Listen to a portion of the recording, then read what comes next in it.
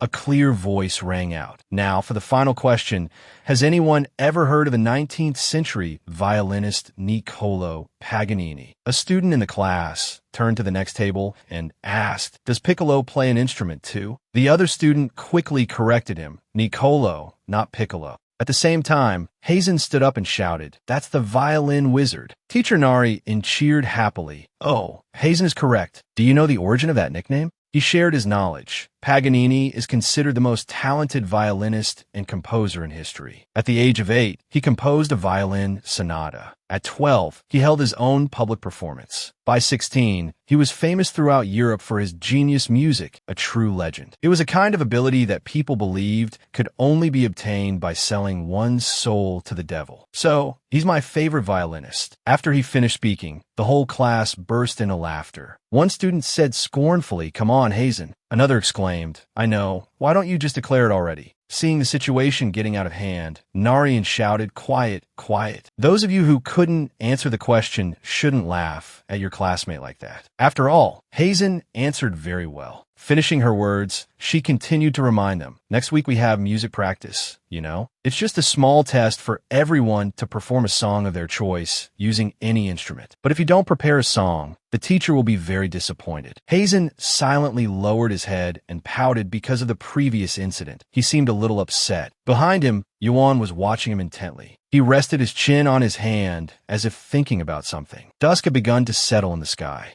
The sound of violin echoed throughout the school. It turned out to be Hazen playing. He was standing alone in the classroom practicing. He closed his eyes in frustration, thinking, "This isn't right. The rhythm is too rushed. It sounds forced. I need to relax and slow down." Hazen pouted and wondered, "I know all of this, so why can't I do it?" Suddenly, someone opened the classroom door. It was Yuan. When he entered, the two of them froze, looking at each other. Yuan said in surprise, "Yi and Hazen." He flinched. "Oh my God, what are you doing here? School ended a long time ago. The situation couldn't be more awkward." Yuan explained, "I left something behind." Hazen absent-mindedly replied, "Oh right. Go ahead, get your things quickly." He looked at Hazen for a long moment. Then, after walking a bit, he stopped and said, "Why don't you relax and slow down the tempo a bit?" "See?" Hazen turned his head in surprise and asked, "What?" Yuan scratched his head sheepishly and replied, "I didn't mean to eavesdrop. Using too much force will make the sound unstable and the melody too fast. Talking about consistent pitch seems like common sense, though. So why don't you calmly reflect on it a bit?" Hazen asked, trembling with anger. "Are you an expert on the violin?" Yuan calmly said, "No." Hazen tried to control himself. "Have you ever won any competitions?" He quickly replied, "No, not really." Hazen yelled, "Then what? You're just an ordinary person. I'm Jae-jung's student. You don't specialize in violin, so what do you know? Do you know how easy it is to change gaming habits?" Hazen asked irritably, "Why are you like this too?" Yuan placed a hand on his shoulder. "Calm down. I'm just rambling. I just stopped by to get my notebook. Like I said, I'm not a specialist, so don't take what I say to heart." Hazen felt even more annoyed after hearing him. That afternoon, in an apartment building, Hazen arrived home. "I'm home." He suddenly froze for a few seconds. Then he yelled in panic, What's this?" Mr. Ian was rummaging through sheet music in a cardboard box. "Hazen, is that you?" He then tossed the music aside. Hazen angrily shouted, "What are you doing? Why are you throwing away my sheet music?" He looked at his son awkwardly. "Hazen, you've been practicing the violin all this time, haven't you?" Hazen clutched his violin and stammered, about that." Mrs. Ian came out of the kitchen. "Leave him alone. Let him do what he wants." Mr. Ian explained in a harsh voice, "I'm asking him if he has. You shouldn't let him do this." She didn't back down. "Are you blaming me now?" He pointed angrily at her. "It's your fault. You let him play the violin." Mrs. Ian was unafraid, so what? Mr. Ian criticized Hazen, a useless, good-for-nothing. "It's a shame he won't give up." Hazen said dejectedly, "Not this again." He then retreated. Mrs. Ian defended him. "Let him play if he likes it." His parents continued to argue. She remained defiant. "So be it." Hazen went to his room and quietly closed the door. Mr. Ian uttered harsh words. "If you don't have any passion for it, then quit and focus on your studies." Hazen went into his room, turned on a song, and put on his headphones. "Just because they call me useless, I immediately think of worthless things. I don't understand why I was so enthusiastically clinging to the guitar without realizing it. It's terrible." Hazen's eyes were filled with sadness and unspoken thoughts. He sat hugging himself amidst the chaos. Family, even friends, it all means nothing anymore. The day of the performance arrived. The students began showcasing their talents, such as playing the flute with their nose, randomly hitting castanets, or quacking like a drake. Narian thought to herself in disappointment, if I had known it would turn out like this, why did I even look forward to this day? She opened the list and announced, next contestant, Hazen. As he walked onto the stage, there were countless negative comments from below. Whoa, what's this? Have you ever seen a violin before? So lame and stupid. A student in an orange shirt said with his chin resting on his hand. He's probably trying to prove he's from Jaeyoung. A student in a jacket laughed and replied, let's see, huh? If I had any skills, I'd perform first too, right? Yuan, sitting in the back, heard all of these remarks. A student in the audience mocked Hazen. The truth is, this is just a music test. Hearing this, Narian clapped her hands to signal for silence. Quiet, everyone. She turned and gently asked him, what piece will you be playing, Hazen? Hazen wasn't very cheerful. Beethoven's Violin Sonata No. 5, Spring. Narian thought to herself in surprise. He chose such a difficult piece. I wonder how he'll perform it. All right, show us what Jaeyoung is made of, Hazen. Hazen began his performance. The sound of his violin resonated, but not as Narian had expected. Yuan listened silently to his playing. The surrounding students covered their ears and complained, oh my god, what is this? Is this really Jaeyoung's talent? This is terrible. Ugh, it really is bad. A couple of close friends took out their phones and said, this can't even be considered a talent. I should upload this to YouTube with the title, The Song That Will Kill You After 5 Listens. Ha! The camera starts recording, but suddenly something made them stop. Hazen now looked strange in everyone's eyes. He gritted his teeth in discomfort. Thoughts flashed through his mind. You're failing. The harder you try, the worse it gets. You should practice from the beginning, shouldn't you? Don't you see how untalented you are? Hazen gritted his teeth. No, he thought in a panic. No, the image of Mr. Ian and his scolding flashed through Hazen's mind. Ian Hazen, I told you, if you don't have the talent to prove yourself, then go live your life somewhere else. Hazen closed his eyes, determinedly telling himself, no, I don't want to give up. I can play the violin. Then, Hazen suddenly gave up. No, Dad's right. Someone like me doesn't deserve to play the violin. Suddenly, the piano beside him began to play. Hazen opened his eyes wide in surprise. At that moment, Yuan's voice rang out. You like playing the violin, right? I could tell just by listening. You've practiced so hard. He continued, I love the violin too, so there's nothing to be worried or afraid of. That's the song you've practiced hundreds of times, right? Yuan said, just play what you practiced.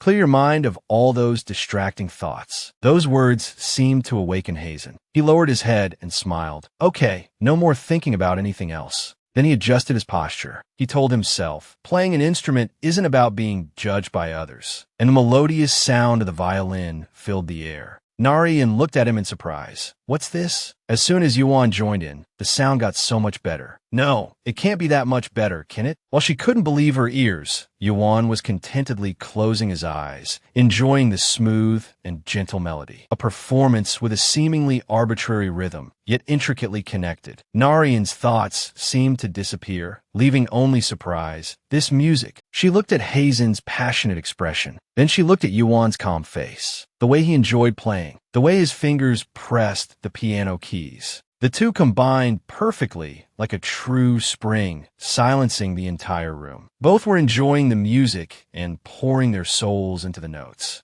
A moment after the music ended, Hazen lowered his violin. Sweat soaked his shirt, and his breath was ragged, but his face was full of joy. Yuan just bowed his head and smiled silently. The entire classroom was silent. After a moment, murmurs erupted. Oh my god, that was crazy. What just happened? Listen, I got goosebumps. Narian blushed with excitement and clapped her hands. What was that? How could it be so good? Even though Hazen, who had graduated from Jejung High School, was still in shock, he turned to Yuan. Narian, still stunned, looked at the two of them and wondered, what is Yuan still looking at? Ha-jun walked over, awkwardly saying, what the hell is this? Yuan didn't answer, only closing his eyes and smiling. At this moment, a few images flashed through his mind. A long time ago, a little girl had asked, do you know how to play the piano? You probably don't know how to play the violin, do you? Sitting on the piano bench, a little boy replied, I'm talented with all kinds of instruments. Of course, the one I'm most proficient in is the violin. The little girl laughed brightly. As expected, you're amazing, Nicolo. And that was his past life. Back in the present, Yuan smiled happily, thanks for the compliment. The afternoon was drawing to a close. A voice shouted, "You wait." He turned around. Huh?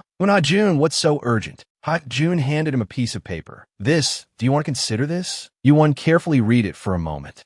June, having memorized it, excitedly said, "It's a notice from the School of Performing Arts. On day X, month Y, year 0000, the School of Performing Arts is holding entrance exams. Admission criteria, all 10th and 11th grade students from high schools in the city. Admission process, 2 rounds of screening. Admission guidance and practical exam. The practical exam details are announced on the school's website every March, with admission guidance published twice each semester. Practical exam date, day 0, month 0, year 0000. Announcement of successful candidates, day 0, month 0, year 0000. Contact T. Refer to other documents for more details. Narian, help me get this. You know the Performing Arts School, right? The Seoul Academy of Music is one of the most competitive music schools in the country, meaning getting accepted into their music department now would be a huge success. Yuan, have you ever thought that?" Before he could finish his sentence, Yuan cut him off. "No. Hoei Yun Faonu."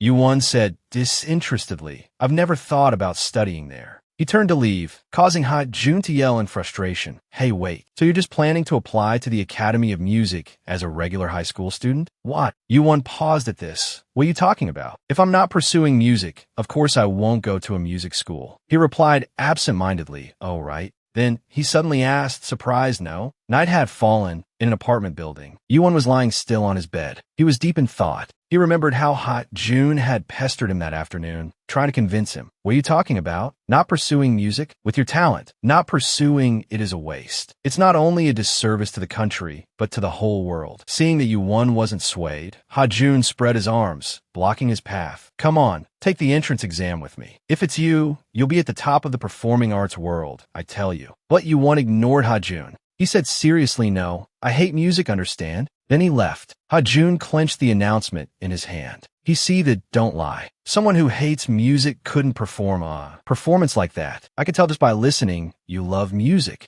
Pursue it with me." Yuan sat up wearily. His eyes seemed to hold an unspoken sorrow. Yuan looked at the violin on the floor. How did things end up like this? Yuan used to be passionate about the violin. When he practiced, that woman was always happy. But ever since, Yuan fell silent for a moment, then sighed and said, "All right, I've already decided not to get involved with music and stuff like that anymore." Mr. Moon heard his sigh. A hint of worry appeared in his eyes. He unconsciously tightened his grip on his phone. Time passed. For months later, a sign hung at the school gates. "Welcome to the School of Performing Arts. To the students of the School of Performing Arts. March 2nd, 2025. Students were joking around with each other. Everyone had their own instruments. Standing before the school gates, June's body trembled uncontrollably. He thought with naive determination, "I'm officially enrolled in this School of Performing Arts." June thought to himself, "The practical exam went better than I thought. Since that day, my skills have been improving every day." Thinking of this, June remembered Yuan. He paused for a moment, then murmured, "I wish Yuan had applied too. He loves music so much." June looked back at his message history. Tuesday 0/0/0000. Yuan, come to the School of Performing Arts audition with me. "No way. I thought you were joking. But there's still time. So think about it and let me know, okay?" "No, please reconsider." Wednesday 0/0/0000. Yuan, have you thought about it yet? Are you still considering it? Thursday 0/0/0000. Yuan, please join me. You like music too? And the facilities there are amazing. You won't regret enrolling. Please, I'm begging you. I'm busy. Sorry to bother you. If you change your mind, let me know. Have you ever thought about transferring schools? U1, Saturday, 0/0/0000. How's the transfer going? Sunday, 0/0/0000. Gift, Coco. Ayuha June sent you a gift. Did you read my messages? Have you thought about transferring? You'll transfer, right? U1. Looking at the chat log filled with his own pleas, Ha Jun wondered, how did it become like this? Then, scratching his head, he thought, what's gotten into him? Maybe he really didn't take the entrance exam. But with that talent, how could he not pursue music? Ha Jun walked slowly, a sense of loss lingering in his heart. It was truly disappointing. Thinking about this, he clicked his tongue and said, "Oh well, forget it." Then, he thought optimistically, there must be a reason why he's acting like this. He patted his own head in consolation. Besides, if we don't see each other in the future, why should I worry? Suddenly, someone let out a small gasp. Yuwon, passing by, saw him. "Iu Ha-jun." Ha-jun exclaimed joyfully, "Oh, Yuwon, I was just thinking about you." As soon as he finished speaking, he froze. After a second, he exclaimed in surprise, "Whoa." Moon Yuwon's demeanor was the opposite of his. He looked at him calmly and asked, "Ha-jun, what are you doing here?" Ha-jun alone was enough to cause a stir in the hallway. "Shouldn't I be the one asking that? You said you weren't applying to the School of Performing Arts." Yuwon slowly exclaimed, "Oh, this is the School of Performing Arts? No wonder it looks so nice." Ha-jun lost his composure. He was stunned. "Why, you're kidding, right? You're even wearing the uniform." At the same time, a composed voice rang out. "Hey!" Sukyu glared, annoyed that I wasn't finished. "It's you, isn't it? No real skill, yet you got in. There are rumors going around about academy kids getting special admission." Yuwon stared at him, unamused. He calmly replied, "No, it's not me." Sukyu frowned. "So it's not, huh? All right then." But then he suddenly yelled angrily, "Did you think I just let that go? Are you messing with me? Do you understand the situation?" He pointed directly at Yuwon and scolded, "Everyone knows Moon Yuwon from Han-un High School. The truth is, you're a special admission student recommended by the principal." Suk continued to criticize Yuwon right there in the hallway. Yuwon patted Suk's shoulder. "Wow, really? I didn't know that. Thanks for telling me. See ya." Suk, caught off guard, instinctively raised his hand at Yuan. Seeing him leave, Ha-jun hurried after him. "Why Yuwon, wait?" Even after they left, Suk still hadn't reacted. Finally snapping out of it, he angrily cursed, "That's not at you." Just then, inside a classroom, a teacher's voice rang out. "Everyone, settle down. We have 2 transfer students joining our class today." The teacher then said to a student beside him, "Michael, come up and introduce yourself." Michael spoke shyly, "Hello." Juwon thought to himself, he's a completely different type than Ha-jun. Michael continued his introduction. "My name is Michael. My parents are Korean, but..." From the back, Juwon looked at his new classmate and thought, That's it. He kept asking himself, what's going on? Images from his memory began to surface. That evening, there was a knock on Juwon's door. Mr. Moon entered and asked, "Juwon, are you asleep?" Juwon, already in bed, replied, "Not yet." "What's up, Dad?" Mr. Moon slowly announced, "We'll need to move. My new job is far from here." Juwon replied without hesitation, "Okay." Mr. Moon came closer and asked for his son's opinion. "So, about school, I know someone with connections at a school nearby." He looked a bit uneasy, "But that would mean you'd be a special admission student. If you're okay with that, I'll start the paperwork." Juwon replied immediately, without any objection. "Okay." Mr. Moon was a little surprised by his quick agreement. Juwon smiled and continued, "Transferring schools isn't a problem. Don't worry." It turned out the nearby school was the School of Performing Arts. Juwon thought to himself in class, the connection Dad mentioned was the principal of this school? What a coincidence. Is this okay? It's probably fine. He looked around the classroom and thought, besides, no matter how you look at it, this is a music classroom? At that moment, the teacher spoke again. "Next, Juwon, please introduce yourself to the class." He immediately replied, "Yes." He thought to himself, well, there's no rule that students have to study music during music class. Right. He raised his hand and waved to everyone. "I'm Moon Juwon, a transfer student from Han-un High School." He continued, "I hope everyone will help me out." Down below, his classmates whispered amongst themselves, "Is that him?" It's him. In our class? Seriously? That's ya." Juwon sympathetically thought. It's understandable from their point of view. This is annoying, having my introduction interrupted by my rivals. I need to clear this up before I become the most hated person here. He cleared his throat to get everyone's attention. "Ahem, let me tell you all this up front to avoid misunderstandings later. I don't like music." The teacher next to him spoke up. Currently, Juwon specializes in violin, but he has relatively little experience working with instruments, so he'll need help from all of you. Outside, the weather was incredibly pleasant. The entire school was enveloped in tranquility. At that moment, in a corner of the school, Juwon was making a phone call. "Dad." Mr. Moon quickly answered. "Juwon, what's up?" Juwon slowly said, "Nothing much. It's just that I've been assigned to the vocal music class. Something seems wrong." Hearing this, Mr. Moon feigned surprise. "Really? I just asked my contact. There must be some mistake. I'll look into it. Just wait a moment." Juwon obediently replied, "Okay, Dad." On the other end, Mr. Moon said gently, "I'll hang up now. Love you." Before hanging up, Juwon said,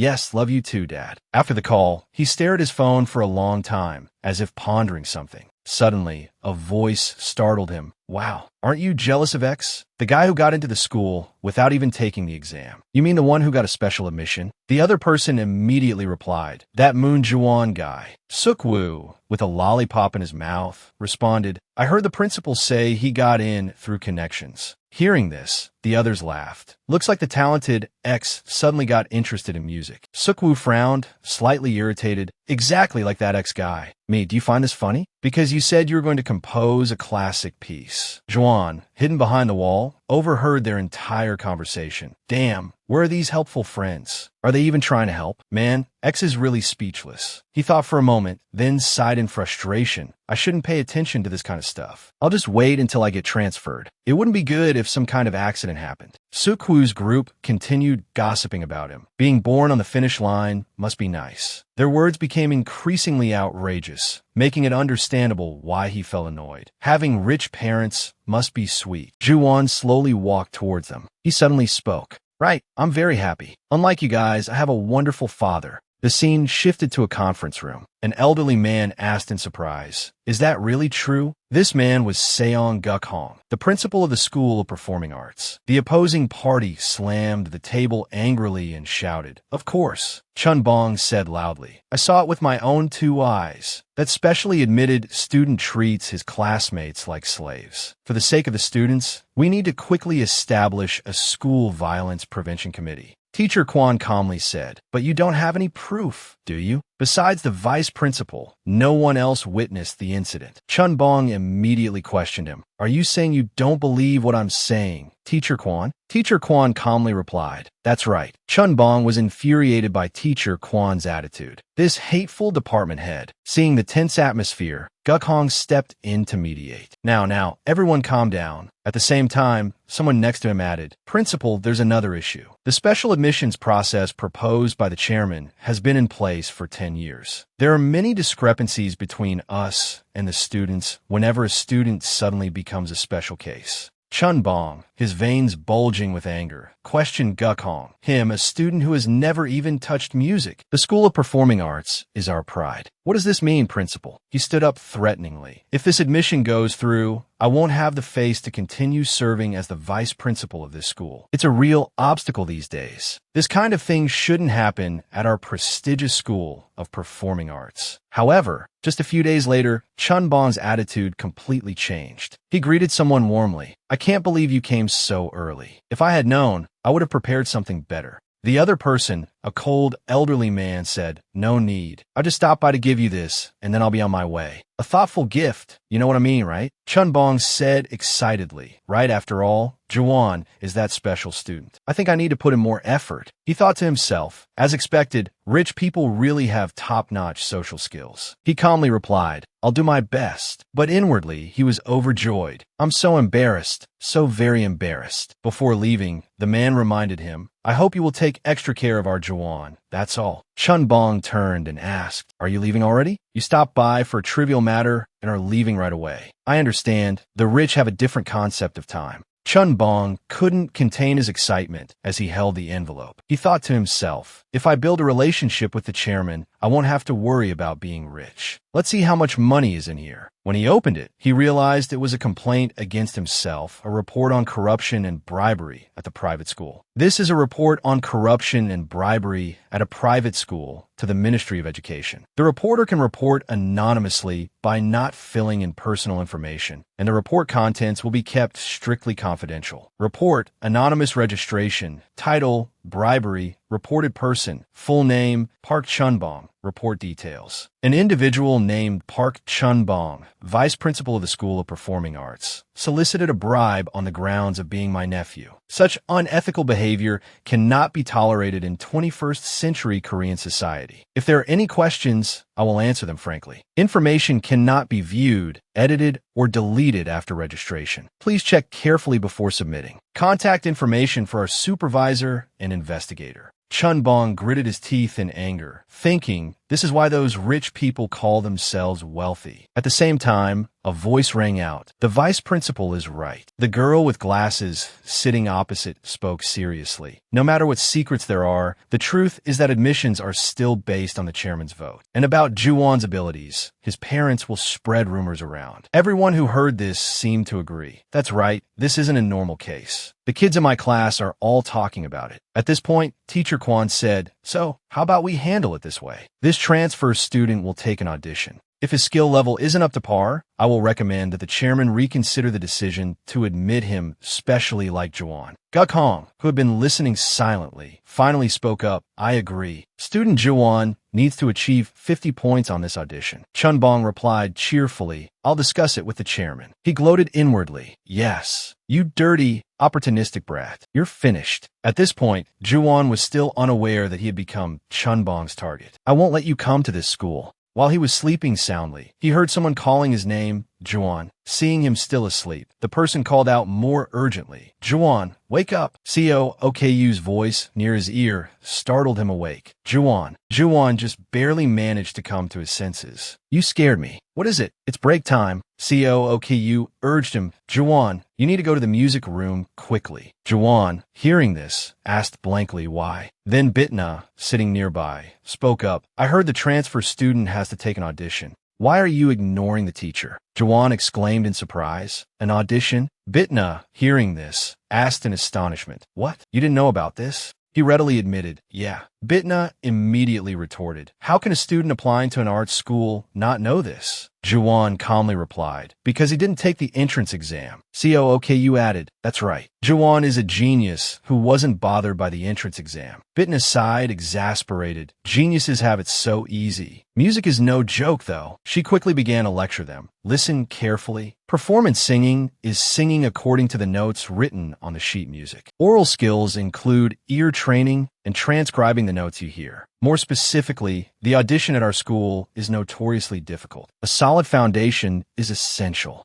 However, Juwon said nonchalantly, "Is that all? Nothing new." Bitna, fearing he'd misheard, asked again, "Did you mishear me?" At that moment, Juwon said wearily, "Yeah, can I just go to the music room now?" CO OKU responded enthusiastically, "Of course. The music room is on the 3rd floor." After confirming the location, he turned to leave. "Oh, okay." At this moment, Juwon suddenly remembered the text message his father had sent him. "Do you want to go to school early? It's a new environment, so it might be a little difficult, but try to make friends and get used to it." Remembering his father's words, he turned back and asked, "What's your name?" "I think it's pretty important to know the name of the person sitting next to me." Bitna replied coldly, "I'm not telling my name to an amateur. Get at least 50 points, and then I'll think about it." Again, I don't really care. Whatever. O OKU, on the other side, cheered him on nonstop Get a perfect score, Juwon. Just as she finished her sentence, the door slammed shut. Bitna then spoke up looks like getting over 30 points will be difficult. CO OKU didn't say anything, just chuckled a few times hee. CO OKU asked arrogantly Juwon, don't you know anything? The reason you suddenly changed your attitude is because flashback to the previous day. CO OKU asked,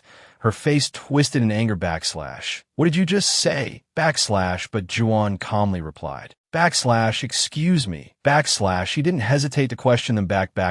My father has always worked diligently to support my siblings, and yet you're talking behind people's backs and gossiping about their family. Is that good behavior? CO OKU's underlings angrily cursed Damn it, but CO OKU raised her hand to stop them and said all right, I apologize He continued to make his proposal if you dare to challenge me and win, I'll apologize and do anything you want. On the other hand, if you lose, you have to kneel down and apologize to me. What do you say? Juwon fearlessly raised his hand, ready in a fighting stance. Deal. His action made the other side burst into laughter. Then she took out a flute and said this is a Guess the Melody competition. The challenger is CO OKU's older brother, class 11-2, Arts and Culture High School, specializing in music imitation, a kid obsessed with music. Juwon was taken aback by COOKU's action. Bitna, hearing the story, found it hard to believe a music guessing game? Are you kidding? COOKU said with absolute certainty of course I'm serious. It's not like I carry this flute in my pocket for nothing. She just replied indifferently Oh really? Then she continued to ask And what does that have to do with the listening test? The scene now shifted to the music room. COOKU seriously replied It's very important. Because of that match, Juwon Time rewound to when Juwon was challenged. He easily read the musical notes G, E, G, A, C, E, G, C, E, G, A, E, G, C, E, E, G, E, D, C. COOKU's group was so astonished by the answer that their jaws dropped. Juwon was very seriously taking the test. The notes that reached his ears became magical. COOKU couldn't help but exclaim He reads the notes with incredible accuracy. Juwon, in the exam room, was lost in the music. At this moment, he was a little surprised, then diligently wrote down his answers. He was frantically writing as if afraid it would disappear. Juwon didn't dare to neglect a single moment. Now he was as one with the music. The pen moving on the paper suddenly stopped. Juwon looked at his test paper and said that's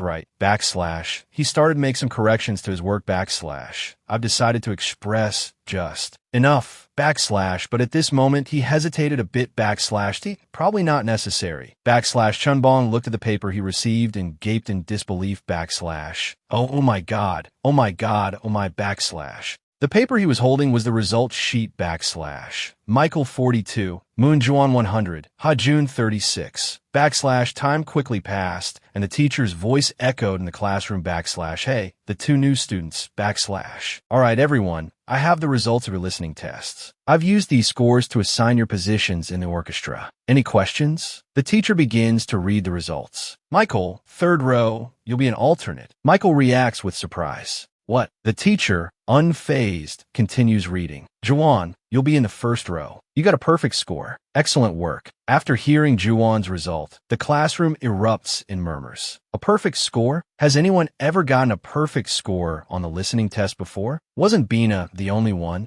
Everyone is surprised by the new student. So the transfer student is on par with Bina? Someone expresses disbelief. Are you sure? This test was super easy. The questions probably played to the transfer student's strengths. COOKU smirks and says, you guys don't know anything. Juwon's real abilities are no joke. He continues confidently. He's the strongest opponent I've ever faced. Truly legendary. However, Juwon ignores him and turns to Bina. So, over 50 points? Bina exclaims, that's ridiculous. Juwon looks surprised. Yeah, she frowns. The transfer student said he didn't know what sight reading and ear training were. So how'd he get a perfect score? It just screams cheating. Juwon isn't one to back down and asks, cheating? What about singing along to the sheet music and rewriting the melody? Bina, knowing she can't win this argument, replies, whatever. Don't talk to me. Finally, she adds, I don't have time for this. Juwon falls silent after hearing this. He finally clarifies, no, I was asking what your name is. At the same time, Chun Bong stares at his score sheet in disbelief. A perfect score? His voice echoes through the vice principal's office. What is going on? Chun Bong slams his hand on the desk in anger. I told you to make the test difficult. The teacher beside him adjusts her glasses and says, I made it very difficult. He continues to rant. So, are you saying that Moon Juwon is some kind of prodigy? It's ridiculous that a non-music major got a perfect score. The teacher retorts, if you look at the other students' scores, they're 30 points lower than the previous average. The problem isn't the test. Chunbong finally says coldly, I see. I understand. Then, he explodes again, pointing at her. Ms. Lee, did you take a bribe?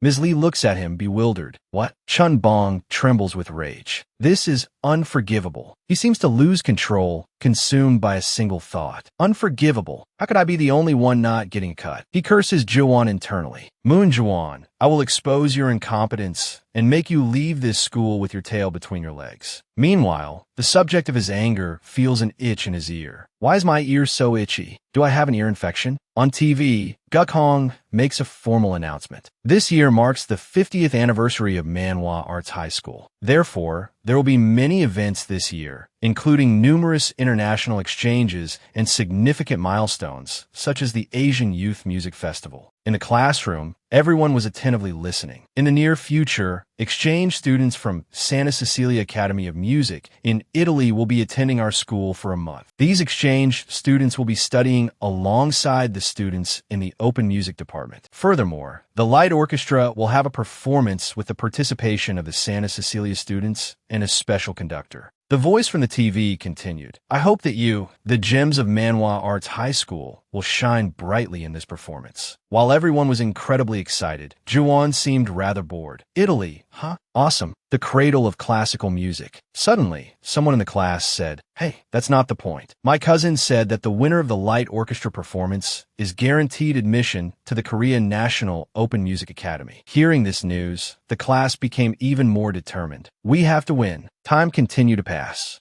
Hajuan sounded incredibly excited. The light orchestra? Awesome. He cheerfully said to Juwon, Let's join. Unsurprisingly, Juwon wasn't interested in any of this. Why should I? Hajuan now started to use his charm to persuade him. The thing is, ever since I transferred to Manhwa Arts High School, my dad has been much more supportive of me. It feels great that my family, who were always doubtful before, now trust and support me. So, I want to join the light orchestra and let my dad enjoy my music, the music that represents my growth. You understand, Juwon. But Juwon was determined to stand his ground. Like an emotionless machine, he coldly replied, No, I told you from the beginning that I don't care about your family situation. I said I don't want to play music. Hajuan couldn't help but slam the table and stand up, questioning him. Even though I've joined the music department of the art school and got a perfect score on the dictation and ear training test, Juwon replied, I can't let myself starve either. My dad would worry. Besides, I don't play any instruments. Picking up his lunch tray, he said, I'm not participating. Find someone else. Seeing him indifferently walk away, Hajuan cried out, Where am I supposed to find someone else now? Do you want me to associate with a transfer student who only got a 36 on the aptitude test? Feeling Juwon coldly abandoning him, he continued to wail, Juwon.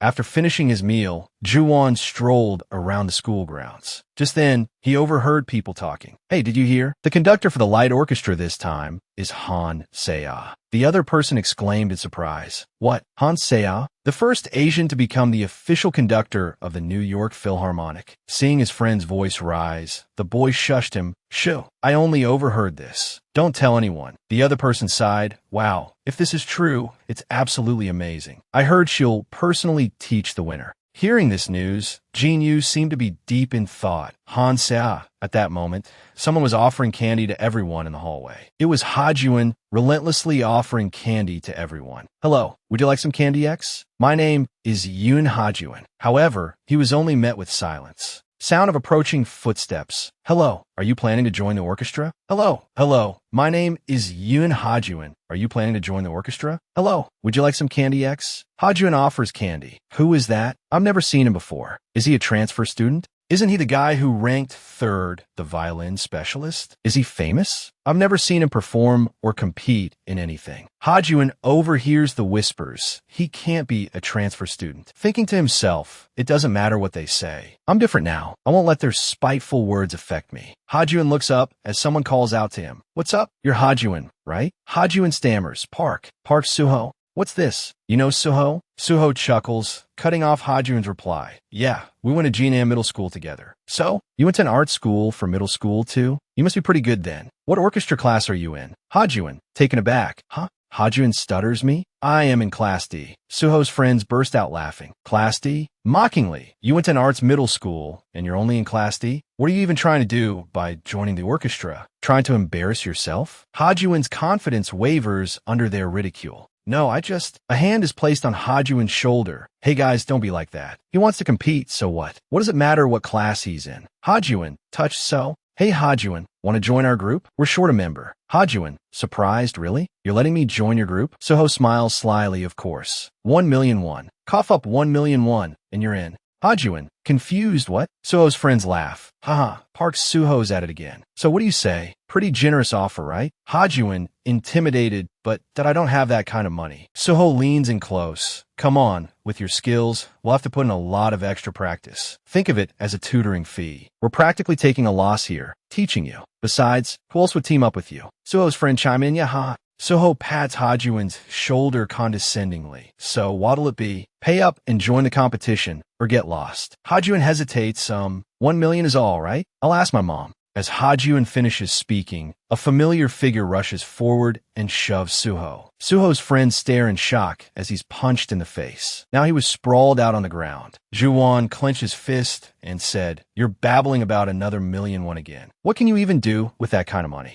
While Suho's friends rushed over to check on him, Hajun suddenly exclaimed, Juwon. He said coldly, "Come with me." Hajun, still confused, just let out a ha. Juwon slowly said to him, "Join the Starlight Orchestra with me." Hajun, still bewildered, asked back, "Really?" Juwon replied impassively, "Yeah." At this point, the two of them were in the cafeteria, with Juwon serving food. Seeing Hajun standing there for too long, a female classmate behind him reminded him, "Hey, if you've got your food, move along." Hajun quickly apologized, "Oh, sorry." He thought to himself happily, "All right, as long as Juwon shows off his talent, we won't have to worry about finding members. He'll be able to join the Starlight Orchestra." But in the next second, reality hit him hard. Hajun tripped, spilling his entire tray of food. Everywhere. He even ended up on the ground. But even with his face covered in grime, he still laughed. Hajun's laughter echoed everywhere. Hee. Juwon thought to himself with some doubt. Did I maybe make a hasty decision about joining up with him? Meanwhile, things at school continue to flow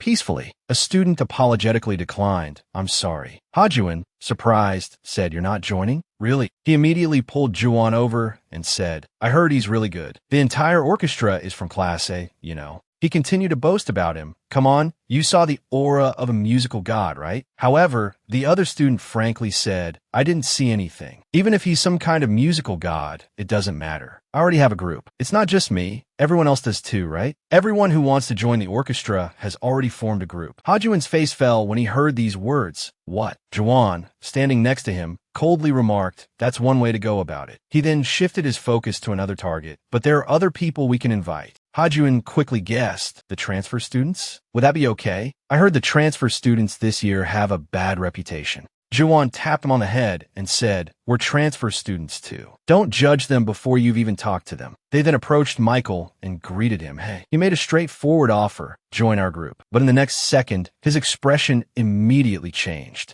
Michael's gaze towards them wasn't very friendly. Hajun was practically losing his mind, thinking, what kind of attitude is that? It's like he's picking a fight. Who asked for help like that? Unexpectedly, Michael replied, "So, do you want to join?" Hajun felt like his world was collapsing. "I am screwed. It's probably because of what I said." Michael looked down, somewhat dejected. "Yes, that's so." The two of them watched him, feeling awkward.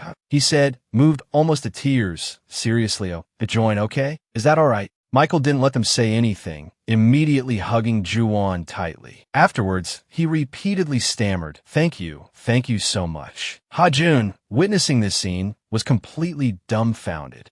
The scene shifted to the music room. A small voice rang out. "What?" Hajun exclaimed in surprise, "That you're saying you've been speaking English this whole time because you're self-conscious about your regional dialect?" Michael sadly admitted, "Yeah, I was afraid of being laughed at, so I've been really careful. That's why no one talked to me. I wanted to join the band too." Hajun chuckled to himself. "I was just thinking how speaking English would make me bail. Even more so." At the same time, Juwon returned, carrying a pile of things that he's back. Hajun said cheerfully, "Juwon, your responsibility is done." However, at this moment, two more people appeared behind him. Hajun immediately asked, Who else is there?" A girl with a face identical to Michael's said dejectedly, "What's this?" Michael also sneered contemptuously. The girl angrily pointed at Michael and yelled, "Why are you here?" However, he retorted right back, "Why are you here?" The two faced each other like fire and water. They proceeded to grapple with each other in front of everyone that I should be the one saying that. "Get her hands off me. Is this girl crazy?" Hajun then asked, "Juwon, what's going on?" Juwon innocently replied, "I brought all the transfer students here." He continued, "And those two are twins. I guess this is their way of greeting each other." Hajun said dumbfoundedly, "Is that so?" Suddenly,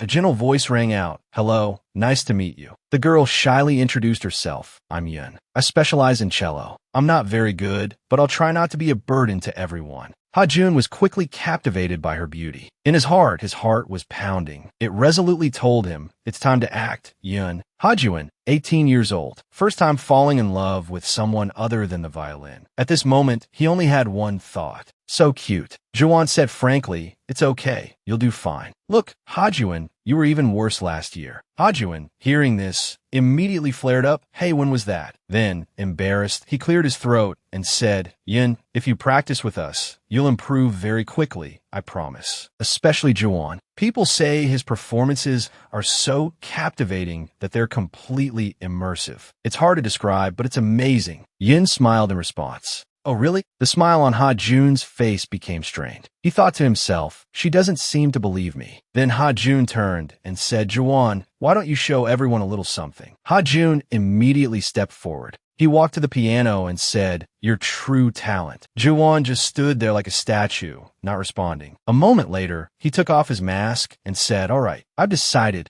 He now took off his outer garments. Juwon picked up the violin and began to play. Let me borrow this for a bit. Ha Jun was stunned by this sight. Juwon, weren't you going to play the piano? Why are you playing the violin? He remained silent. Each stroke of the bow against the strings created a musical note. Melodious. Now, even the Michael twins paused their fighting, captivated by his music. Hazen and his friends are no exception. All four of them were immersed in Juwon's music. He seemed to become one with the instrument. While playing, Juwon seemed to transform into a different person, but through his arrangement and performance. Juwon's playing evoked an extraordinarily overwhelming feeling. It wasn't just the style or the melody. This was the first time in my life I'd heard Chrysler arranged like this. Everyone listened intently until Juwon's music ended. Hazen and his friends were still dazed, lost in the aftermath. The Michael twins were the same. He slowly brought his performance to a close. Only then did Juwon hesitantly say, I can do it. A man holding a violin slowly stepped into the spotlight. He calmly walked forward with steady steps. The audience below began to murmur, Paganini? He's famous in Genoa. But in the end, he's just a fiddler, right? What's so rare about a genius? Violins are all pretty much the same. The man had a chiseled, masculine face. He began to lift the violin to his shoulder, preparing to play.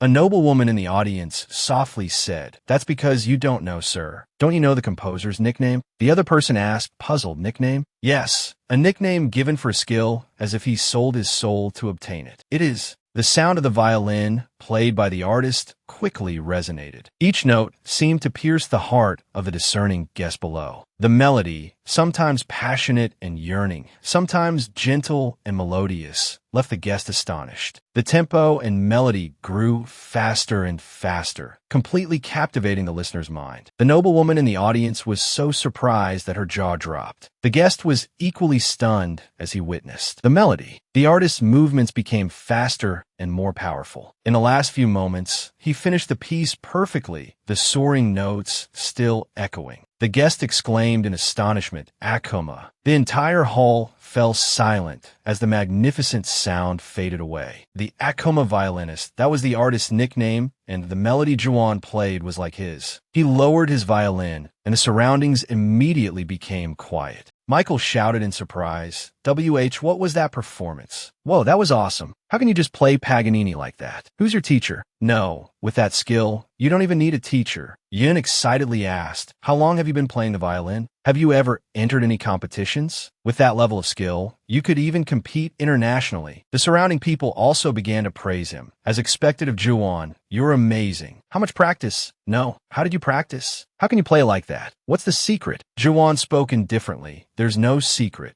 He continued boldly, because I am the reincarnation of Paganini. Those who heard him asked in confusion, Paganini, reincarnated? Michael suddenly covered his mouth and laughed. He clutched his stomach and roared with laughter. This kid just said he's the reincarnation of Paganini. He's been reading too many web novels. The others chimed in, Juwon, you can actually joke around. That was an amazing performance. But are you just saying that because you don't want to reveal your secret? Emily from across the room suddenly yelled angrily. What you doing? What you all doing? Paganini or secrets don't matter right now. Pick up your instruments. As musicians, you have to respond to that performance. Hazen asked in surprise, suddenly. Michael retorted irritably, Emily, aren't you overreacting? We haven't even decided what to play yet. She replied frustratedly, we can just Google something. Hazen hesitantly spoke up, I have a sheet music for Schumann's quintet. Emily's voice brightened. Then that's perfect. Photocopy it. A moment later, they had opened their music books and started practicing. Everyone was in their place. Emily asked seriously, all right, is everyone ready?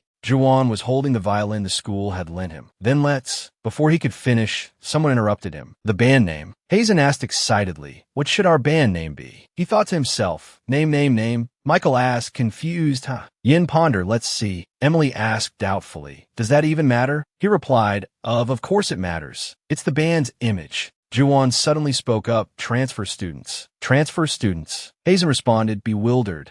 Isn't that a bit too simple? Michael immediately agreed, that's good. Short and sweet is good. Emily quickly agreed. Okay. Yin nodded. Let's go with that. Hazen asked, surprised, Really? We're going with that. She continued, ignoring him, so the band name is decided. He said, stunned, oh. Emily declared loudly, transfer students, first ensemble performance. Let's begin. After the announcement, Hazen slowly lifted his violin, his face still showing hesitation. Yin also felt incredibly nervous. Michael stared intently at the piano keys. Only Juwon had a calm expression, focused on playing. That was the first ensemble performance of the transfer students, and what they produced sounded like a chaotic mess from a distant galaxy. It was terrible. After listening, Hazen cried in disappointment. Sometime later at school, Juwon's eyes suddenly felt heavy. Siakyu ran over and massaged his shoulders, asking with concern, Juwon, what's wrong? He replied wearily, oh, it's nothing. Juwon thought to himself, ensemble playing is harder than I thought. He recalled the rehearsal earlier when he had reminded everyone, let's try that again, a little softer. He pondered, just now, that part on the piano. Juwon glanced at Yin clumsily playing the cello and thought, no, the cello, the viola. When all the sounds of the instruments intersected, it created a truly terrible sound. The dark circles under his eyes deepened. Juwon wondered, confused, why can't we do it?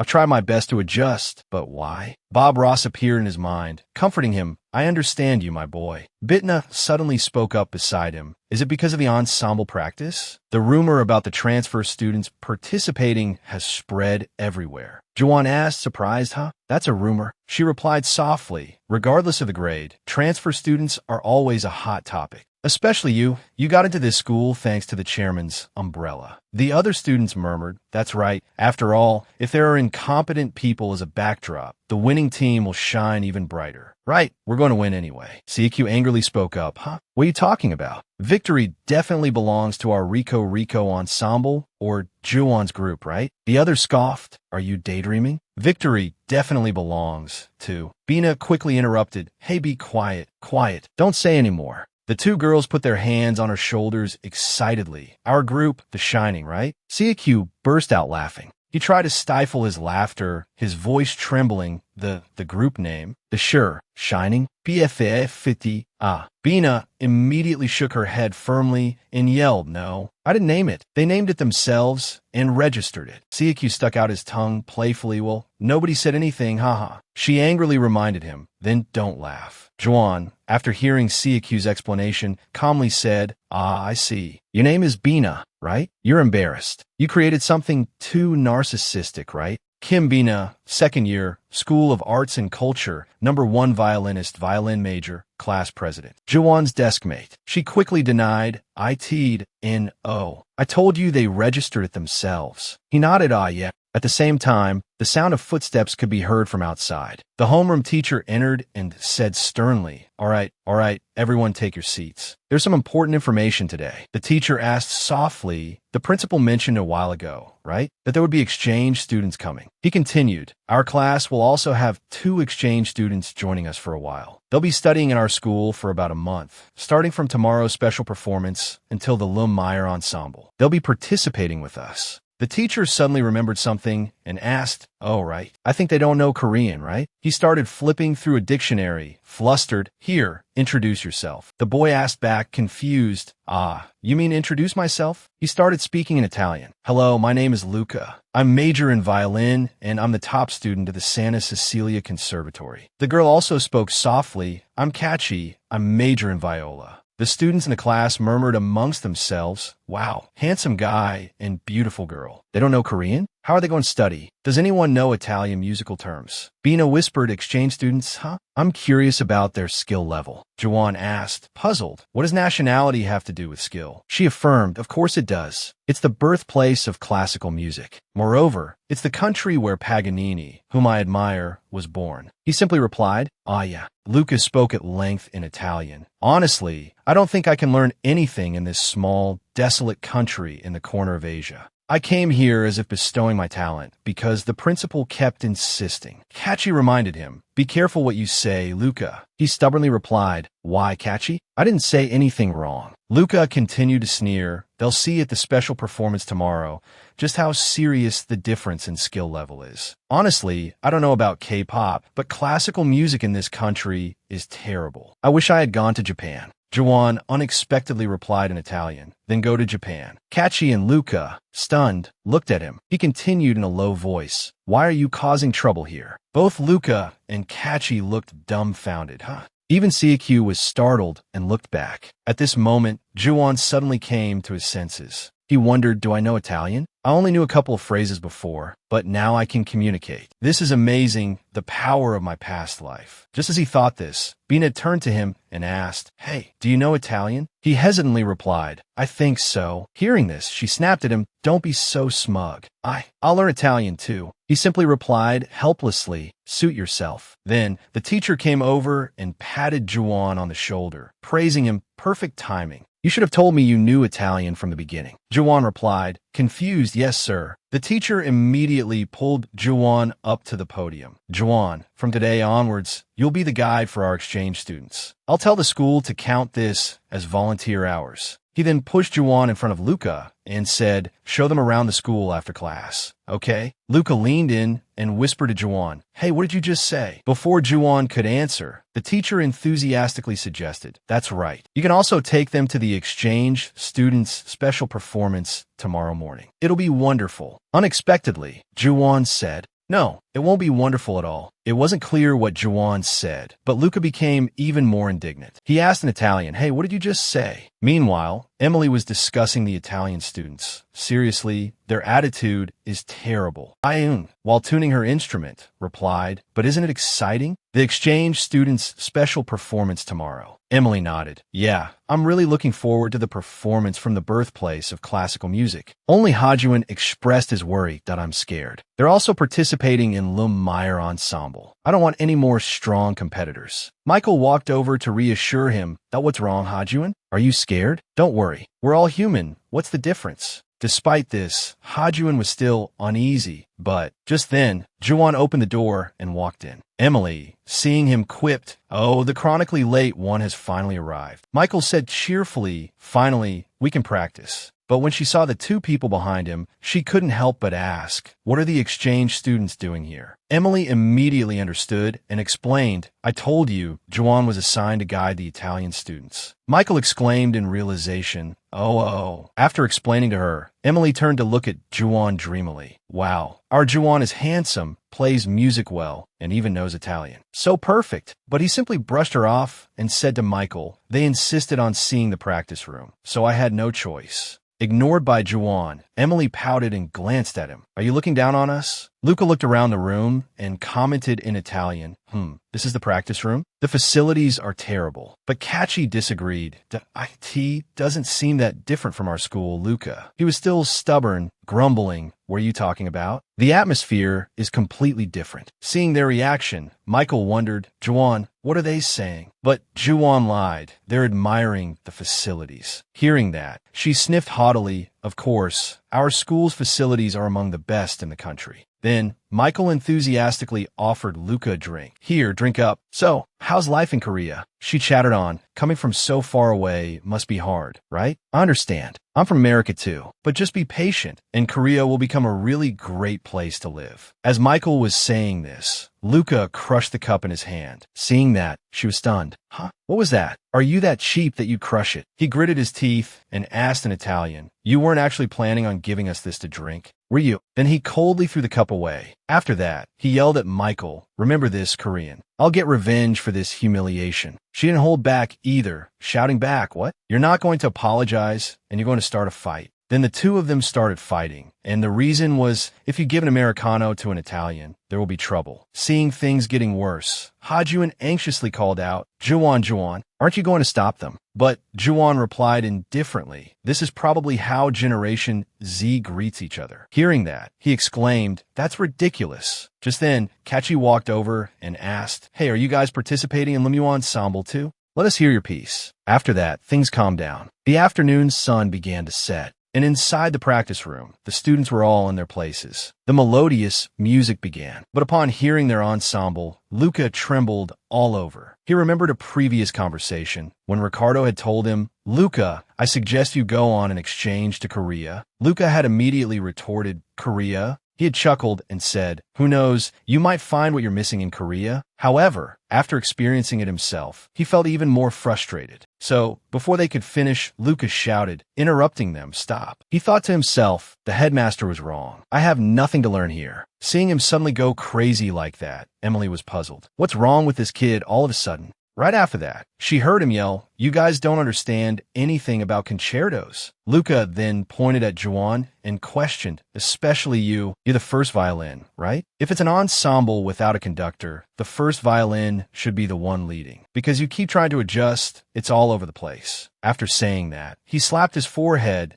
Oh well, if you guys were smart enough to understand what I'm saying, you'd probably be playing better than this. By now, because Luca was only speaking Italian, Emily said irritably, speak Korean? Speak Korean. Who told you not to learn a foreign language? I even added, I don't understand what you're saying. After a moment of silence, Luca waved his hand and said arrogantly, all of you, come see the special performance tomorrow. I'll show you. The performance of Lido Paganini. Hearing him say that, Juan was astonished. The next day, at Harmony Hall, in the concert hall, a band was performing on stage, but the audience wasn't paying much attention to them. Whispers mixed with the music, full of anticipation for the special performance by the exchange students. They'll definitely participate in Meyer Ensemble, right? Aren't they Bithna's only rivals? No, not rivals, the only contenders for the championship. As soon as the previous group's performance ended, the MC took the microphone. Next up is a performance by the group Lido Paganini, composed of exchange students, with Paganini's violin concerto number 1, second movement, arranged for a quartet. Hearing this, Yuan started to pay attention.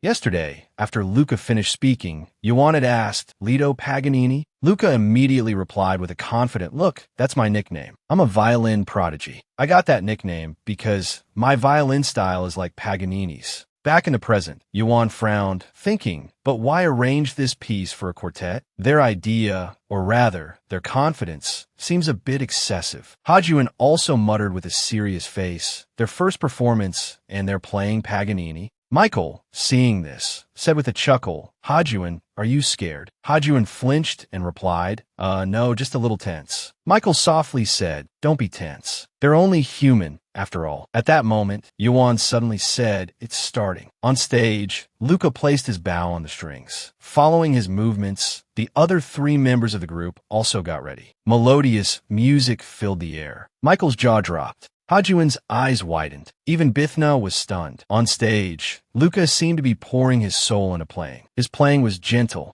like the warm sunlight shining all around. Luca was smiling, a smile that showed he was enjoying playing, even though he was drenched in sweat. Unlike before, now the entire audience was listening intently, without a sound. Except for a few people, Hajuan said, it's so warm. Michael murmured, it's beautiful. Emily exclaimed, this power and technique. It really wasn't just talk. Bithna praised inwardly, not bad. He deserves to be called Lido Paganini. If Paganini were still alive, he'd probably play like this. The performance ended, and Luca was breathing heavily from exhaustion, but he was still smiling brightly. The other members of the group looked at him as if he were a monster. The auditorium was completely silent. Suddenly, applause broke out. Then the entire hall was filled with resounding applause. Yuan also stood up and clapped, thinking, I see. Now I understand. The concert ended, and Hajuan and his friends returned, demoralized. As soon as they entered practice room number 2,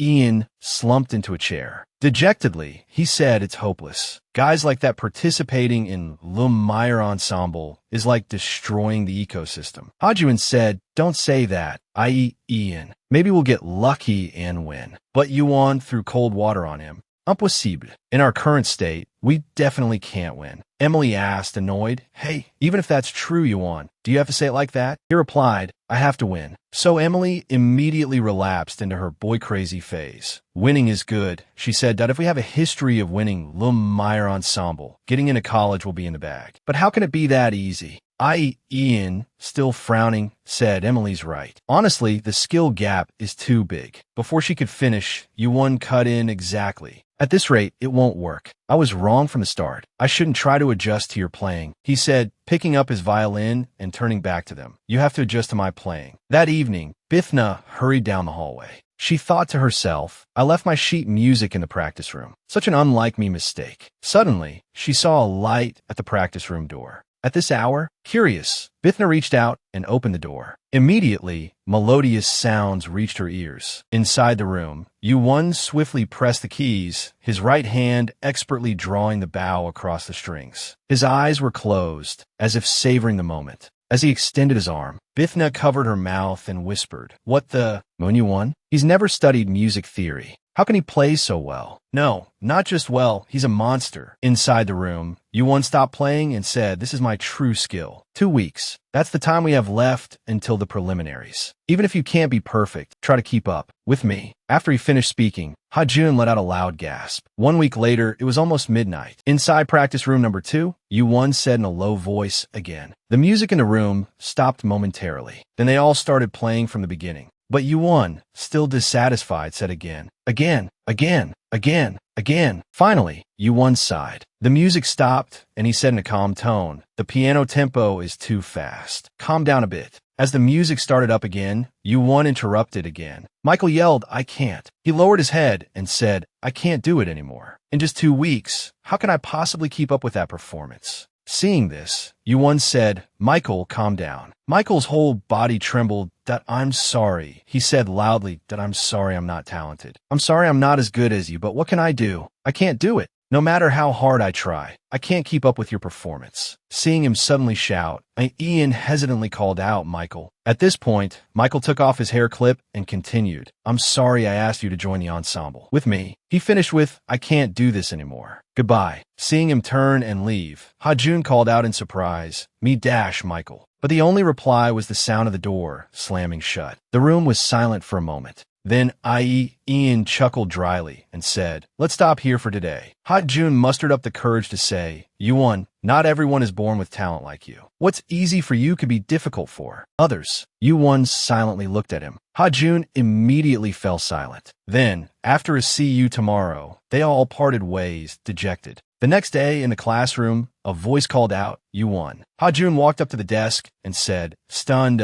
where's Yuan? Suk I-woo replied, Bithna took him to the back garden just now. Ha-jun asked, dumbfounded, the back garden? Why the back garden? Then a thought flashed through his mind. Ha-jun asked loudly, could it be a confession? At the same time, Yuan arrived at the back garden, holding a piece of paper in his hand. Go play for a bit, Bithna. I want to talk to you. Yuan raised his head and asked a confession. Bithna immediately grinned and shouted, Absolutely not. Then she cleared her throat and said, I'll get straight to the point. I'm a little embarrassed, and my pride is a bit hurt having to say this first. Her hesitant way of speaking made Yuan certain it was a confession. Bithna shouted again, no. Then she said, You join my team. The sudden offer made Yuan a little suspicious. You suddenly want me? Bithna replied, I'm making a concession. You had a fight with Michael, right? Yuan retorted, We didn't fight. More importantly, how did you know about this? You're a bit suspicious. Bithna got annoyed. You and Michael are clearly avoiding each other. So how could rumors not spread? Anyway, the second violinist in my team can also play the viola. If you take the second violin position, the current quartet can become a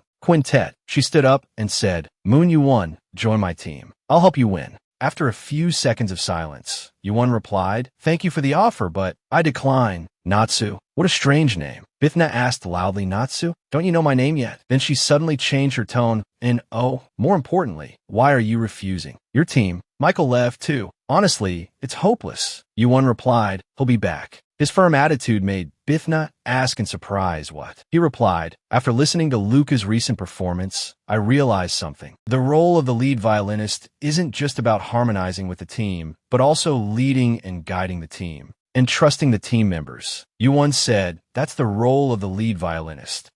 so I will trust that Michael will come back. In a hidden corner nearby, Michael's body trembled. Yuan continued, the same goes for ensemble playing. After all, we're only human, right? If those Italian guys can do it, so can my friends. Hearing this, Michael finally couldn't hold back anymore. Tears streamed down his face. He thought to himself, I don't know either. I'm sorry, Yuan. Michael told himself, from now on, I won't complain anymore, and I'll do my best. At the same time, Ha Jun, hiding behind the gate, scratched his face and thought, this is awkward. The expectations of a genius are really pressuring. That evening, when everyone entered practice room number 2, upon seeing Michael, Emily scoffed. Then she called out, Michael. Hearing the noise, Michael immediately turned around, smiled casually, and said, you're here. There's only 1 week left until the preliminaries. We need to start practicing quickly. He said, team leader, come sit down. I've already warmed up for you. Emily asked in surprise, team leader? Who's the team leader? Michael looked towards Yuan. Who else would it be?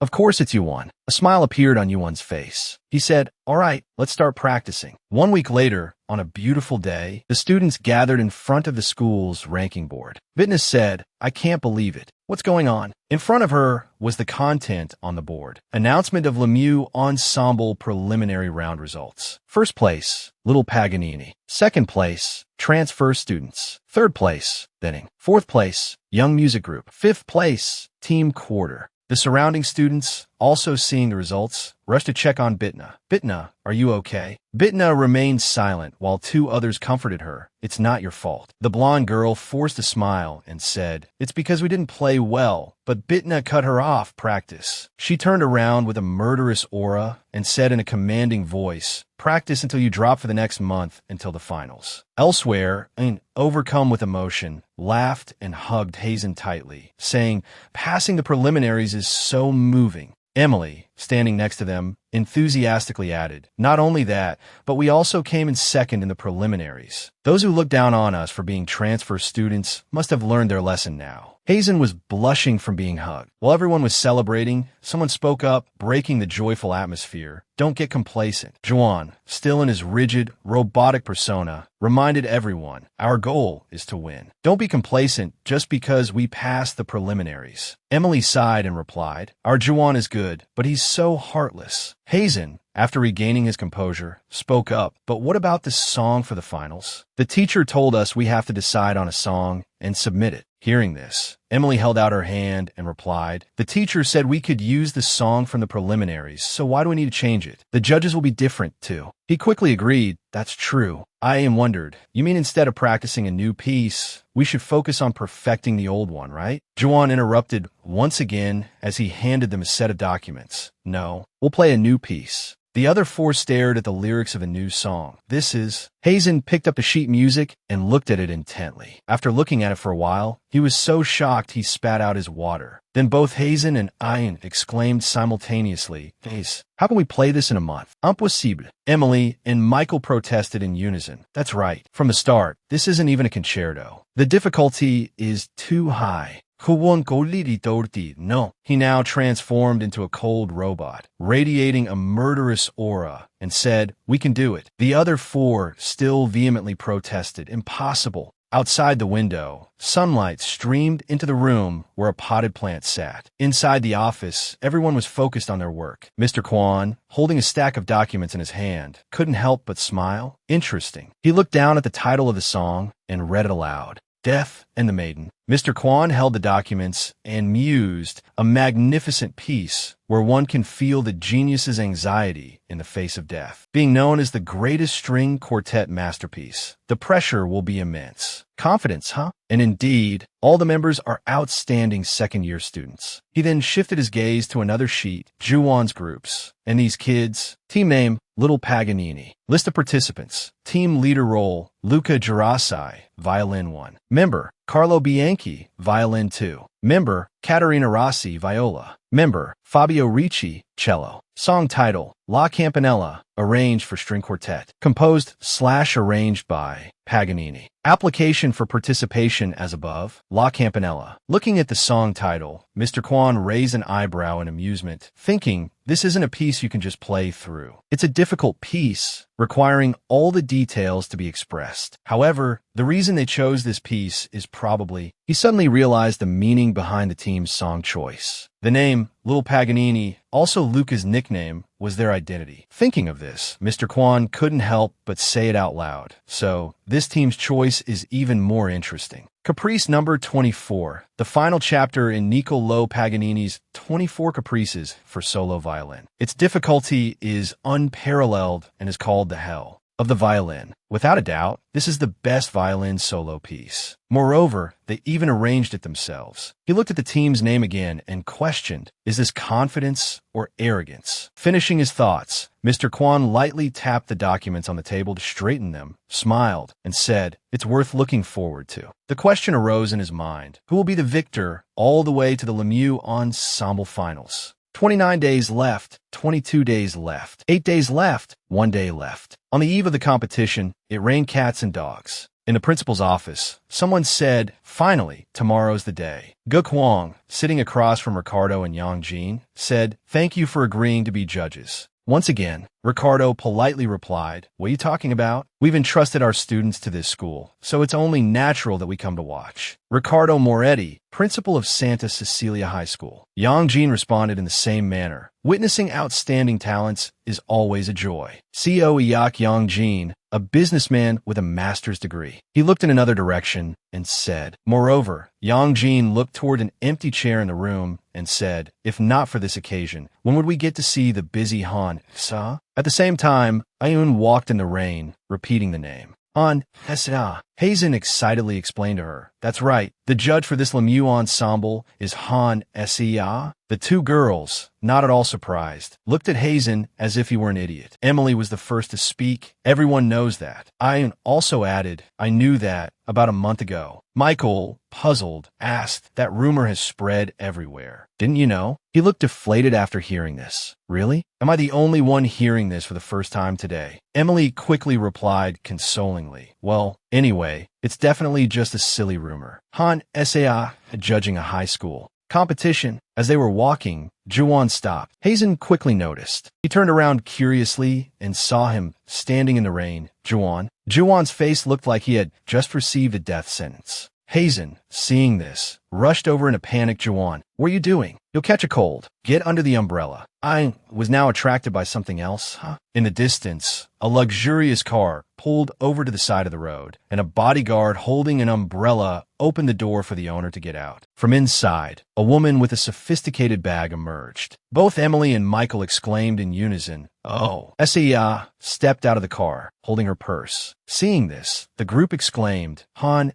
Sa. Everyone started whispering amongst themselves. Sa continued walking calmly. Really, Han Sa? Why is someone like her here? Isn't she in New York? Maybe she's here to be a judge for tomorrow's competition. The passers-by continued to murmur. Is that rumor true? Han Sa is a judge for the Ensemble Lemieux? That's so unexpected. I heard she's from a Chable family. No wonder her car is different. Hazen, who was holding an umbrella for Juwon, also noticed. The murmuring crowd suddenly fell silent. Sa's footsteps echoed powerfully as she walked. She gracefully glided through the crowd towards Juwon. He stared, frozen, without reacting. Sa simply brushed past him. Juwon and Sa passed each other. He thought to himself, Han Sa, the first Asian to become concertmaster of the New York Philharmonic. And Juwon gritted his teeth, trembling as he called out, Mother, Moon Juwon's birth mother. The next day, in the principal's office, Ge Kwang, sitting in his chair, told the two judges, I don't have specific judging criteria. Just follow your hearts, because I believe that a performance can move the heart. Yang Jin, holding a paper in his hand, exclaimed in surprise, oh, little Paganini is performing now. Seeing this, Ricardo asked, do you know Luca? Yang Jin confidently replied, of course. How could I not know a genius who swept the youth competitions in Europe? Sa remained focused, flipping through the contestants' profiles. After glancing at Juwon's picture,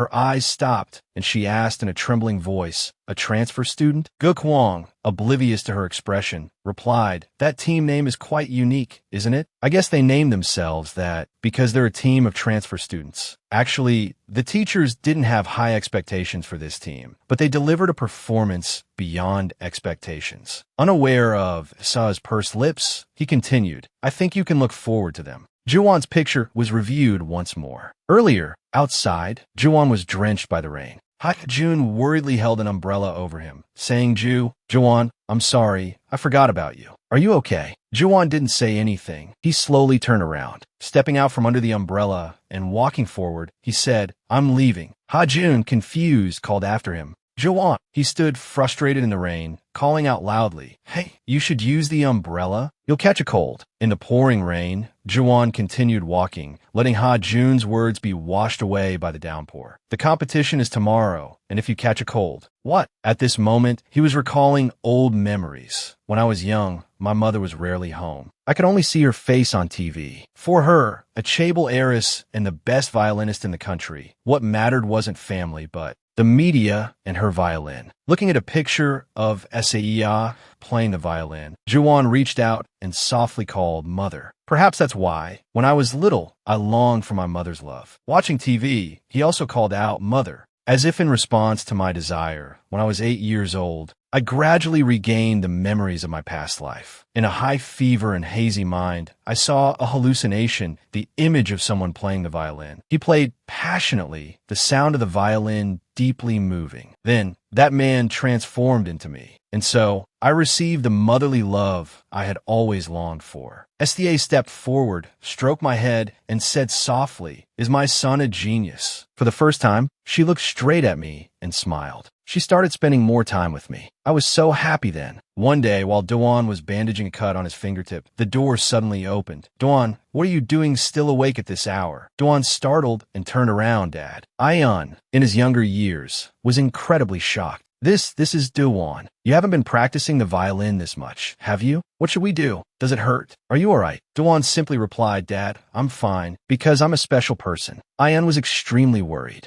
"Doan, I've been working nonstop. As long as I do well, my happiness will continue. Mom will continue to love me." But on that day, Doan's face was filled with terror. Despite having memories of my past life, I was only 8 years old at the time. I gave a terrible performance in my first competition, and seeing that she, as if it were obvious, SDA turned her back. When the door closed, Doan knew she had abandoned me. He cried out, "Mom, Mom, Mom, Mom," despite Doan's footsteps falling into the mud or falling into the darkness. SDA didn't turn back. He sank completely into the water, lying at the bottom of society. Doan thought to himself, "Since then, I haven't wanted to see a violin because it reminds me of the woman who abandoned me." Drifting in uncertainty, he thought, but suddenly a question popped into my head. If she saw me now, the person who can play the violin better than her thanks to remembering most of my past life's memories, what expression would she have? An image of SVA flashed through Doan's mind. His hand rose above the water, clawing at her image. Just then, Jihon called out, Hey. Doan jolted awake from his sleep, while Jihon gently called, "Hey, wake up." He sat up, breathing heavily, and replied, "Thank you, Jihon. Thank you for waking me up." Doan looked at the clock, which read 8 a.m., and said, "Oh, it's this late already." He put his feet on the floor and said, "I have to hurry. I'll be late for the performance." As soon as he finished speaking, Doan collapsed onto the floor. Jihon, seeing this, cried out in alarm, "Hey." But by now, Doan was unconscious, and his body was starting to heat up. The scene shifted to before the performance. A large audience had already gathered below the stage.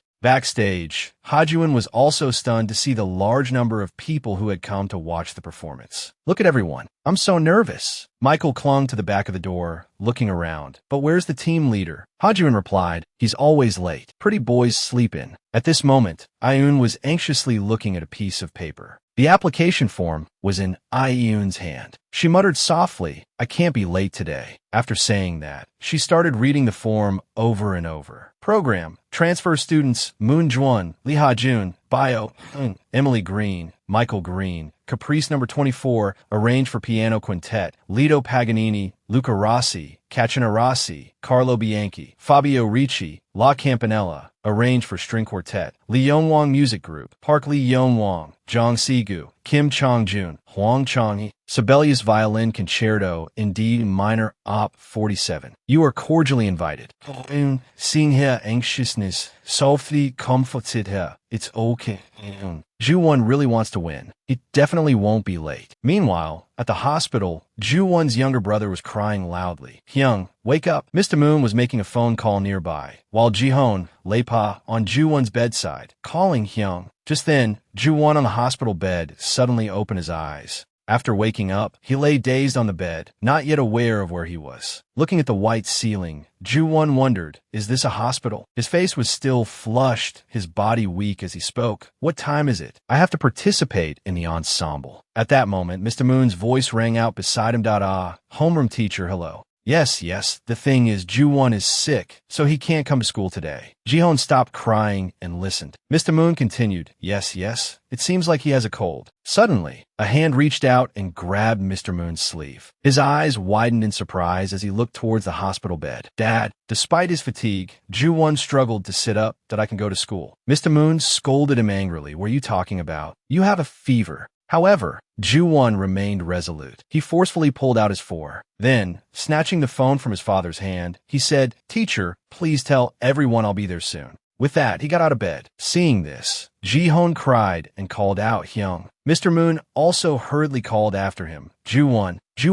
At the performance venue, important figures were seated in the first row. Seeing them, Suk Liu said in surprise, Hey look, Santa Cecilia's principal, Ricardo. The young man with the buzz cut next to him exclaimed, Wow, even he came to Korea? Suddenly, Suk Liu gasped, wait a minute. As he got a clearer look at the woman sitting in front, his jaw dropped. The person next to him is Han Se, right? The first Asian to become concertmaster of a New York Philharmonic? Are the rumors true? I can't believe it. The young man with the buzz cut also suddenly widened his eyes, covering his mouth in astonishment. Wait, looking closely, the person next to her looks familiar too. Is that Suk Yong-jin? Suk Liu asked curiously. Suk Yong-jin? Who is he? The buzz-cut young man immediately explained. That's right, he's a very successful businessman. Haven't you seen the news? I heard he's currently establishing a classical music entertainment company. Could he be here for that? Principal Guk Hwang gave a forced smile and said, Excuse me, the children are a little. Yong-jin smiled reassuringly. It's all right. They're not wrong. Just then, the MC's voice rang out.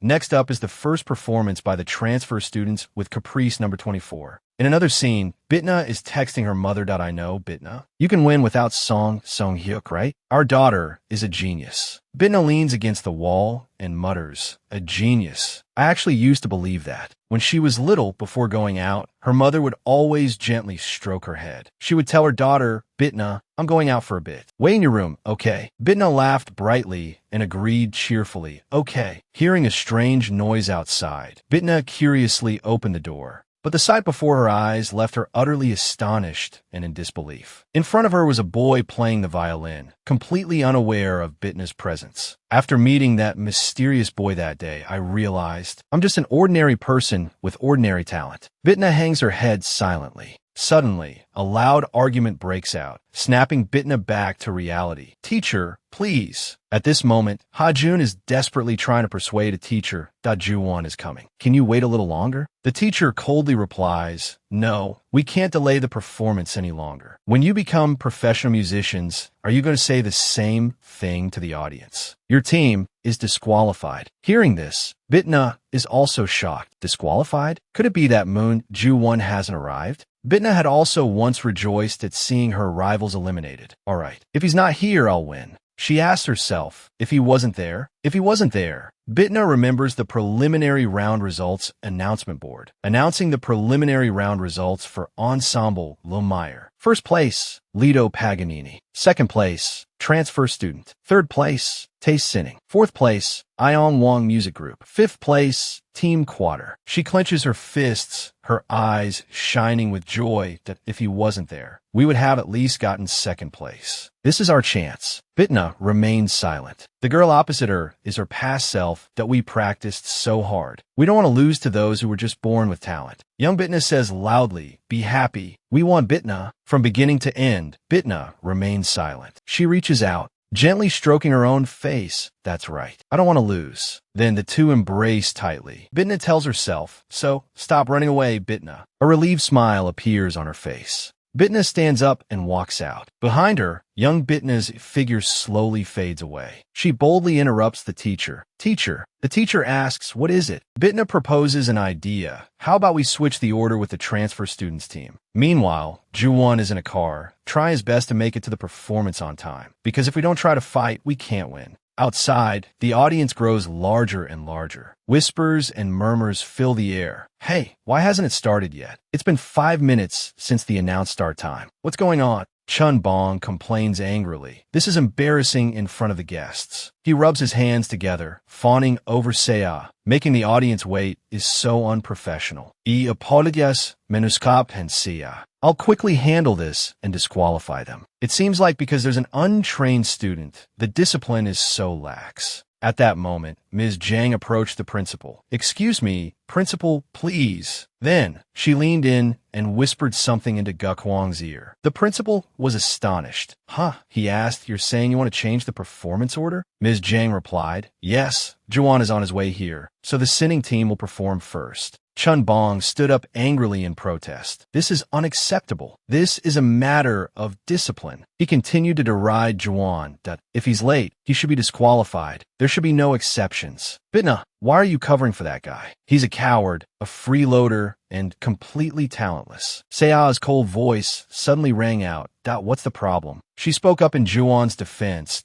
"If the other contestants agree, there's no issue with fairness." Seiya asked the vice principal, "Besides, vice principal, you also want everything to go smoothly, don't you?" Moon also spoke up in support of Seiya. "I agree with Ms. Han Seiya. It's best to keep the peace." Seeing this, the principal immediately agreed. "All right then, let's do it that way, Ms. Zhang." Ms. Zhang replied, "Yes." At this point, Chun Bong was furious, continuously biting his finger. On stage, Bitna's group was preparing to perform. Bitna sheepishly apologized to the other members of her group that "I'm sorry for making the decision on my own." The girl with short hair comforted her.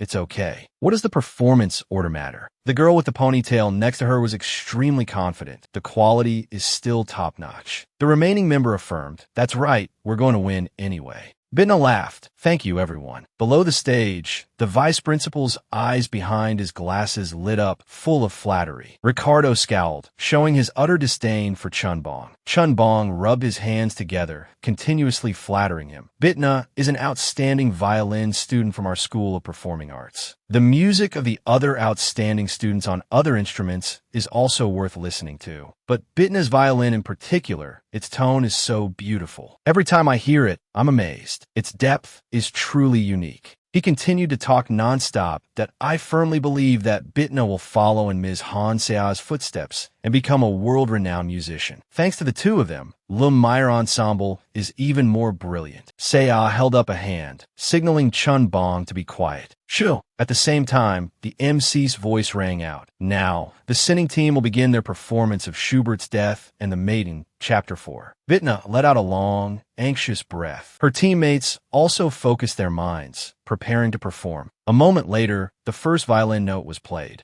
Bitna's group seemed to shine on stage. Chun Bong excitedly clenched his fists. Hazen's group was also utterly astonished. On stage, Bitna remained focused on playing her violin. She seemed to have fallen into a quiet space. Bitna's eyes widened, remembering the past. Bitna's mother had once asked in surprise, "Really? So, my daughter can also become a violinist like Han Seiya?" The woman opposite her affirmed resolutely. "Of course. I told you, didn't I? Bitna is a genius." But in the end, she realized, lying. Bittner realized as she played. Being the best violin student at the arts high school meant she might be talented, but not a genius. She remembered Juwon playing on stage. The sound of true geniuses was different. Bittner reproached herself. I'm just a fake trying my best to imitate a genius. On stage, Bittner remained focused on playing, oblivious to her surroundings. The girl with the ponytail was surprised, and the person next to her felt the same. Today, for some reason, Bittner seemed to be lost in her own world. The performance seemed to explode under her, playing. The others, seeing this, were overjoyed. Bittner's performance, so free. Bittner continued to play without stopping. The others continued to play along with her. Bittner glanced at the violin on her shoulder. Even if it's a fake, it doesn't mean it can't beat the original. Their performance seemed to radiate a brilliant aura. The judges in the audience were astonished by this performance. Un's eyes widened in surprise. Interpreting death and the maiden this way, he continuously praised Bittner's performance. So daring. The slightly clumsy parts are even more charming. A truly moving performance. Seo pursed her lips in silence. I can feel the passion. Moreover, a wonderful performance. On stage, the performance was nearing its end. At this moment, Bittner stopped, smiled, and raised her hand. She was panting, sweat dripping down her forehead. A drop of sweat even fell on her foot. Applause rang out continuously,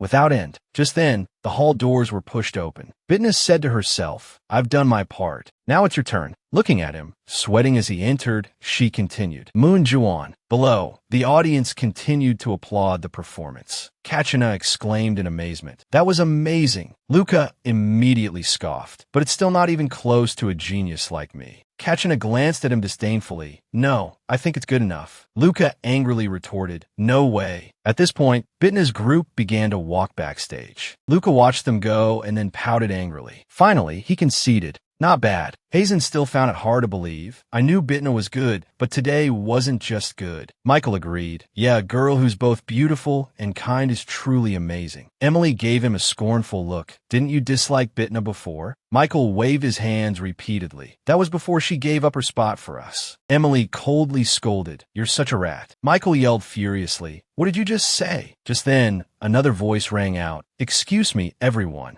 Juwon asked wearily, Am I late? Michael immediately called out, Captain. Emily teased. The chronically late one has arrived? Hazen was extremely worried. Juwon, are you okay? When asked him, Why are you late? Are you sick? Juwon hurriedly explained, No, I just overslept. I think my alarm didn't go off. Just then, Michael approached and whispered, Captain, we have to thank Bittner later. If she hadn't switched shifts with us, we'd be doomed. Juwon readily agreed. Yeah, I will. Emily clapped her hands, reminding them, Come on, stop talking. Hurry up and get your instruments tuned. Juwon's here now. Michael retorted angrily. Juwon's the captain. Why are you giving orders? Emily grabbed his hair and scolded. You're too loud. Hurry up. It's almost our turn. Un exclaimed in exasperation. Stop arguing. Hazen patted Juwon's shoulder. Juwon, let's go. But he suddenly stumbled forward, startling Hazen. Juwon. He quickly caught the person beside him. Hazen's eyes widened, looking at Juwon with concern. Hazen thought to himself, What is this? Juwon's body is burning up. He called out anxiously, Everyone wait. Juwon. But before he could finish his sentence, Juwon raised a hand to stop him. Hazen quickly corrected himself. He slipped. Juwon spoke weakly. Thanks for catching me, Hazen.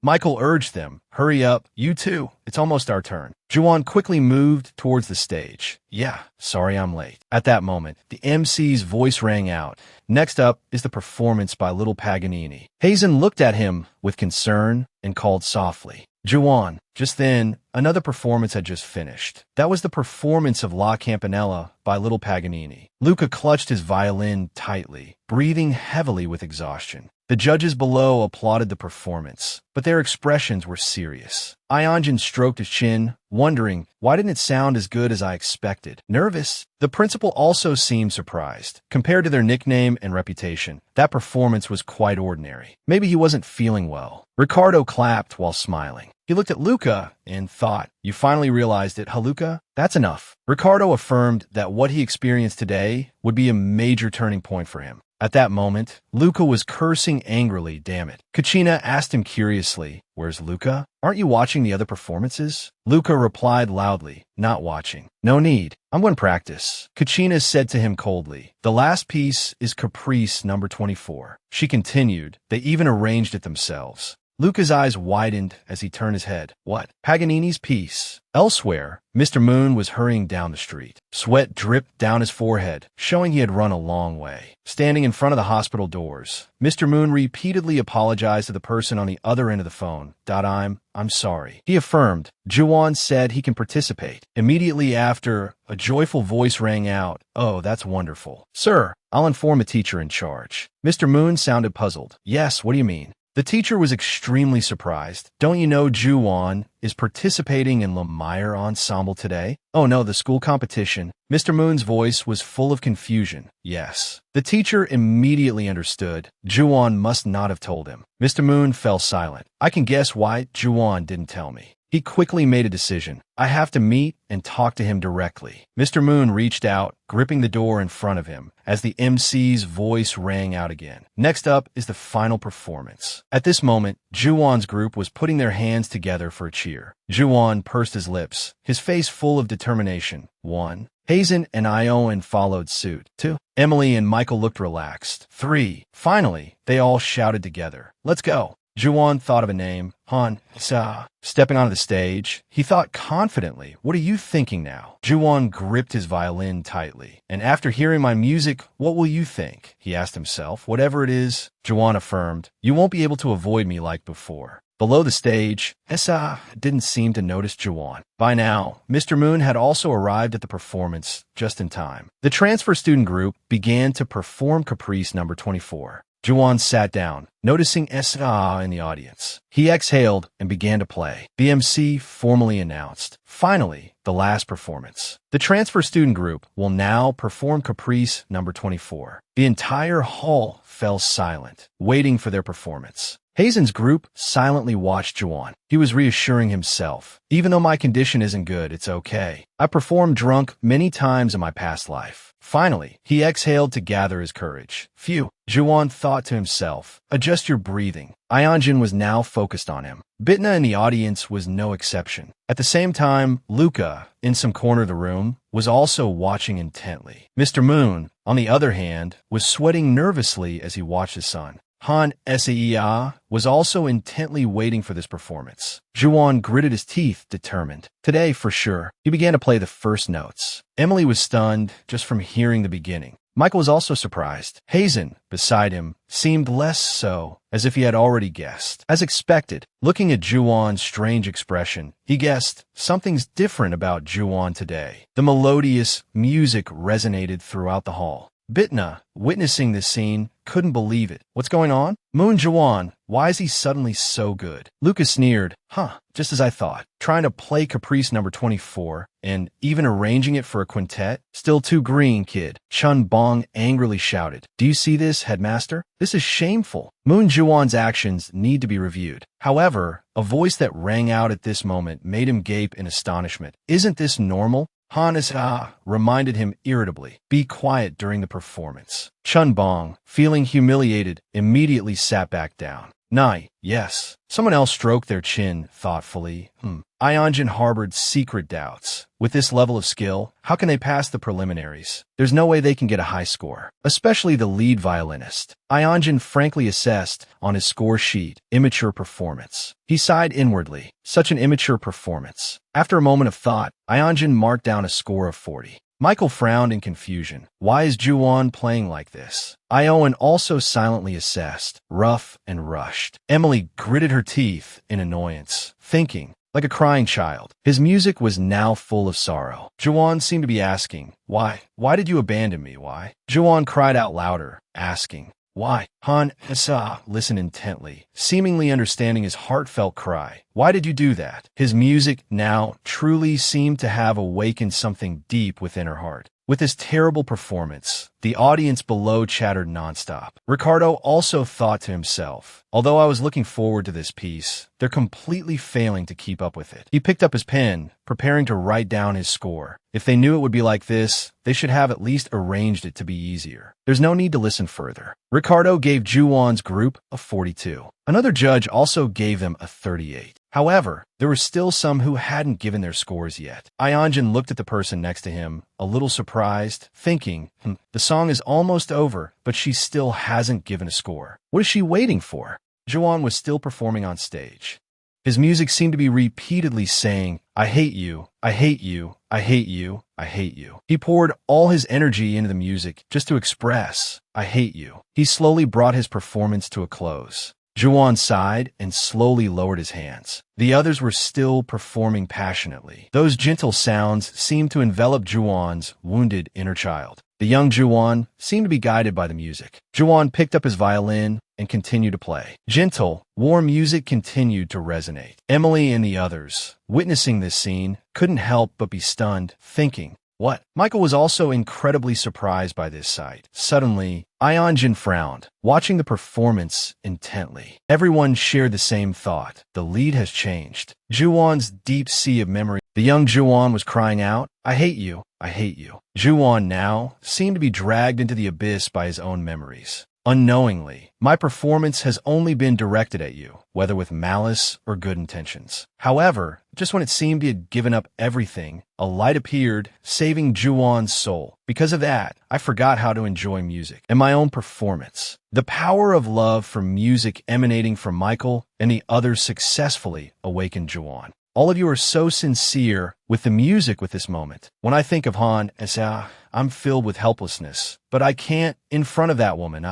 Just as he was about to give up completely, a hand suddenly grabbed him. Juwon seemed to have completely given up, unable to perform. It was that hand that successfully saved Juwon from sinking deeper into the mire. At this moment, everyone was immersed in the music. Juwon seemed to suddenly wake up and thought to himself, this is Ha-jun. Beside him, softly called out, Juwon. Ha-jun's question seemed to awaken Juwon's will. Do you want to show everyone? Juwon was a little dazed when he heard his friend suddenly ask such a question. He looked at Ha-jun and thought to himself, I know how sincere you've been with this stage. The days and months of their hard work flashed through Juwon's memories that you've practiced so hard these past few months, haven't you? Me too. I want to show everyone our amazing performance. Ha-jun didn't notice his slight change and continued to focus on his own performance. Michael was now also immersed in the music. Juwon stared at them, seemingly having figured something out. He looked at the instrument in his hand and thought to himself, that's right, I'm performing. Then he looked back at his friends as they placed their trust in him, together with you all. Everyone's passion for music awakened Juwon. He had never forgotten their promise that we promised to create the best performance together. Han Seia was still intently watching the performance on stage. Ha-jun, noticing his change, was overjoyed. Juwon also smiled at his friend, signaling that everything was all right. Young Jin also became excited by this change, thinking to himself, the idiot's back in his second violin position, and what's more, the black-haired guy. Young Jin greatly admired Juwon, suddenly playing so well. Ha-jun was now fully focused on creating the best music. Everyone witnessing this scene was extremely puzzled. Why only now has he come to his senses? It's already the final climax. At this very moment, Michael also poured all his energy into completing the piece. Luca and the others, witnessing this scene, gradually showed expressions of annoyance. Bitna, in the audience, said to herself, that's why I hate geniuses. Juwon was now truly Juwon, immersed in every note. As he reached the final notes, Juwon thought to himself, that's right. He was very satisfied with his performance. This is enough. At this point, their performance was like a brilliant light illuminating every corner of the room. Han Seia was also a little stunned witnessing this moment. Her eyes held a multitude of indescribable emotions. Michael seemed to have frantically surrendered himself to the music. Emily was also immersed in the cherishing of each note. Un was no exception. Ha-jun was even more excited to be performing with all his heart. Everyone contributed to creating the perfect ensemble. Finally, the performance reached the final note. Emily and the others, after finishing, breathed a sigh of relief, satisfied. Yang Jin, below the stage, wondered suspiciously, what was that performance? Ricardo couldn't help but exclaim, the unique song choice and warm melody are unlike Paganini. But the final climax felt like a perfect Paganini piece. What magic did they do? Gu Kwang, now below the stage, continuously wiped the beads of nervous sweat from his forehead. Chun Bong nervously clenched his teeth as he witnessed the scene. Now, the entire hall was silent, as if everyone was still immersed in the music. Han Seah silently looked up towards the stage. The first applause now appeared. Yuan, quite surprised, glanced toward the audience. Everyone was astonished that the person clapping was Han Seah. Everyone's eyes were fixed on her. Following suit, applause from the students gradually arose. Everyone was applauding the remarkable performance. Yuan, lost in thought, continued to look towards Han Seah. She was still diligently clapping for him. Hoeyun was blushing, embarrassed. Suddenly, a hand appeared behind him. Cooku and the boy next to him were chatting animatedly. At the same time, a voice called out from the other side, "Hey, sorry I'm late." Yang Jin exclaimed joyfully, "Oh, you're here. Why are you so late?" Kyomi Hyung said absent-mindedly, "I couldn't help but be late. Do you think I'm as free as you?" The other boys stammered in a panic. That person is... Ha Jun gaped, the permanent conductor of the Chicago Symphony Orchestra. C.O.O.K. Hyomi Hyung. They shouted in unison, "I am your fan. Please give me your autograph." "Me too. Me too." Behind the crowd, two students were talking to each other. Kachina asked, arms crossed, "What are you going to do?" Luca calmly replied, "It's overwhelming. I lost." "It seems like you've realized something." Luca. He suddenly stopped, startled. Headmaster. Ricardo approached him. Luca bowed his head guiltily. "I was too arrogant. In a corner of East Asia, a country I've never heard of, there are two such outstanding violinists." He smiled gently and said, "Luca, your choices here will determine what kind of violinist you become. Accept and continue to grow, or collapse and be left with only failure. Having much to learn means having many opportunities to grow. It's something to be celebrated." Chun Bong called out obnoxiously, "Ms. Han Seah. Ms. Han Seah, where are you? I brought champagne for you." A bodyguard said sternly. "She left earlier due to a prior engagement." He faltered, huh? But the awards ceremony hasn't even taken place yet. The MC's voice rang out. "Next up is the awards ceremony for the outstanding performers of Lumiere Ensemble. Please be seated, everyone." Ayun wondered, "Hey, where's Yu-Won?" Ho-Ayun exclaimed absent minulu. "You're right. He was just here a moment ago." Emily shouted urgently, "We have to find him quickly. We're about to receive the award." Outside, it was raining heavily. A black umbrella was shielding someone from the rain. A young bodyguard was holding an umbrella for someone. What did everyone think of the performance? The woman was silent for a moment. Then she awkwardly replied, It was all right." Someone was standing in the rain when the two of them spotted him and yelled, "Stop." The woman paused. Yuan, exhausted from running to get here, thought, "Is she trying to avoid me again?" The bodyguard ignored him to, "Ma'am, we have to go." Yuan tried to shout, "Don't run away. Answer me. What did you think of my performance? Do you regret abandoning your family? Answer me." They left without a word.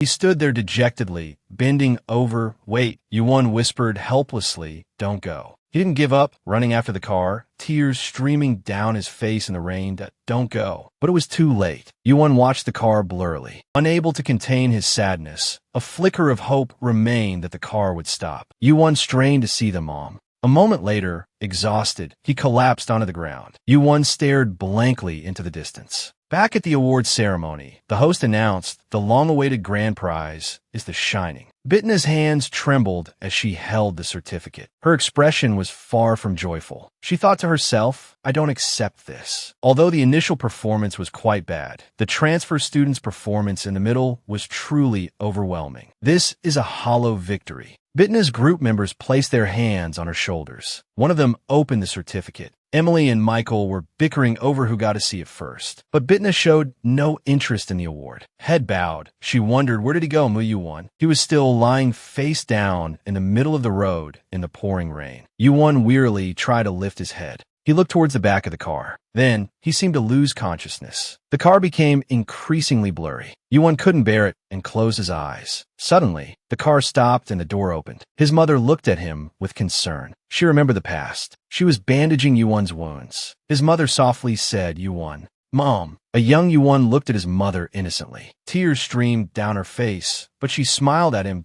"I love you no matter who you are. You know that, right?" He smiled brightly at his mother. Back in the present, she looked at Yuan lying on the road. She remembered his childhood response. "Yes, Mom." The rain grew heavier. The car door hung open. Her glasses had fallen to the ground. His mother rushed towards him. She cried out his name, "You-1." It seemed like a moment of overwhelming regret. She was thankful she hadn't left him alone in this desolate place. Yuan woke up and groaned. Mr. Moon spoke softly. "Are you awake?" He asked groggily. "Dad? Where? A hospital again? Not the jazz bar." Mr. Moon scolded him. "You pushed yourself too hard while you had a fever. You silly boy, I had to carry you all the way back when you collapsed in the rain." Yuan asked, puzzled. "Dad? You did?" He calmly admitted, "Yes, I want to see your performance." Yuan's eyes widened in surprise as he thought. Dad came to the performance. Yuan stammered, "Dad, about that." Before he could finish his sentence, Mr. Moon praised him. "It was good. Actually, I also saw your performance at your old school. I've known for a while now. You wanted to play the violin again, didn't you?"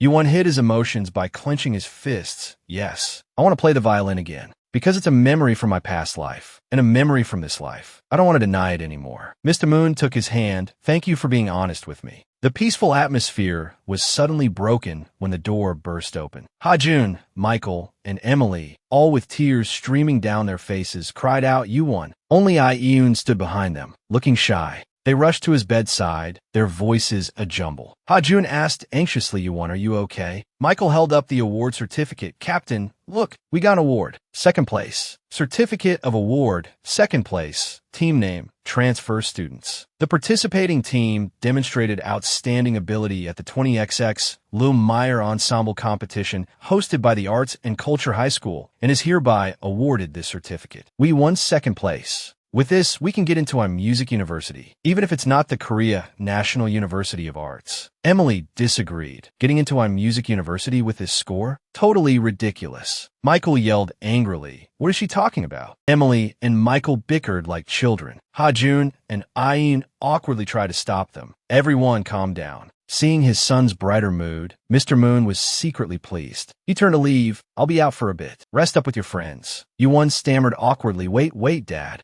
Maybe." He trailed off, suddenly remembering his mother, which made Mr. Moon confused. Yuan hesitated. "Wasn't there someone where I collapsed?" Mr. Moon, hearing this, lowered his head and remained silent. For a moment, then he lied. There was no one there. Yuan, trusting his father, felt a pang of disappointment. "Oh, I was right. I must have been mistaken," he said sadly. "Sorry for asking a strange question." Mr. Moon said quietly, "I'll be going now." He calmly walked down the hallway for a while. Suddenly, Mr. Moon stopped when he saw someone. It was Yuan's mother, still at the hospital. He spoke with annoyance. "You're still here?" "Ajia." At the hospital cafeteria. They sat at a table with 2 cups of coffee. Mr. Moon asked, "Did the chairman allow you to come here?" "Saya replied bluntly, no. I asked Manager Jang and came here secretly." He said calmly, "I heard. You begged my father to let Yuan attend the Arts and Culture High School." She didn't hide anything. That's right. Among the people I know, only your father could do that. In exchange for never appearing in front of you again. Mr. Moon bowed his head and chuckled wryly. "I can't believe you came here." Saea is concerned about her son. Why would she do that? Juwon hates the violin. Mr. Moon immediately retorts, "What are you talking about?" Juwon loves the violin, and even though he doesn't admit it, he misses you. So go see Juwon. She slowly replies, "No. I had to convince his grandfather with great difficulty to be a judge this time. I promised I wouldn't see the children after the judging, publicly or privately." Mr. Moon looks away awkwardly. The chairman is still so cruel. Back then, when Juwon showed his talent with the violin, he acknowledged Juwon as his grandson. But as soon as the child made a mistake in the competition, he immediately abandoned him. Asiya hesitates, unsure what to say. Mr. Moon, without a shred of sympathy, asks, "Are you satisfied with that? Living as the chairman's plaything. You're still the same, pretending to be kind and then rubbing salt in the wound. She clenches her hand after hearing his words. Soon, Xiao's tears fall onto the table. She tearfully explains, "Do you think I like this? I want to see my children too, but I know that me being around them only makes them unhappy, so I have to restrain myself. You know very well what it means to go against Han Zhongmin's wishes, the chairman of Meyer Group." Mr. Moon says sadly, "Because you know that. You let go of me, didn't you?" Zhuan, standing behind them, has heard the entire conversation. He thinks in astonishment, what is she talking about? Han Zhong -minute I as my grandfather and the head of Meyer Group, the #1 competitor with Samsung Group for market capitalization. If that's true, Mother didn't leave me voluntarily, but because Han Zhongmin opposed it. She didn't abandon me, abandon our family. Zhuan murmurs softly, "That's enough." He resolves to himself, "If Mother can't come to see me, then I will become the best in the world and go see her." Mother, mother. Sia grits her teeth from the resentment in her heart, tears streaming down her cheeks. 1 week later, Ensemble Lil Meyer. Zhuan has been discharged from the hospital. He is healthy and sitting on the floor, tying his shoelaces. Zhuan stands up resolutely, carrying his violin case. Jihuan says energetically, "Be careful." He turns back to his younger brother with a smile. "Yeah, I'm going." Harun is waiting for him outside. Seeing him emerge, he waves and shouts, "Zhuan." Zhuan is surprised. "Yin Harun, what are you doing here? Even picking me up at home?" Harun, with an excited look in his eyes, says, "It's your first time back at school in a week. As your best friend, I have to help you get back into the swing of things." Zhuan seems exasperated with his friend. Oh yeah. After walking for a bit, he notices what Zhuan is carrying. Could that bag be? Zhuan, did you finally buy your own violin? Zhuan looks at him coolly. Yeah, grandfather bought it for me. He remembers when his grandfather offered to buy it for him, despite the high cost. At the time, he'd acted like it was nothing. Oh, it's not that expensive. Don't feel pressured. Zhuan cherishes the violin. Now I really want to try my best. The girls in the class were having a lot of fun playing with Harun. Ah, so cute. You're being smothered with attention. He's blushing, isn't he? They chatted excitedly. What's he saying? I don't know what he's saying, but it's adorable. Hey Harun, do you have a girlfriend? If not, how about me? No, I'm better. No. I like Yun. Harun used his ultimate move. He shouted it out, surprising everyone around him. Coincidentally at that moment, Yun was there. Harun froze when he saw her right in front of him. Oh, Yun. About that. Before he could finish, Yin blurted out, "I like you too." He froze, completely shocked after hearing her confession. Yin fidgeted and exclaimed, "I like you too, Harun." Everyone around them burst into laughter at his adorable reaction. Zhuan was no exception. He sighed, "Young love is so beautiful." A classmate walked into the room and told Emily about what had just happened. Seriously. She was both surprised and happy. I can't believe he actually did it. Zhuan had witnessed the whole scene. He lowered his head and smiled to himself. Zhuan was content with the present. After the ensemble, everyone's attitude towards the transfer students had completely changed. Everyone gave a wonderful performance, so I think it's a well-deserved outcome. On the other hand, I gave a poor performance. I guess everyone is avoiding me. Suddenly, a love letter landed near his shoes. Zhuan wondered, confused, He looked at his desk and saw a pile of love letters inside. What is this? Bitna, sitting next to him, calmly replied, "Love letters." He picked one up and looked at it. Love letters? No way. Why would anyone send me love letters? Bitna snapped, "Are you seriously asking that?"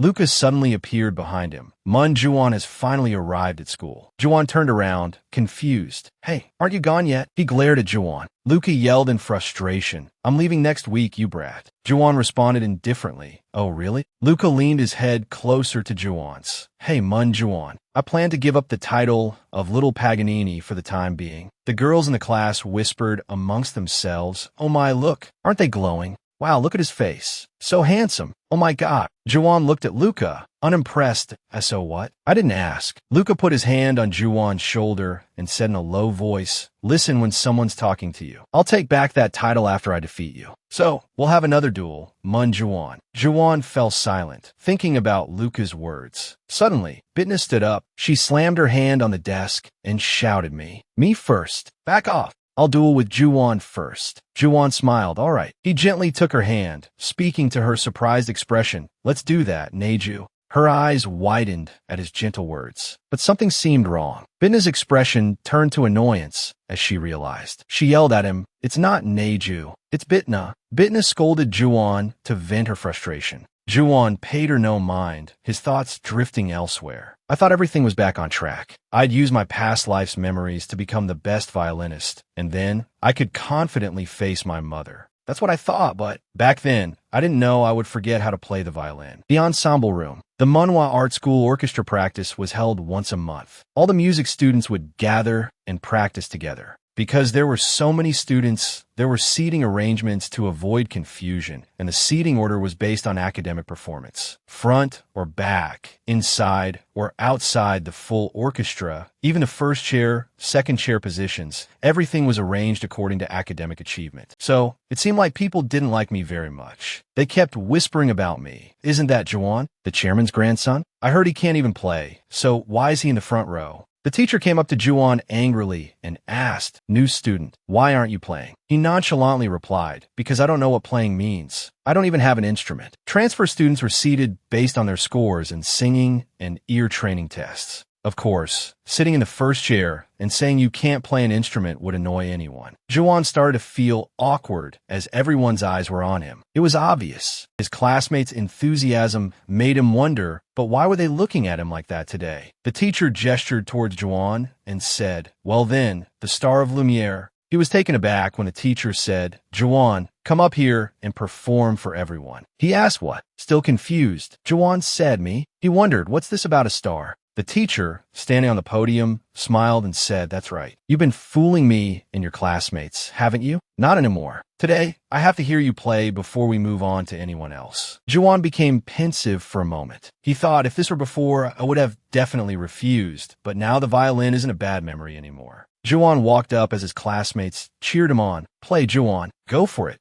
Bitna called out to him, "Moon Juwon." He stood facing the class, violin in hand. Juwon placed the violin on his shoulder, ready to perform. "That's right, now for me." He began to play, thinking the violin is no longer a painful memory. But the sound that came out was incredibly unpleasant, echoing out of the ensemble room. He himself was startled by the sound coming from his own instrument. Then, an awkward silence fell over the classroom. Juwon stared at the violin in bewilderment. "Huh?" The teacher sighed in disappointment. "Juwon." He looked at him helplessly and asked, "Are you still pretending you don't know how to play?" Juwon replied awkwardly, "No, that's not it, sir." His hands trembled as he wondered, "What is this?" Juwon continued to stare at the violin in his hands, bewildered. "I suddenly don't know how to play the violin." "What?" Ha-jun asked in surprise. "What? You're saying you don't remember how to play the violin?" Juwon hung his head dejectedly and confessed, "Yeah, to be precise, I still remember how to do it in my head, but I don't remember how to move my body." Everyone at the table was puzzled. "What happened?" Michael chimed in. "Can something like that just suddenly happen?" Juwon said gloomily, "My violin is feeling it's gone." He thought to himself, "It's as if Paganini has disappeared." Emily asked while eating, "Maybe Juwon's been cursed." Michael also asked with concern, "Could it be temporary amnesia from a fever?" Immediately afterward, the two of them started bickering. "Do you think something that fictional could happen?" "Well, curses could happen too, right?" Suddenly, Ayun spoke up with a serious expression. "That's a symptom of the yips." The two, still squabbling, turned to her and asked, "Huh, the yips?" The yips, also known as focal dystonia, is a phenomenon that occurs when the brain loses its balance, such as a dysfunction of the amygdala and hippocampus. This often happens to people who repeatedly use a specific muscle group, although it mainly occurs in baseball or golf players. But sometimes it happens to violinists too. She became slightly annoyed as she explained further. Of course, Juwon's case isn't exactly the same as the yips, but his ability to perform suddenly disappeared, so I think it's a psychological issue. Ayun turned to Juwon with a cheerful expression. "There's no specific treatment for this yet, but," she advised, "I think you should go on a trip and relax." He immediately asked, "Go on a trip?" Ayun enthusiastically offered her suggestion. "Yes, you should get away from your current environment for a while and give yourself a break. Like going home to visit your family, for example. What do you think?" Hearing this, Juwon fell into deep thought. "Go home." He looked out the window pensively and asked, "Will going home really fix this?" The plane took off as planned. Chun Bong slammed his hand on the table and shouted, What do you mean, headmaster? Ge Huang calmly sat in his chair and replied, Exactly what I said. Someone approached, and he continued, At the request of Principal Ricardo, they intend to recommend student Moon Juan for the student exchange program at Santa Cecilia High School. It's a school with many outstanding students. The staff member observed nervously. He looked up and asked, The purpose of the trip is to participate in the student exchange program? Yes, Juan, with his luggage ready in hand, replied, and the student from Santa Cecilia High School have already arrived on campus. The day before, Juan, while walking, had asked in surprise, Become an exchange student at Santa Cecilia High School, sir? Ricardo quickly replied, That's right. I've already discussed it with Principal Huang Song. Okay. All expenses will be covered by my side.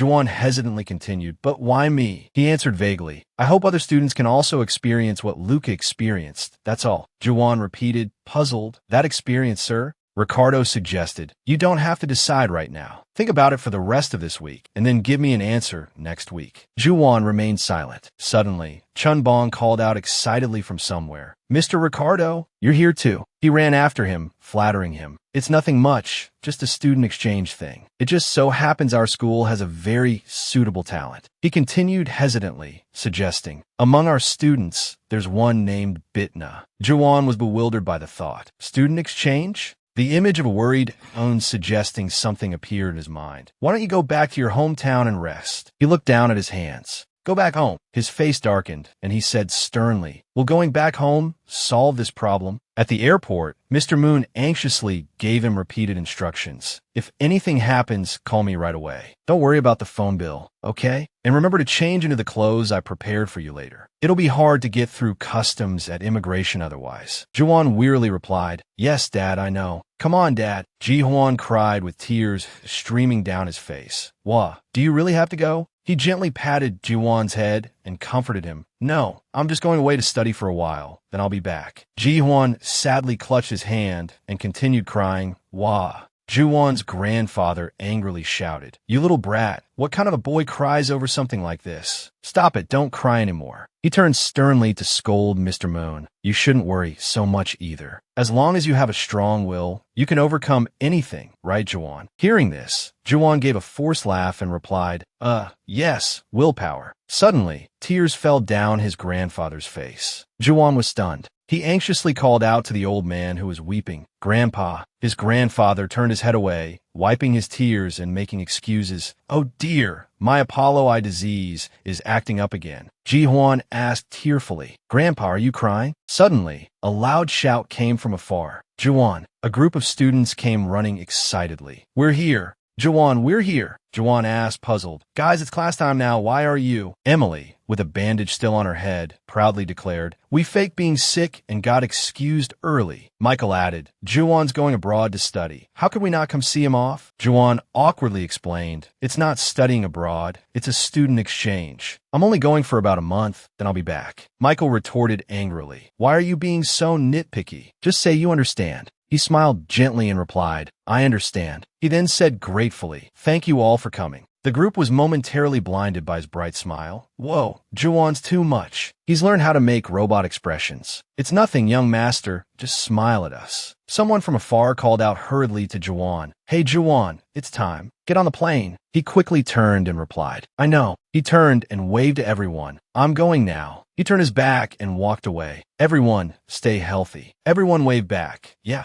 take care. Outside the airport, the flight attendant announced over the loudspeaker, Welcome to flight. The image of the flight's progress appeared on the electronic board. She continued, This flight will depart from Incheon International Airport to Rome Fiumicino International Airport. Luca asked Juwan curiously, Juwan, where will you stay when you get there? A dormitory? He thought of Ricardo and replied, No, Mr. Ricardo told me to go to his house. Oh, really? Lucas said cheerfully, That's good then. The students are very obedient and respect the principal. You can be comfortable there. Suddenly, a notification sound rang from his phone. Kakao Talk. He picked up his phone to check, What's this? It's the first time I've received a Kakao Talk from them. The phone displayed a message notification from Bitna. Get your mental health treated properly. Yuan gave a faint smile. He quickly replied, So suddenly, she blushed with anger and scolded. What do you mean suddenly? It's the least you could say as class president. He smiled again without replying. He He texted back, "Got it, thanks, Bitna." Her face flushed red, and she replied in a fluster, "What's wrong with him? He's not acting like his usual self." Suddenly, she seemed to realize something. "Wait a minute." Bitna angrily sent a barrage of messages. "You know my name now? So you were calling me Natsu all this time just to tease me, weren't you? You'll pay for this. I won't let you off the hook." Yuan turned off his phone. He thought back to her message. He thought to himself, let's see if it can be cured. The flight attendant's announcement rang out as the plane took off. The plane is now taking off. A girl stood in the middle of a garden. She raised her hand to the sky, towards the sun. She slowly lowered her hand. The girl called out to the dog behind her. "Toby," barked. She began to speak.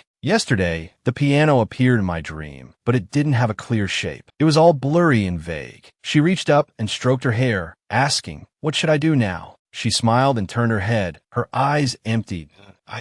Seems like I've forgotten what a piano looks like. Early morning. The gentle sunlight filtered through every corner of the street. The streets were bustling with people. Seeing this scene, Yuan couldn't help but exclaim, "This place has changed so much." Hearing this, Ricardo asked curiously Yuan, "Have you been to Italy before?" He unconsciously replied, "In my previous life." Then Yuan startled himself and chuckled awkwardly. No, I saw in a movie before, haha. It was a movie about Paganini's life. Then he thought to himself, if I tell him I'm Paganini reincarnated, he'll think I'm crazy. Then, without a hint of suspicion, Ricardo laughed and replied, the setting of that movie was also a year ago, wasn't it? No matter how well Italy preserves its culture, it can't keep everything exactly the same, right? Yuan nodded. That's right. He wondered, so we're going to the principal's house now, right? Ricardo said, no, there's been a slight change of plans. A little while later, when the car arrived at the school, he asked Yuan, you'll have to go to school first, Yuan. You brought your uniform, right?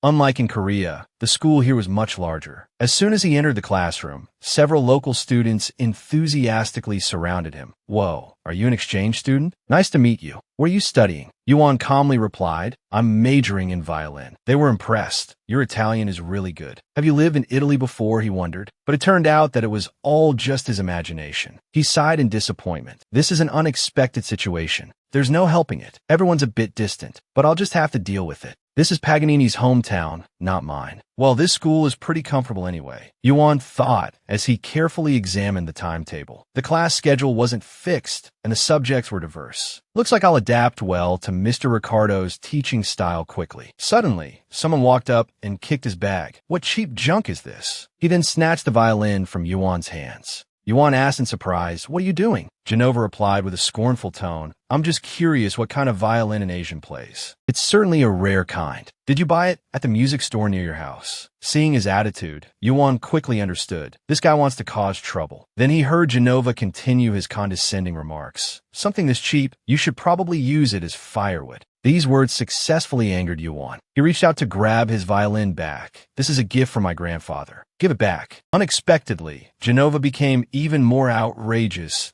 Let's see, should I give it back? Or, he paused for a moment, then abruptly threw the violin. Anyone want this cheap violin? Everything happened so suddenly that Yuan couldn't react. He just watched it fall, stunned. Genova looked extremely smug. But luckily, Kachina stepped forward and caught the violin just in time. Safe. Seeing his fun abruptly interrupted, Genova couldn't help but feel annoyed. But before he could do anything, Luca aggressively stepped forward and grabbed Genova by the collar. He growled, Hey, Genova, what are you doing to my friend? You're in someone else's class, too. You must want to die. Despite this, Genova put on a defiant look. Aigu, isn't that Luca the violinist? That Asian is your friend. Genova roughly shoved Luca's hand away that I saw him sitting alone looking sad. So I was just trying to have a little fun with him. If he's your friend, you could take care of him. He then acted as if nothing had happened and casually walked away. Let's go, guys. Seeing this, Luca yelled, Where do you think you're going? You haven't apologized to Yuan, you brat. But Yuan gently patted his shoulder to stop him. It's all right, Luca. Then he asked Luca, what did I say? We were friends. Hearing this, Luca faltered, stammering,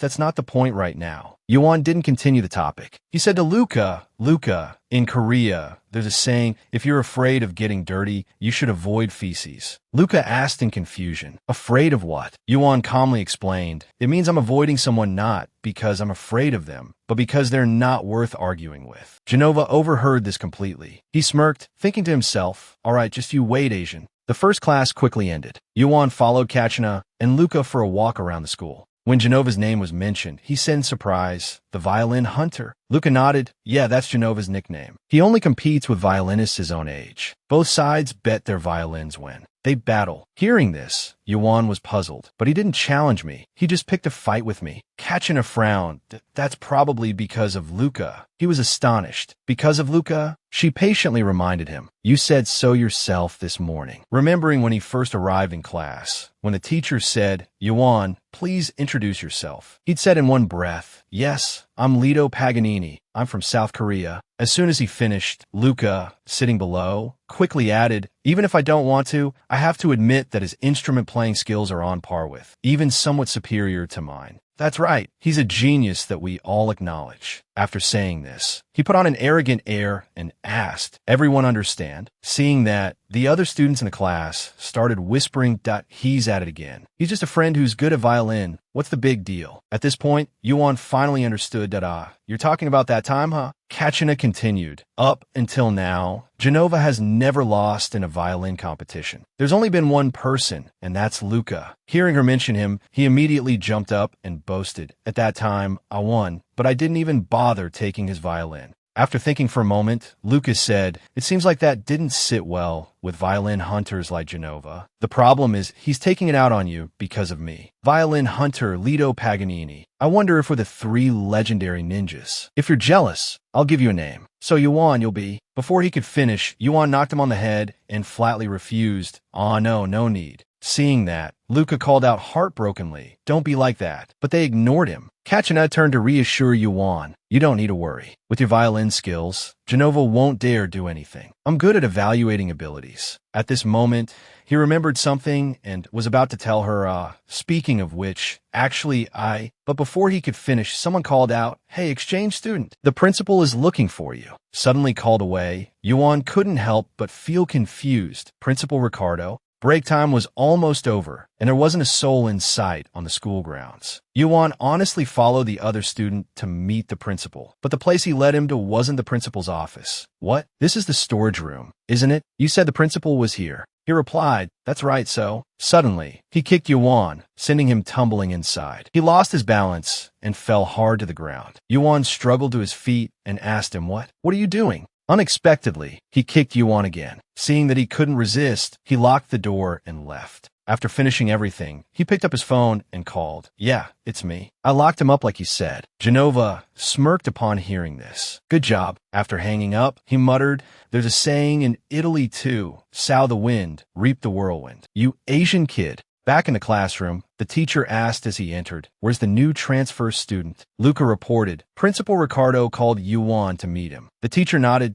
Yes, that's so." He then looked worriedly towards Yuan's seat. "That kid Yuan, class is about to start, and he still hasn't come back." Meanwhile, in the storage room, Yuan was banging on the door, creating a loud noise. After a while, Yuan stopped and grumbled, "I left my phone in the classroom, so I can't call anyone. I'll just have to wait." He then started to calculate something. But before long, Yuan decided to give up. "Forget it. I'm staying in the... It's Mr. Ricardo. I'll just lie down on the floor. If I'm not back by late evening, someone will come looking, right?" He wondered how much time had passed before the school bell rang, signaling the end of class. Luca came looking for Ricardo. He was surprised. "What? You didn't call Juan?" Mr. Ricardo calmly replied, "Well, I did have a few things to discuss with Juan, but I was planning to talk with him casually at home." "Is something the matter, Luca?" Hearing this, Luca hesitantly replied, "About that, Juan," but he stopped mid-sentence. "Wait, don't tell me Juan is skipping class? Oh man, if I say something, I'll be ratting him out." Thinking this, Luca quickly waved his hand. No, it's nothing, sir." He thought to himself, "All right, I'll go look for him first." Then, Luca hurriedly left. "Thank you, sir. I'll get back to class." Leaving the principal's office, he went outside to wait for Juan. Just then, Genova walked over and called out, "Hey, Luca, why do you look like you stepped in something?" Looking for something. But Luca didn't want to interact with him, so he frowned and said, "Get out of my way. I don't have time to talk to you." Hearing this, Genova asked, "Looking for that Asian kid?" As soon as he heard this, Luca knew it was related to him. So he yelled, "You bastard. It was you, wasn't it?" Very quickly, Luca found the storage room. He anxiously opened the door and called out, "Moon Juan, are you okay?" But Juan just calmly looked at him. "You're here." Seeing Juan's reaction, he was taken aback. "Juan, what are you doing?" Juan casually replied, Tikingono. Juwon's indifferent attitude made Luca furious. Seriously, what's wrong with you? I went to all this trouble to come and rescue you, and you're taking a nap? Even as they walked outside, he continued to grumble. Taking a nap? Juwon replied matter-of-factly, I was locked in. What else could I do? You came earlier than I thought. I figured someone would come looking for me by evening. Hearing this, Luca grumbled, I had to ask Genova. Juwon, as if he had already guessed, muttered, Genova, it was him as expected. Then he asked, did you ask him why he locked me in? Luca honestly replied, well, it was a trade. As soon as he said this, Juwon asked in surprise, a trade? What kind of trade? Luca waved his hand, changing the subject. It's nothing. It's almost time for specialized class. Do you know where the music room is? Juwon didn't think much of it and replied, you'll have to show me. So Luca pretended to be sulky and asked, why do I always have to do everything? Juwon reminded him of the past. I showed you around when you were in Korea. Soon, it was time for the next class. Written on the board was a line in Italian, meaning specialized instrument mock evaluation. The teacher explained, today is the day for your specialized instrument mock evaluation. It's just to check your current skill level. This won't be counted towards your academic record, so you don't need to stress about it. Before the evaluation, since we have a new student, let's wait for him to introduce himself, and then we'll proceed. Hearing this, Juwon wondered, reserved. But then, he stepped forward and introduced himself once more. Hello everyone, I'm Moon Juwon, and my specialty is the violin. I look forward to your guidance. Unexpectedly, he was met with an awkward silence. He felt afraid. Despite that, Juwon remained unconcerned. It's okay. I'm used to it. To escape the awkward atmosphere, the teacher cleared her throat. The order of performance. She hadn't finished speaking when Genova raised his hand to interrupt. Teacher, I want to go first. Seeing this, the teacher was surprised. Genova, he repeated himself. Yes, is that all right? She immediately said, why not? Come on up. As he passed by Juwon, he couldn't help but mutter to him, watch closely, Eastern boy. Let me show you what real music is, something you can't even imagine. But Juwon didn't want to pay attention to him. He frowned, picking a fight again. Genova quickly walked onto the stage. The piece I will be performing is Zada by Monty. Hearing that he wanted to use this piece for the audition, the teacher exclaimed, oh, as expected of Genova. The piece he chose is quite interesting, isn't it? Juwon was obviously familiar with this piece as well. If it's Zada, this is a work composed by an Italian composer, Monty. It takes its scales and rhythm from Hungarian folk music. Zada's characteristic is its opening, titled Rhapsody, with a lyrical nature beginning with a slow and heavy melody that captivates the listener. As the song progressed to the middle section, Genova became even more arrogant. He focused on the music he was performing, completely immersing himself in it. Because at this moment, the highlight of the piece appeared, which is called the Frisch. The entire auditorium was filled only with the sound of Zada. The fast melody heightened the listener's excitement, coupled with the unique and cheerful rhythm that captured the hearts of the audience. Genova's performance ended. Listening for a while, Juwon couldn't help but exclaim, the most astonishing thing is the accuracy of the rhythm and pitch. This is not an easy piece for someone his age. His skill is almost on par with Luca. Genova himself was well aware of this. That's why he was so haughty. At the end of the piece, Genova became even more confident, arrogance clearly visible on his face. But suddenly, his face paled and he was covered in sweat. Then, Genova smirked. He looked directly into Juwon's eyes and said, that's enough of the greetings, Eastern boy. Seeing that he didn't respond, Genova raised an eyebrow and continued to provoke him. Now that you've received such a warm welcome, shouldn't you do something in return? Come on up, it's your turn. But Juwon remained silent. Juwon asked back in bewilderment. Me? Genova scoffed and replied, yeah, everyone wants to hear you play. So if that's the case, come on up and perform for everyone to enjoy. He turned to ask the teacher, is there any problem with that, teacher? She replied, no, it doesn't matter who goes first. Seeing this, Juwon sighed softly. He slowly rose from his seat. The whole class suddenly became noisy, whispering to each other. Is it him? Yes, yes. Luca praised him so much his jaw almost dropped. Luca immediately retorted. When did my jaw drop? He bit his nails anxiously and thought to himself, I believe in you, Moon Juwon. Luca recalled the earlier conflict with Genova. He had angrily shouted, you bastard, this is your doing, isn't it? Where's Juwon? Genova had sneered in response. Ooh la la, I think I know where he is, but I seem to have suddenly gotten amnesia. What a shame. Luca grabbed him by the collar and yelled, "That bastard!" He sneered at O, right? Genova made a demand. "If you agree to a bet with me, maybe I'll remember where he is?" Luca asked, confused a bet. Genova said arrogantly, "Yeah, you were praising him endlessly about how talented your Eastern friend is." Luca asked suspiciously, "So, what's that got to do with you?" Genova challenged him. "What if I beat him? In today's skills test, if I win, you have to give up your spot performing at the European Youth Music Festival." Luca asked in surprise what. Genova continued in a low voice, "If you agree to this condition, I'll tell you where your friend is being held." Luca's hands started to tremble. Genova asked smugly, "So, not bad, right?" Back in the present, Luca smiled confidently, thinking to himself, "It's all right. There's no way Juwon will lose to Genova. Definitely not. Haha, Juwon is someone I've acknowledged." At that moment, Juwon was slowly walking up to the podium. He slowly announced, "I don't know how to play the violin."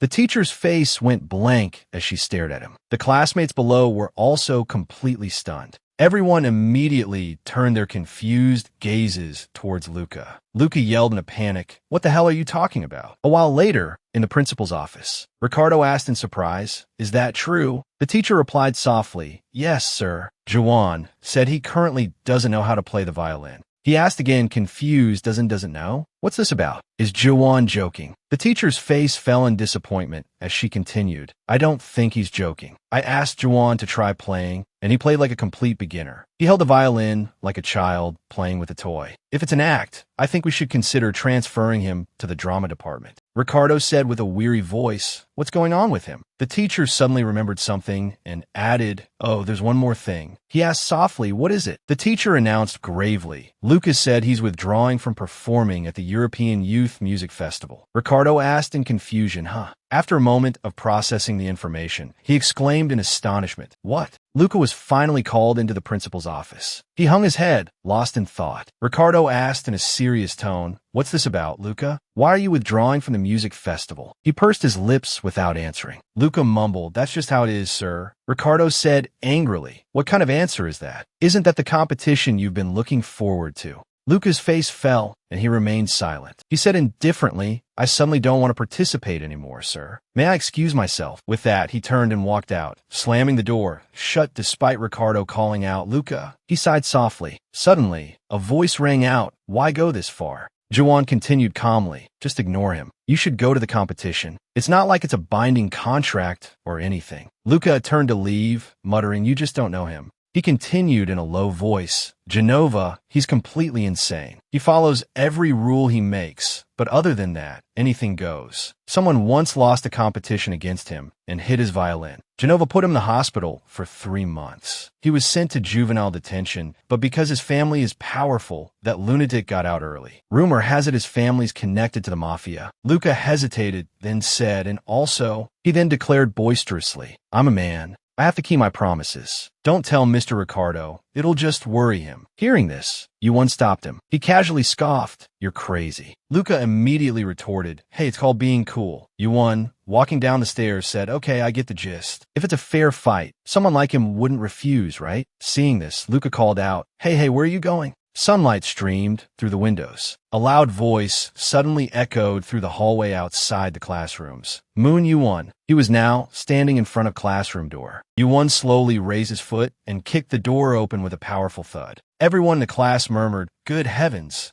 who is that?" "I think he's the exchange student from the next class." Yuan spoke flatly, "Listen up." He then asked in a gruff voice, "Who's the worst violin player in this class?" The class immediately fell silent. A blond boy with glasses naively replied, "It's me." Yuan shook his head, "No, not you." He slowly walked over to another desk. Looking at Genova, Yuan calmly stated, "It's this guy." He growled, "You, come out here. Fight me." Genova looked stunned, staring at him in disbelief. Yuan, his face grim and menacing, ordered, "Come out here. Fight me." Everyone around them froze. Some people chuckled and said, "Is this a joke? You don't even know how to play the violin." Yuan, unfazed, pointed in another direction and said, "True. He then pointed directly at Genova and declared, "But beating this guy is more than enough." Genova, insulted, was so angry his veins bulged. "Damn it." Yuan, ignoring his expression, fixedly asked something else. "If I win, your bet with Luca is off. If I lose, I'll give you any violin you want. What do you say?" Genova stood up from his chair and replied, "No." Facing Yuan's calm demeanor, he continued, "Your cheap violin isn't worth that much." With a menacing grin, he clenched his fists and made a snapping motion. "If you lose, I'll break your right arm." Snap, just like this. Genova leaned close to Yuan's ear and asked, "Deal?" "Agree, and I'll play with you." Yuan was silent for a moment after hearing this wager. Finally, he concluded, "Fine." Luca arrived shortly after, slamming his hand on Yuan's desk in protest. In a way, he angrily and anxiously scolded Yuan. You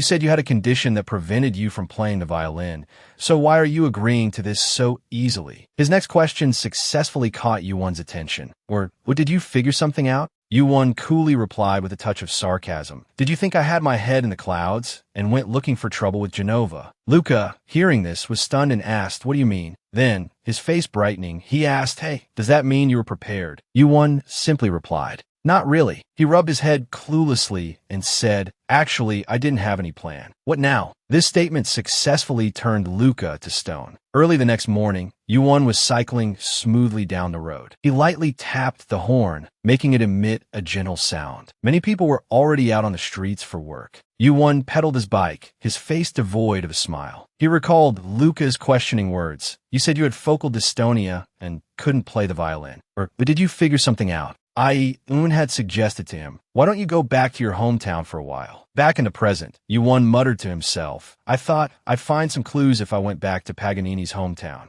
The wheels kept rolling steadily as he spoke. Who would have guessed? I haven't found any clues, only encountered troublesome things. He felt a bit frustrated as he remembered Genova's words, "If you lose, I'll break your right arm." The morning sunlight shone down on Yuan's head as he pondered. "I wonder how long it takes to recover from a broken bone. But if Dad finds out, he'll be so sad. I have to find another way." Suddenly, a hand appeared in front of him. A blonde girl ran out in front of Yuan. He slammed on the brakes, his face paling as he yelled, "Watch out!" The screech of the suddenly braked bike echoed. A crashing sound rang out in the middle of the old city. The bicycle fell over after the collision. Yuan also landed on the ground. He sat leaning against the wall and groaned, "Ouch." Yuan looked up in bewilderment. That was close. Why all of a sudden? The girl from earlier felt his face and called out, "Toby." She squeezed Yuan's face, asking Toby. Angelica, with a dazed expression, muttered, "This feels strange." "It's not Toby." Yuan, his face still being held by the girl, was bewildered. "Huh?" He recalled the image of a blonde girl from the past. "Nice to meet you. Are you Paganini?" The girl from his past life had innocently taken his hand and asked, "I heard you're really good at playing the violin. The whole village is talking about it."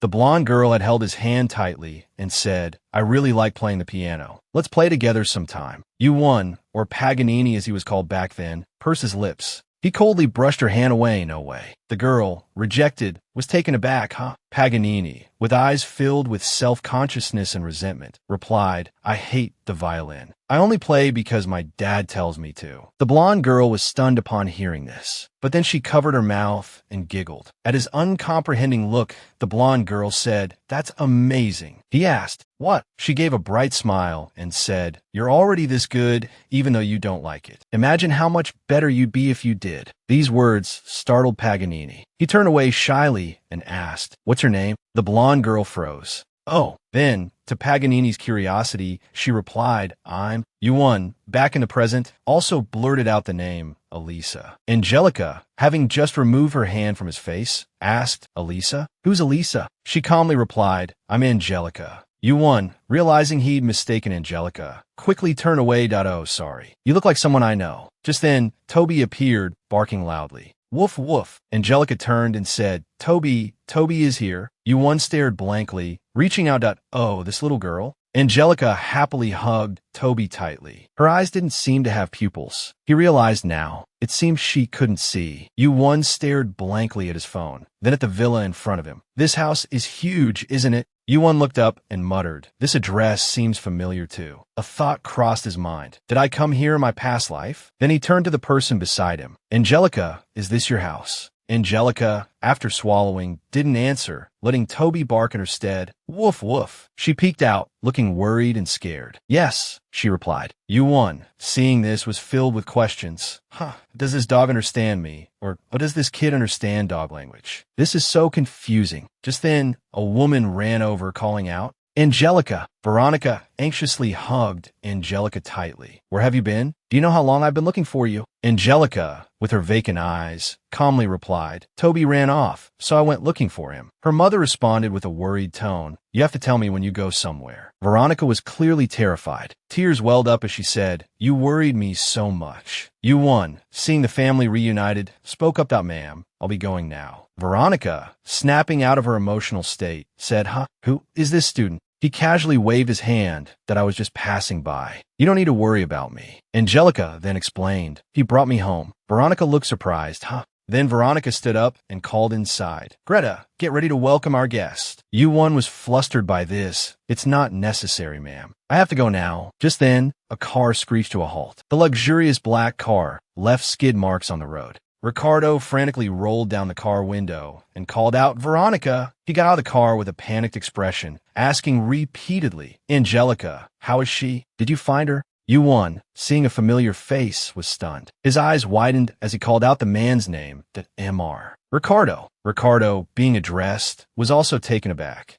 Yuan, Angelica, and Veronica were left in confusion. Night quickly fell, casting a deep purple hue over the villa. Several plates of exquisite Western dishes were laid out on the table. Ricardo raised his glass of wine, took a sip, and said, I want to thank you. Thanks to you, we found her. Veronica is very grateful too. Yuan calmly ate his dinner and replied, It was nothing. I just happened to meet her and brought her back. Hearing this, Ricardo quickly changed the subject that I heard from Ms. Andrea. You're having a hard time playing the violin lately. Yuan, hearing this, paused with his fork halfway to his mouth. He lowered his fork and nodded. Yes. Ricardo reassured his student, I'm not going to be too demanding. Just relax during this time. You don't need to think. Don't mention it, Yuan replied, bringing the sausage close to his mouth. Thank you very much, sir. He chewed the sausage, recalling Genova's threat to break his arm. It seems my peaceful days are numbered. Don't let him find out about that. Yuan smoothly changed the subject. S.O. Where are your wife and Angelica? Ricardo calmly replied, They'll eat later. He began to explain, After what happened to Elisa, things have changed a lot. Angelica has become timid, not as lively as before. This story made Yuan pause, his skewer of food frozen midair. I see, he replied. They continued their meal in silence. Yuan couldn't bear the silence for long. He coughed softly and then, looking toward the distant piano, asked, Oh, there's a piano over there. It looks like a valuable instrument, doesn't it? Ricardo also looked towards the gleaming piano. It is indeed a valuable instrument. It was made by an engineering student named Piazzoli. He added, Its melodies are truly captivating. It's hard not to be mesmerized when it's played. Yuan, now in robotic mode, offered insincere praise. Is it that wonderful? I'd love to hear its melodies sometime. Ricardo's eyes darkened. He spoke with a heavy heart. Angelica was its previous owner. Ever since her accident, no one has been able to play it quite the same way. Robotic Yuan's CPU immediately sputtered and deflated. I understand. I apologize. Silence fell between them again. Ricardo broke it. It's nothing. Eat your food. Yuan obeyed. Yes, sir. Night quickly fell, and everyone went to bed. Yuan slipped down to the living room alone. He covered his mouth with difficulty, thinking, I ate too much. My stomach feels uncomfortable. Yuan, dizzy and lightheaded, looked around the house. This house is so big, I can't find the bathroom. I think I'm going to die. Suddenly, a distant sound caught his attention. Yuan quickly recognized who it was. It was Angelica. He stared at her, wondering, what is she doing here? Yuan approached her and asked, Excuse me, can I ask you something? His footsteps startled Angelica, and she hid fearfully behind a potted plant. Yuan helplessly raised his hands and asked, Where is the bathroom? He suddenly noticed something unusual. Standing in the middle of the room, Yuan wondered, Is she looking at the piano? He approached her in a daze. He lifted the key cover. He remembered Elisa from his past life, cheerfully asking, Do you really know how to play? Paganini had shyly replied, Yes. She then requested, But I want to hear. Play it. Yuan in the present placed his fingers on the keys. Melodious sounds rang out for the first time. Angelica heard the music. She emerged from behind the potted plant and approached. Angelica came closer to Yuan. He smiled, looking at the keys, while she smiled, looking at him. Music filled the house. Angelica then clapped her hands. With vacant eyes, she applauded him as if in praise. Yuan was bewildered at what's going on. Can I play the piano? He put his hand to his chin, lost in thought. Oh, I know how to play the piano. If so, then, Angelica finally spoke. Play one more song. Yuan turned his head. Angelica requested again. Point one more song, quickly. Toby, nearby, barked in agreement. Woof. Yuan smiled at the request. He turned back and agreed. As many as you want. Yuan's hands returned to the piano keys. The starry night sky was beautiful that night. Angelica listened to the music and smiled happily. The next morning, Yuan rode his bike to school. The wind blew through his hair. Luca and Kachina blocked Yuan's path and called out, "Hey, Mun Yuan." But he sped past on his bike, making Luca yell angrily, "Don't ignore me, you jerk." Yuan slammed on his brakes. He stopped his bike and waved, "Good morning." Luca, finally catching up to him, said breathlessly, "It's still early for class. Why are you in such a hurry?" Kachina, perceptive, realized the reason. It seems like he's in a good mood. He looks radiant today. He trailed off, then asked himself in surprise, "What? Radiant?" Kachina studied Yuan's face. The corners of his mouth are slightly upturned. Luca, seeing this, stammered with a myriad of questions. What's going on? Are you sick? Yuan, in a cheerful mood, replied, "You got me. I am happy." This left both his friends speechless. Luca's jaw dropped in shock. "What? That expression means you're happy." Kachina calmly asked, "So what happened?" Yuan, his face still not quite matching his cheerful tone, said, "I can play the piano now." Luca, overjoyed, exclaimed with stars in his eyes, "Huh? Really? You started playing the violin again?" Yuan calmly denied,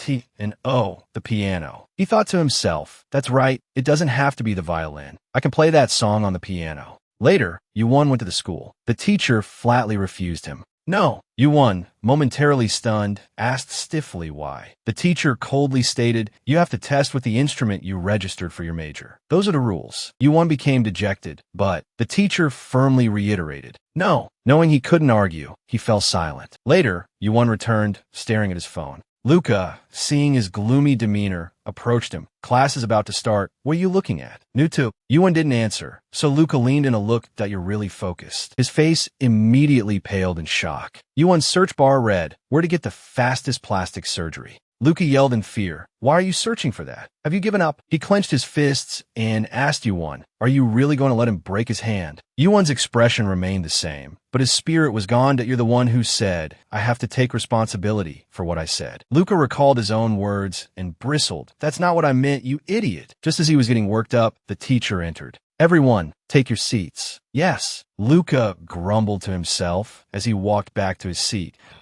Yuan really going to let this happen? What should I do? Should I wear a mask and play the violin for him? Yuan also noticed his friend's action. He looked at Luca, who was racking his brains for him, and thought to himself, "Cassander, is that right?" And Luca's pointing at his own head, trying to figure something out. "Should I step in and resolve this? If I don't have an excuse to do so, things will get even more complicated." The teacher then told him, "Sit down, Luca." Hearing this, Luca stopped thinking and replied yes. Suddenly, the whole class became noisy. "Hey, look, it seems like there's a kid riding a dog out there, right?" Yuan, sitting in class, grasped the main point. A kid. He saw Angelica's back outside. Yuan also saw Toby's mouth. This made him stunned. "What's that?" He looked out into the yard and realized, it's Angelica. Yuan, sitting in the classroom, looked out the window and wondered, is she here to see Mr. Ricardo? He suddenly realized the problem. "Don't tell me." Last night, Angelica had tugged on the corner of Yuan's shirt, pleading, "Play it for me one more time, one more time." He called her name.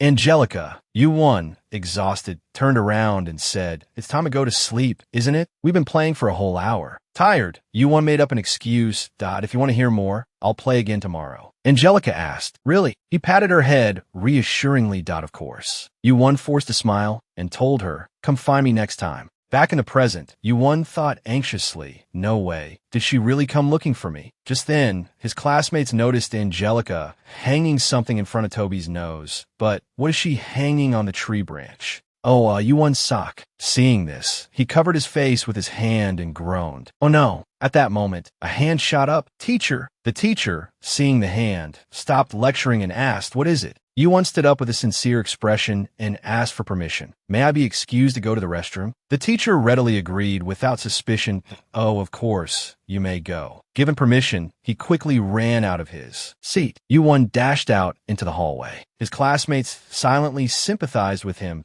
He's in deep trouble. Almost there. Hurry up, buddy. Yuan, his face expressionless, ran like the wind outside. In the long hallway, there was only one locked room. Inside the room were potted plants filled with soil. Yuan hurriedly rummaged through them. I remember putting it somewhere around here. A small bag, hidden among the pots, appeared, found it. This was the bag Emily had given him, saying, "If you get homesick, eat this." Yuan held it up in front of Angelica and asked, "Honey rice cakes, do you want some?" "I brought them from Korea." Hearing the word Korea, Angelica's interest was piqued. She came closer and sniffed the rice cakes. Then, Angelica took the bag of rice cakes and innocently asked, "Can I give some to Toby?" Yuan calmly replied, "I don't know, but probably not." After that, only Angelica nibbled on the rice cakes. After she finished eating, Yuan crossed his arms and asked, "So, why did you come to school?" Angelica replied, nonchalantly, "School?" He asked helplessly, "Did you come to the auditorium?" Angelica, still eating the rice cakes, answered, "Yeah, I came to listen to the piano as promised." Yuan suddenly remembered what he had said last night, anytime. He tilted his head and asked her now. Yuan scratched his cheek, thinking to himself, "If I'm gone for too long, everyone will get suspicious."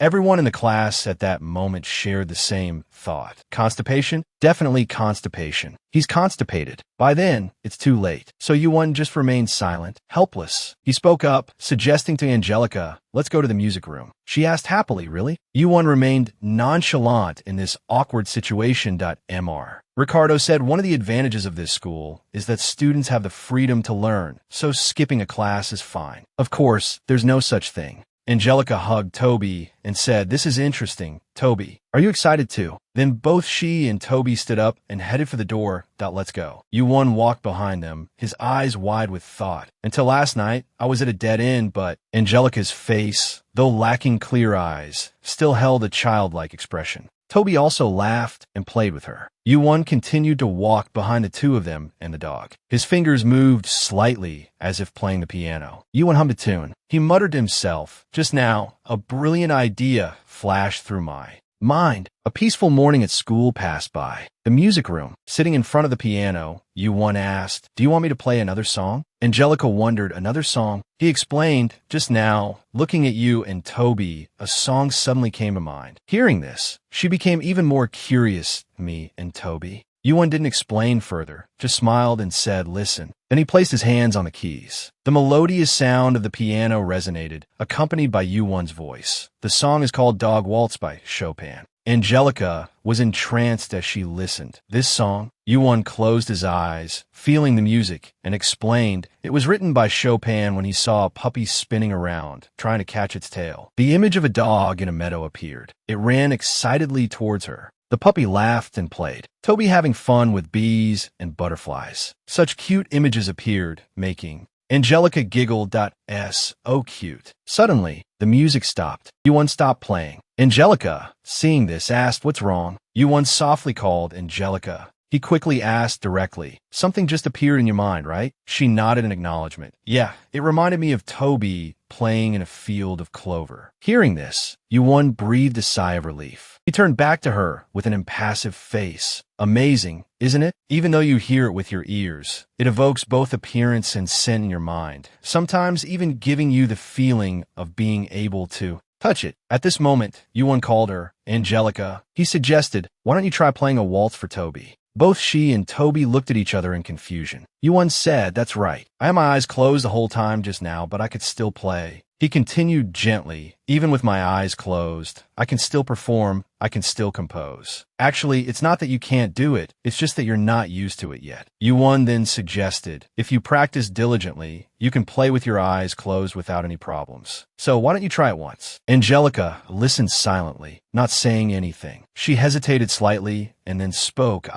Suddenly, Ricardo appeared, asking sternly, "What are you doing here instead of being at home?" Angelica gasped, "Dad." Toby barked beside her, as if acknowledging his owner. Woof. Yuan, also present, politely greeted him. "Mr. Ricardo, you're here." Ricardo walked over to his daughter. "Angelica, what are you doing here?" he asked. She replied honestly, "I came to listen to the piano." He sounded dubious. "The piano?" Seeing the tension, Yuan quickly intervened to explain. "Well, it's like this." After a brief explanation, Ricardo understood the situation. "I see," he said, his voice filled with approval. He turned to Yuan. "I'm very happy you can play the piano. I had no idea you were so skilled, Yuan." Yuan hesitated slightly before asking, "So, could I perhaps play my own composition on the piano?" Ricardo couldn't give him a definite answer. "That's not my decision to make. Ms. Andrea is in charge of that, so I can't promise anything." Yuan let out a disappointed tisk. Suddenly, Ricardo placed his hands on the table. He seemed to hesitate, and also, then he clasped Yuan's hands in his own. He spoke with a certain earnestness, and also, he held Yuan's hands with a newfound respect. Then he made his request. "Why Yuan? Please look after Angelica for me." Yuan was surprised but replied, "Yes, sir. Please don't expect too much from me." Ricardo's voice was tinged with sadness. This is the first time Angelica has opened up to anyone since her accident. He was trying to contain his emotions, his body trembling slightly. She's even showing interest in the piano again. He paused before she avoided it completely. "As a father, I'm asking you just this one thing. Please teach Angelica for me." His voice choked with emotion as he thought of his daughter. Oh no. It's all for Angelica. After the short meeting, everyone returned home. The car drove smoothly down the street. Angelica gazed happily at the cityscape through the car window. Her hand gently stroked Toby, who was sitting beside her. Toby, enjoying the affection, gradually drifted off to sleep. Tom drifted back to the past. Toby's eyes suddenly brightened, as if reliving a happy memory. A younger Angelica sat at her piano, playing intently. Her fingers danced nimbly across the keys. She was clearly enjoying doing what she loved. Suddenly, Angelica turned around. She called out cheerfully to the puppy behind her. "Toby!" Angelica ran over and patted his head. "Are you listening to me play?" Toby barked in response. Angelica couldn't resist bragging to her pet. "Look, this is the amazing piano Dad bought me. Doesn't it sound great?" Toby barked excitedly several times. "Woof, woof." Angelica patted Toby's head again. "I'll play more after dinner." Toby, his eyes shining, barked again. "Woof." But in the next moment, the scene before Toby's eyes darkened. It seemed as if he had witnessed the entire accident that befell his owner.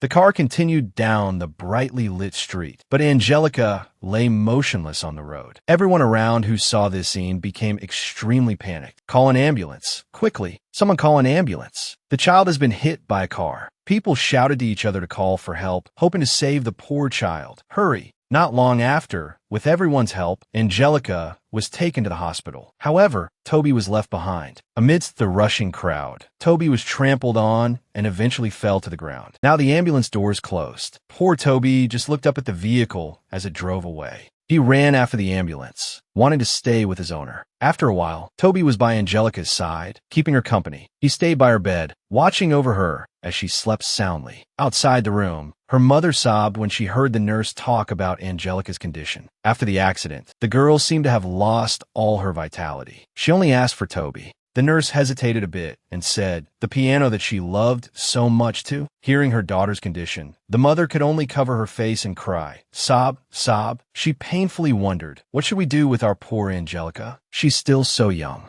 Inside the room, Angelica hugged her puppy tightly and softly called, "Toby." She kissed him affectionately on the head.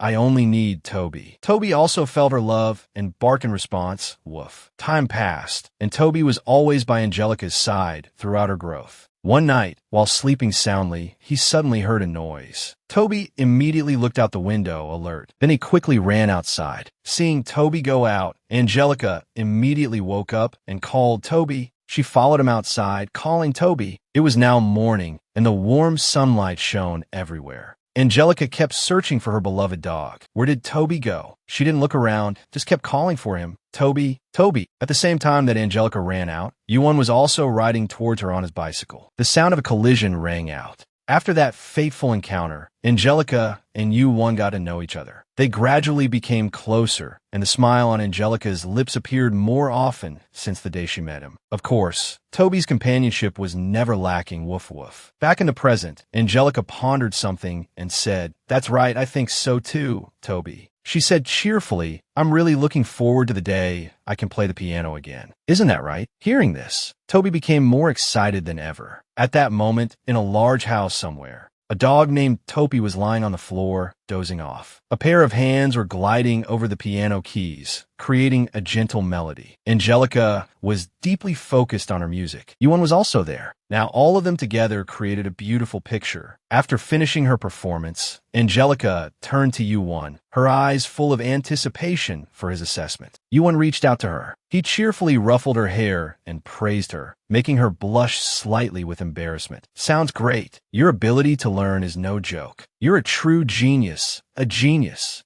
Angelica exclaimed in disbelief. "Really?" Yuan immediately nodded in agreement. "Yeah, if you practice regularly, you might even play better than Michael." Hearing him mention a stranger, Angelica immediately asked, "Who's Michael?" Yuan readily replied, "Oh, he's an American friend of mine." While Yuan was praising her, Michael, on the other side, was itching his ear incessantly. He plays the piano very well. After scratching his ear, Michael acted as if nothing had happened and blew on his hand. "Phew, who mentioned me?" Emily, beside him, witnessed this and remarked with disdain, "Idiot, go wash your hands." This successfully provoked Michael, and the two began to argue. "Humph, who are you calling dirty? You're the one who doesn't wash their hair." Ha-jun, seeing this, pleaded with them in exasperation, "Come on, you two, stop fighting." Ha-jun and the others, accustomed to this scene, could only sigh in resignation. The scene shifted back to Yuan. He patiently described his two friends to Angelica.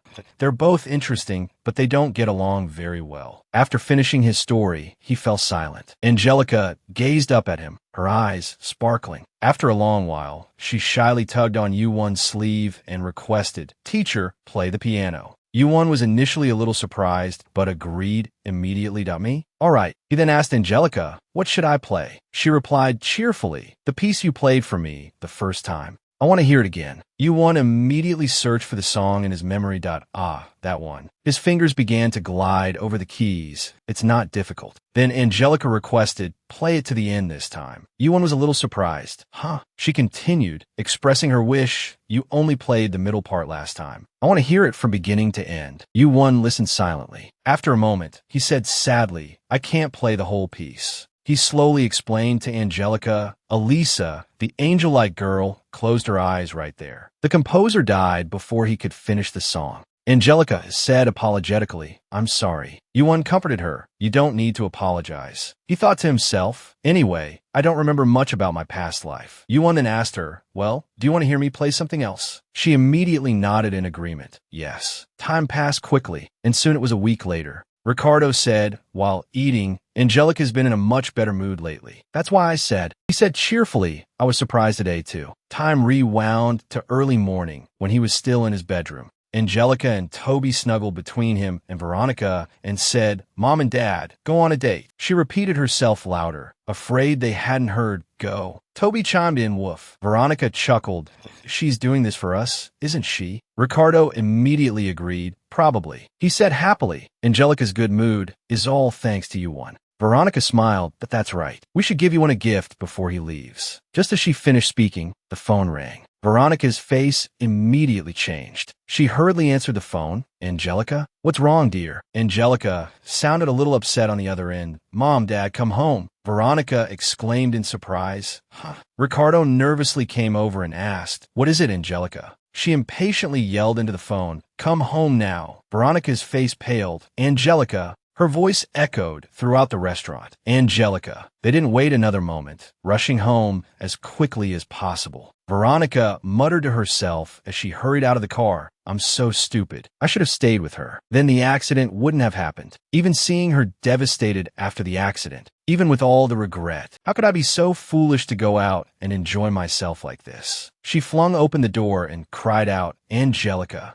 The house was silent. No one answered. Ricardo started calling for her. "Where are you, Angelica?" Veronica cried beside him. "Please, come out, Angelica." She prayed silently. "Please, God, don't let anything else happen to her." Just then, they heard a noise inside the house. The couple's tension reached its peak as they both called out, "Angelica!" Tears welled up in Veronica's eyes. At that moment, a welcoming voice appeared. "Guests have arrived." Yuan cheerfully said, "Please, have a seat." The couple stared in bewilderment as they saw their daughter sitting at the piano. Is Angelica's performance about to begin? She was focused, preparing to start her performance. Ricardo and Veronica were stunned by the sight before them. Angelica was sitting poised at the piano. Yuan approached and gestured, softly saying, "Please, have a seat." Veronica sat down, bewildered, and asked Yuan what's going on. He smiled and explained, "This is a surprise concert Angelica prepared for you." She suddenly recalled a painful memory. Angelica's world was plunged into darkness. She murmured, I can't see the music anymore." Ricardo asked in surprise, "Angelica, playing the piano?" He thought to himself, it's been so long since she played. He looked at Angelica's somewhat tense face and wondered, is she pushing herself too hard? Suddenly, Toby came over and licked her hand reassuringly. Angelica took a deep breath and composed herself. She closed her eyes and began to focus. On playing. A gentle breeze blew through the curtains, and the soft melody of the song drifted out. Toby wagged his tail excitedly as he listened. The soothing sound filled the room, the rising and falling melody like a loving confession that Angelica wanted to convey to her dog, Toby. Ricardo asked in wonder, "What song is this?" Yuan explained, "This is a song Angelica wrote while thinking about Toby. It's called My Family." He smiled and introduced the first movement, Toby Wants That. The melody was full of joy, and Toby danced around her. Ricardo asked suspiciously, "Angelica composed this?" Veronica gasped, "Oh my God." Suddenly, Toby approached her, wagging its tail, causing her to ask in confusion, "Toby?" It began nuzzling its cheek against Veronica's hand. Yuan softly asked, "The rhythm is elegant and cheerful, very suitable for Toby, isn't it?" She nodded, replying yes. And the second movement is called. Angelica gently pressed the piano keys, creating a clear, bright sound. The wind blew the thin curtains, and the sunlight quickly shone on her, creating a beautiful scene. Each melody she played carried a magical power. Yuan slowly continued, "My parents." Each note seemed to touch the depths of Ricardo and Veronica's hearts, leaving them stunned. They remembered the time before, when Angelica was still an innocent little girl who loved to play with her parents. The family of 3 lived peacefully and happily with Toby. Ricardo pointed Angelica towards the present in front of her. She was overjoyed to see the piano. Angelica excitedly sat down and began practicing, encouraged by her parents. She was very happy with her family during that time, and right now, it was as if she had returned to that happy time. Memories with her parents, from childhood to adulthood, gradually appeared around Angelica. Ricardo and Veronica were still astonished, immersed in the emotions of each melody. Angelica thought to herself, I can't say it. My family became gloomy. She felt insecure and could only hide in a dark room. Her parents' laughter and conversations decreased. The music in the house had stopped playing at some point, and the piano remained there, covered in dust. Angelica blamed herself. It feels like it's all my fault. Actually, I really want to say, she felt as if a hand was gently placed on her shoulder. She always wanted to thank her parents for giving birth. To her, thank you, Mom and Dad, for loving me endlessly. And I love you both very much. Angelica's emotions surged. She felt happy that her parents had always supported her on her musical journey. The gentle, poignant sounds the young girl played echoed throughout the room. Yuan silently observed, her technique is still unrefined, her pitch is unstable, and the rhythm often slows down. He glanced to the side, pondering, but Angelica's emotions have touched their hearts. Ricardo and Veronica were now leaning on each other, shedding tears of happiness. Yuan thought to himself, it's precisely because of that this performance is so special, a wonderful performance that could be compared to any famous performance in the world. Veronica wiped her tears and softly said, I really want to hear Angelica play again. She turned and gratefully said, Thank you, Yuan. She's like this thanks to you. He shook his head slightly and replied, Not at all. I haven't done anything. Yuan thought to himself, I'm telling the truth. This child has had an outstanding talent for playing the piano from the very beginning. He thought, perhaps that's why every time I see her, You felt a bit nostalgic about a distant memory. I remember Elisa. Angelica's playing also came to an end. Finished. Everyone in the room immediately burst into applause. You began to speak. Wow, Angelica. Suddenly, she interrupted him. There's one more song. They all looked at her in surprise. Angelica slowly placed her hands on the keys and took a deep breath. She said in a low voice, "The last song is called For Paganini." Hearing this name, you froze. In astonishment, he wondered silently, why would she? But by then Angelica had already begun the piece, and you could only think to himself, that song title. A few memories from his past life surfaced. Elisa is the daughter of a noble family where my mother worked. After hearing the music, he blushed and applauded. "Did you really write this, Elisa?" He continued to praise Elisa. That was amazing. The song was so beautiful. I didn't want it to end. Elisa was delighted by his compliments. "Thank you for listening, Paganini." He thought to himself, she's the only friend I have. Because my practice schedule is so demanding, I can't make friends with anyone. Paganini looked at the sheet music in Elisa's hands and asked curiously, "But what's the name of the song?" Elisa replied, "It doesn't have one yet. I'll name it after it's finished." Paganini asked, "Is that so?" He stroked his chin thoughtfully. "The melody is gentle and sentimental. If it were me, I'd call it." Just then, Elisa exclaimed excitedly, "That's it, Paganini. When the song is finished, let's play it together." Paganini blushed and turned his head away, embarrassed. "Play it together?" Elisa was full of anticipation. "Yes. I've never heard you play the violin before, so I really want to." Paganini mumbled, "Violin." A loud shout suddenly rang out. "Pathetic." The voice continued to scold. "You're playing worse and worse. I thought you had talent, but you haven't improved a bit in months." The door slammed shut, leaving Paganini alone in the room. He looked down sadly at the violin in his hands. It seemed as if the instrument itself was beginning to warp and distort. Elisa was extremely curious. "What about the violin?" Paganini answered her coldly. "I told you I don't like it." Elisa clenched her fists in disbelief. "Why?" "Everyone says you're a once-in-a-millennium violin prodigy." Paganini immediately denied it. "That's just a rumor. I don't have any talent." Elisa leaned down and looked directly at him. "You're lying. I could tell by watching you play the piano." Elisa affirmed, "You love music." Paganini stubbornly continued to deny it. "I don't." Elisa asked him angrily, "Then why do you play?" Paganini countered with a question of his own. "Why? Why do you play?" Elisa was taken aback. "Tell me." She looked out the window and said, "I told you I live for music." Paganini's eyes widened in disbelief. "You live for music?" Elisa confirmed, "Yes." Paganini looked skeptical. "What do you mean?" Elisa urged him, "Don't question it, just listen." She explained, "Actually, I had a terrible nightmare last night, so I was in a really bad mood this morning." She pressed a few keys on the piano, but Elisa smiled, explaining to Paganini, "When I play a happy song like this, I don't know why, but my mood improves." The smile on her face grew even brighter. "I become this happy just by playing a few notes." "Isn't that amazing?" Paganini seemed confused. "Isn't that just a give-and-take relationship?" Suddenly, a mechanical voice rang out. "You like music because it makes you happy." He finally understood that.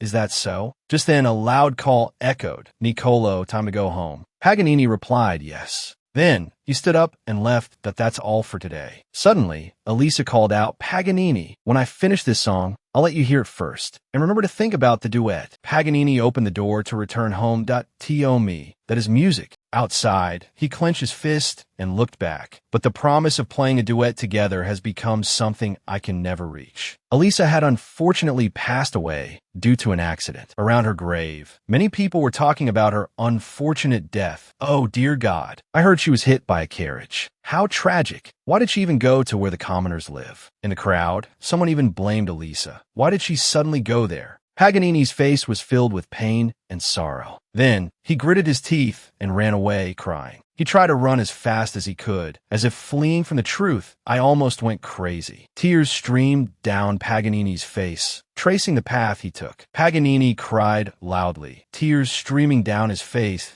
I screamed until I couldn't hear my own voice. That anger never went away. For a long time, Paganini seemed to live like a lifeless corpse, and that's how my heart broke. His mother, seeing him like this, was utterly helpless. Not again. An old stack of papers was brought to Paganini. The landlord and his wife gave this to you. Paganini's face was gaunt, his hair disheveled. He seriously read the papers in his hand. It turned out to be a stack of sheet music addressed to Paganini. He shed tears once more, biting his lip to hold back the sobs that were about to erupt. He frantically searched for something within the papers. The ending, there's no ending. Paganini jumped up and ran to find his mother. There's only this much. The ending, I can't find the ending. His mother said that's all they found at the scene. From then on, he began to practice the violin frantically. I imagined the ending on my own, the part one could never hear in my lifetime. Paganini practiced tirelessly. I played the song over and over, as if I were playing a duet with her. While practicing, Paganini also wrote down his own ideas for the ending. The sound of the violin continuously echoed in the small house that I composed the duet for that song myself. Paganini released his hand and stood there silently, because only then could I finally let Elisa go. Suddenly, a round of applause erupted. What a wonderful performance. You finally regained your form. The man said, I'm proud of you. With this level of skill, next month you can. Paganini paid no attention to the man. Remembering Elisa's bright smile and words, he thought to himself, I live for music. That was the last thing she taught me. At this moment, he finally escaped the stream of old memories. Angelica was still focused on continuing to play the piece. Yes, Angelica thought to herself, the song Mr. Yuan played that day evoked a dream I'd long forgotten. She closed her eyes tightly. After that terrible accident, I fell into a deep sleep and had a very strange dream. In the dream, I was the one who composed a song. That song. Angelica opened her eyes, the image of Paganini immediately appearing in her mind. Angelica smiled, happily finishing the music, while thinking about the only friend I have, Paganini. The final notes were put down. A new piece of music was thus born. The girl clutched the sheet music in her hand. I hope when he hears this song, he'll understand my heart. Angelica played the music while wondering, didn't Mr. Yuan say he didn't know the ending of this song? She closed her eyes, smiled, and bowed her head. Of course, because from the very beginning, this song didn't have an ending. In that dream, I intended to complete the ending with Paganini. Suddenly, the sound of a violin startled her. Not only her, but Veronica and her husband were also astonished. Yuan closed his eyes, concentrating on continuing to play the music. Someone called out in surprise, Yuan. At this moment, Angelica's face suddenly flushed red. Then she refocused, completing the music together with Yuan. Ricardo found it unbelievable. How? Veronica immediately raised a finger. Chill. On the other side, Yuan closed his eyes, intently playing. He recalled old memories and thought the song was unfinished. So at that time, I believed the ending was lost. But it wasn't. He affirmed one thing. Elisa wanted to finish this song. With Paganini's answer, the sounds of the two instruments blended together as one. Ricardo's eyes widened. At first, the song was led by the piano. Now, it was the violin's turn to lead, reaching a crescendo like a response to the serenade. Ricardo's expression immediately changed. He reached out, wanted to interrupt Yuan and Angelica's performance, and Veronica quickly pulled her husband back. Be quiet. The music was gradually coming to an end. Yuan slowly opened his eyes. Angelica's hands, resting on the piano keys, also stopped. The two of them stood up and bowed to their only two audience members in the room. Ricardo and Veronica applauded continuously. Bravo.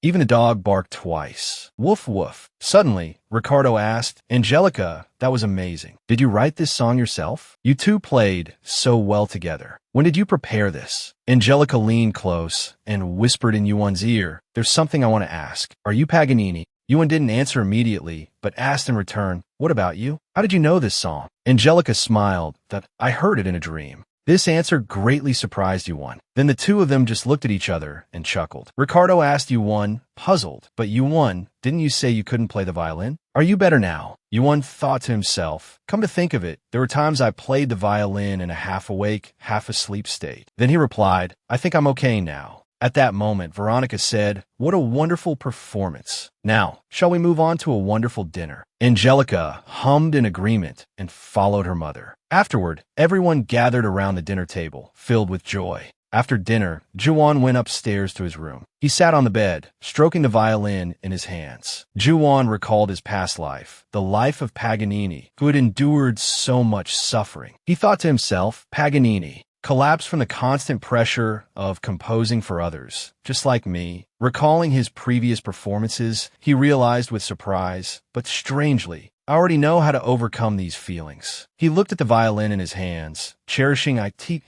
see my mother again. I thought I had to become someone exceptional, someone even my grandfather couldn't look down on. Then, Juwon placed the violin on his shoulder, closed his eyes, and began another piece. Perhaps that's why I was so hasty. He closed his eyes, relaxing his body and mind. Another melody began to fill the room. Juwon affirmed, because music is my lifeblood. The scene then shifted to the school. Many students were bustling into the building. Suddenly, a provocative voice rang out in front of Juwon. "What's this?" Genova, carrying a violin case on his shoulder, spoke arrogantly. "I thought you ran away because you were scared of me." Luca called out in a low voice, "Genova." Genova stood before Juwon and issued a threat. "But even if you run, I'll catch you. I don't know if you know this, but my family is quite influential." He gave Juwon a cold stare and uttered his final words, "As long as you're here." Without waiting for him to finish, Juwon coldly walked right past him. Being ignored left Genova utterly stunned. He smirked and clicked his tongue. "TSK." Then he burst into maniacal laughter. Lucas said in a low voice, "Just you wait, you little punk. When I win, don't go hiding in a corner and crying." After walking a short distance, Luca hurriedly warned Juwon, "Look, you're poking a hornet's nest, you know?" Juwon indifferently asked, "Hornet's nest? What?" Luca exasperatedly explained, "I mean Genova. You just blatantly ignored him." Hearing this, Juwon became even more confused. He looked at Luca with a bewildered expression. Suddenly, a thought flashed through Juwon's mind. "Oh, he was greeting me just now." At this point, Luca couldn't take it anymore. He yelled angrily, "It wasn't a greeting, you idiot. He was challenging you." Juwon replied, "I've been so busy lately that I forgot. I don't even remember the face of the guy next to me." Hearing this, Luca's eyes widened and his jaw dropped in astonishment. "You forgot Genova's face? Today's the day you're dueling him. Don't tell me you haven't prepared anything." Juwon skeptically asked him back, "Prepare?" He scratched his face and confidently declared, "There's no need. The outcome is pretty obvious anyway." Luca broke out in a cold sweat, wondering, is it too late to order a mask? He muttered to himself, "It won't change the outcome anyway. I can't do it." He thought, "The only person who can save Moon Juwon now is me." The scene shifted to the front of the music room. Lucas sat on his chair, his body trembling with fear. His face hardened. It's finally time. Before him stood Genova, his demeanor incredibly arrogant. Beside him was Juwon, still quiet and reserved, seemingly indifferent to everyone. The classroom was abuzz. As soon as the teacher entered, Luca thought the moment of the duel. The teacher said, "Everyone quiet down. Each of you will come up to the front and perform your original composition. Scores will be announced immediately." So, the first person stepped forward. Hearing this, Luca trembled, nervously biting his nails. His face paled with fear and tension. Damn it, I finally couldn't hold back. In the worst-case scenario, Genova might destroy me beyond repair. Thinking of this, he fearfully glanced toward Genova. Luca thought to himself, with what he's done before, what more can I say? As if sensing his gaze, Genova turned his head and looked up. Luca gritted his teeth, holding his forehead with his hand and wondering, how can Moon Juwon be so calm? Seeing Juwon calmly sitting beside him, Luca became even more determined. This absolutely cannot happen. At that moment, on stage, a student was performing their piece. The teacher closed her eyes, comforting herself. It seems composing is still too much for these children. Then she gave the score. C+, next. Genova immediately stepped forward. He held his instrument in hand, and only then did the teacher call out, "Genova." Immediately, whispers erupted around the room. "Look, today's the day, isn't it?" It is. The day the exchange, student, and Genova battle it out with their scores. Genova glared and shouted, "Listen up, Asian. This is like a requiem for you." Despite his provocation, Juwon remained completely calm.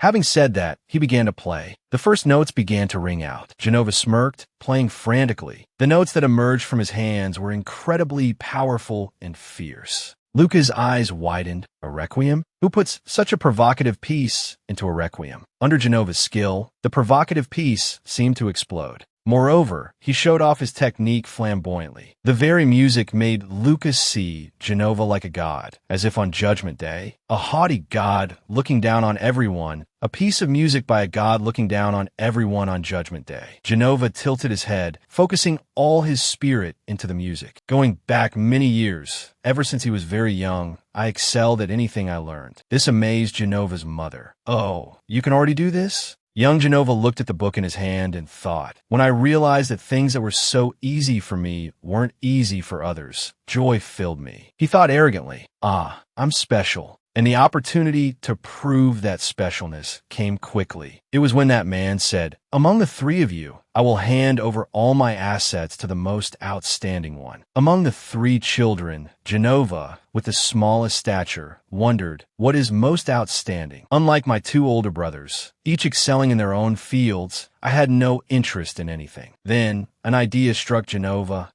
I just need to surpass my brothers, right? He glanced at their backs, a sinister smile forming. Then I'll be the most outstanding. I found an easy and entertaining way. First, my second, oldest brother, the one expected to excel in martial arts. Genova trained relentlessly, and then I defeated him after only 3 years of martial arts training. Just like that, he triumphed over his brother. Watching his brother being carried away, he thought, and made him never dare to boast about that mediocre talent again. A smug grin spread across his face that I'm superior. The facade crumbles before true genius. Truly entertaining. Genova shifted his attention to his other brother. Now, it's your turn. His transformation astonished his brother. That you've started learning the violin? Genova sighed, looking down. Yeah, I'm bored with martial arts. His brother, mistaking his demeanor for guilt, consoled him. I it because of Fabian's injury? It's my fault. Genova cut him off. It has nothing to do with Fabian. He turned and walked away.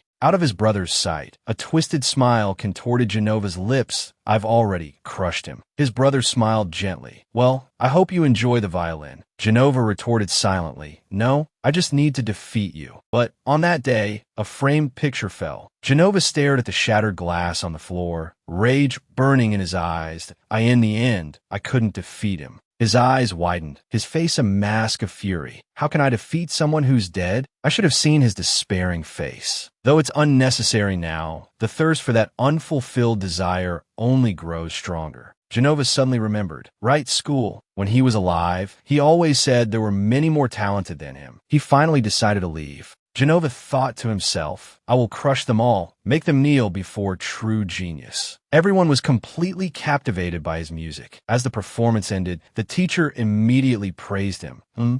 Excellent. A+.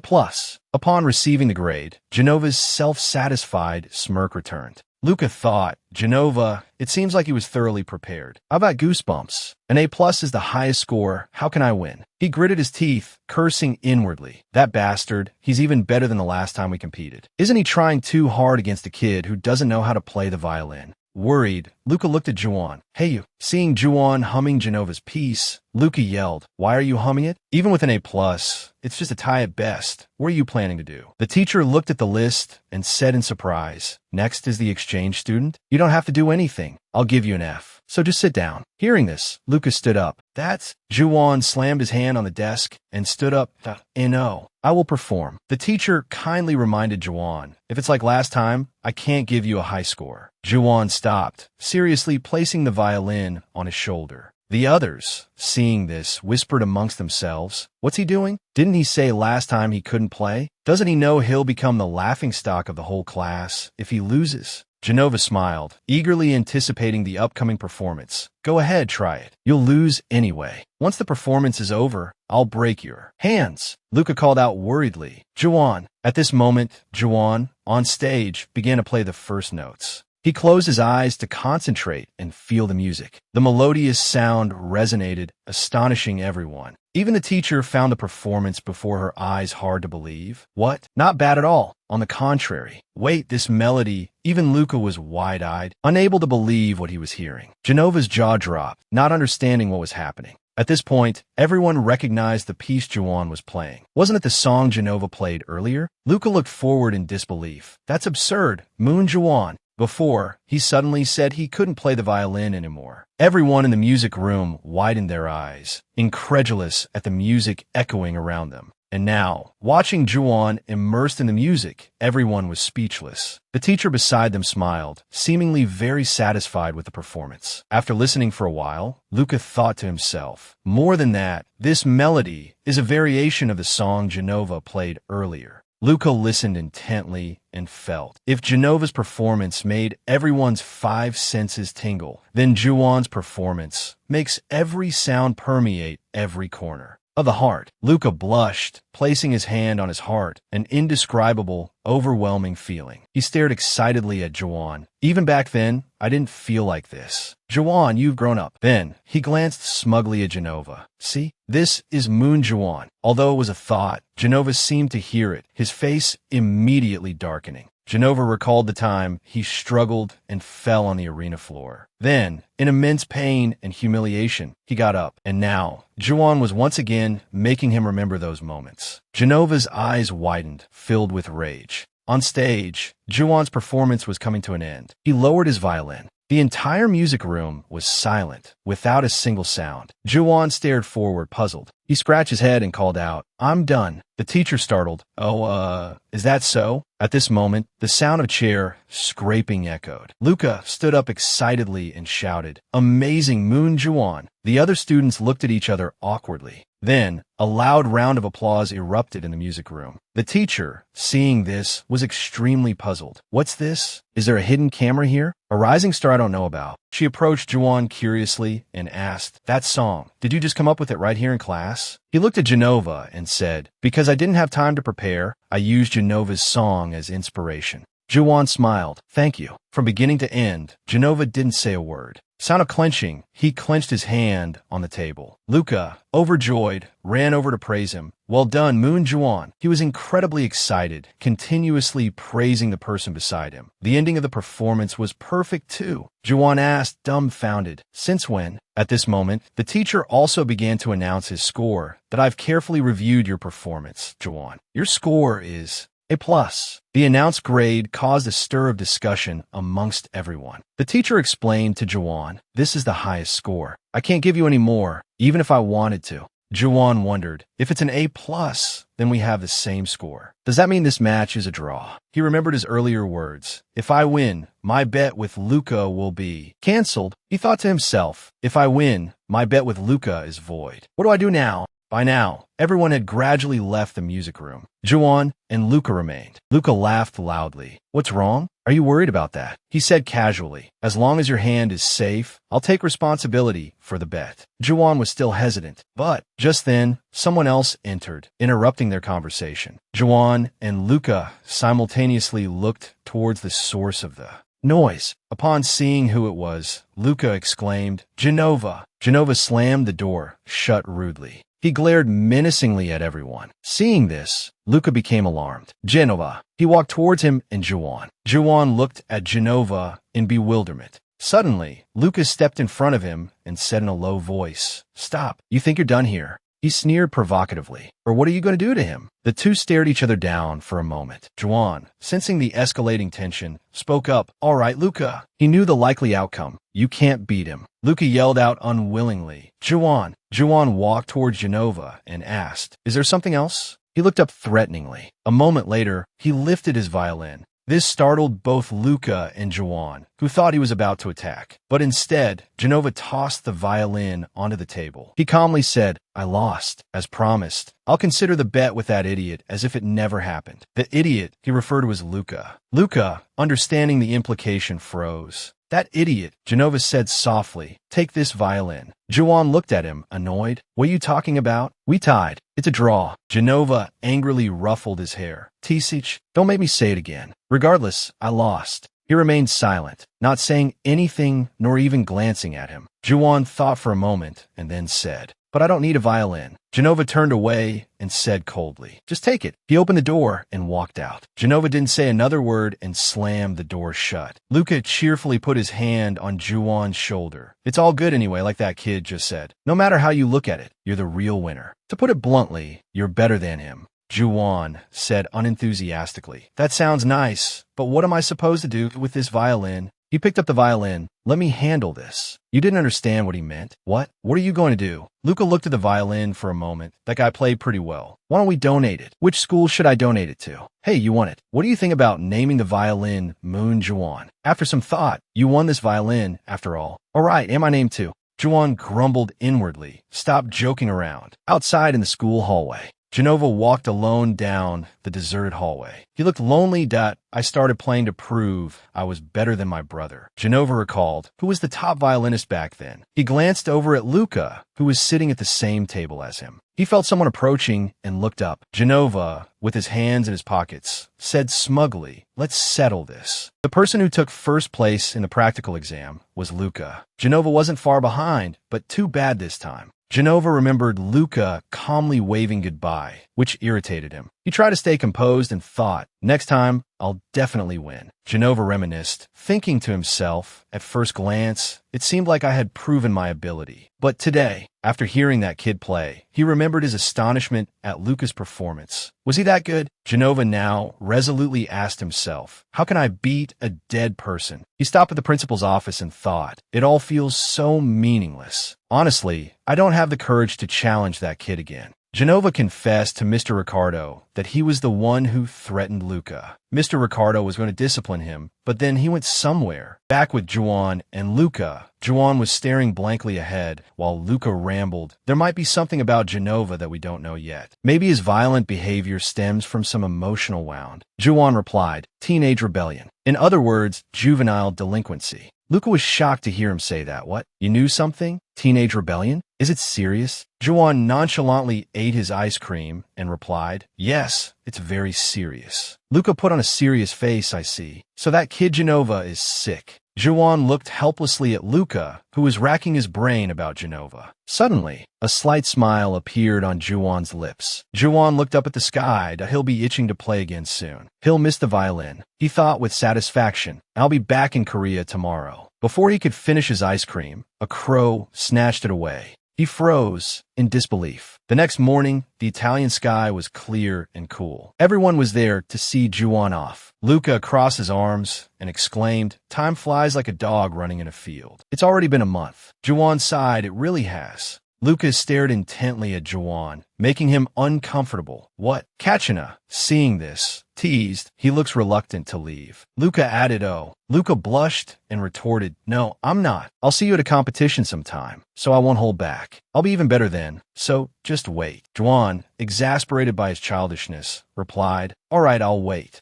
Kachina reminded him, Luca, the gift. He startled, remembering, oh, right? Here, take it. Juan looked at the gift bag curiously and asked, what's this? Inside the bag were many candies and a separate, neatly wrapped gift. Luca explained, what do you mean, what's this? It's a souvenir. Kachina added, I bought a big one, so make sure to share it with your Korean friends. Juan looked inside the bag to confirm what she had said. Then he smiled as if he was very happy and grateful. His eyes crinkling, Juan said, thank you. I'll let them know. Luca shyly looked away. Just go already. Juan waved goodbye to his two friends. Then he cheerfully turned to the other side. Mr. Richard, Ms. Veronica, Juan called out. Mr. Richard said regretfully, you're leaving already? That's a shame. Juan expressed his gratitude. Thanks to you, I had a very relaxing vacation. Thank you so much. Ms. Veronica held Angelica's hand. That I should be thanking you. Thanks to you, our family is happy again. I hope you feel the same way. The two happily shook hands.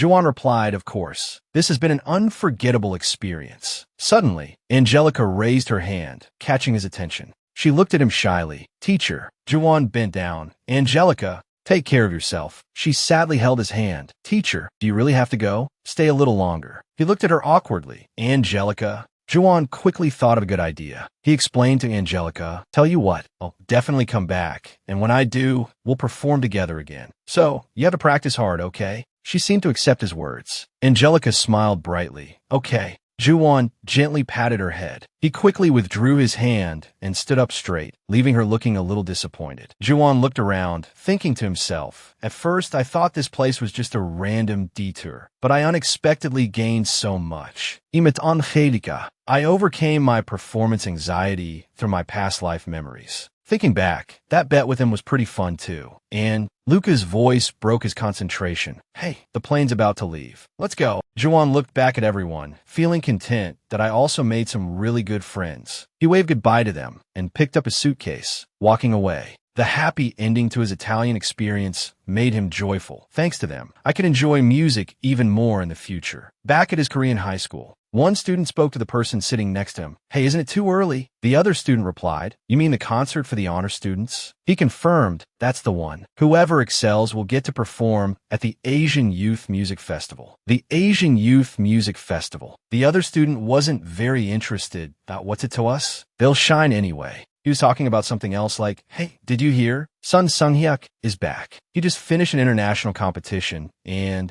Moon Jae-won also came back from Italy. The other boy suddenly exclaimed, huh, really? That's crazy impressive. He continued in an admiring tone, the top violinist, just as her name suggests, Kim Bitna, shining in Korean. Scholarship pianist Sun Sung-hyuk, and even the dark horse Moon Jae-won. The classmates started buzzing amongst themselves. Whose performance are you most looking forward to? The girl turned around and said, now that you mention it, where's Bitna? A nearby student answered, I heard she's sick or something, but she'll be back before the performance. The girl seemed to be a big fan of Bitna. I'm so excited. Currently, she was standing alone on a large bridge. Bitna read a text message from her mother. Honey, aren't you going to school today? If you lose your performance spot at the festival, don't bother coming home. I'll be so ashamed. Unspoken anxieties flickered in her eyes. Bitna didn't seem happy reading the messages, and she turned off her phone screen. She stood at the bridge railing, gazing at the sky. She stared sadly into the distance. A few days earlier, Bitna had cheerfully entered her house. She looked at her phone excitedly. It's been a while since I finished this early. Should I read the book I left off on? Or not? Do we have guests? Bitna heard lively chatter in the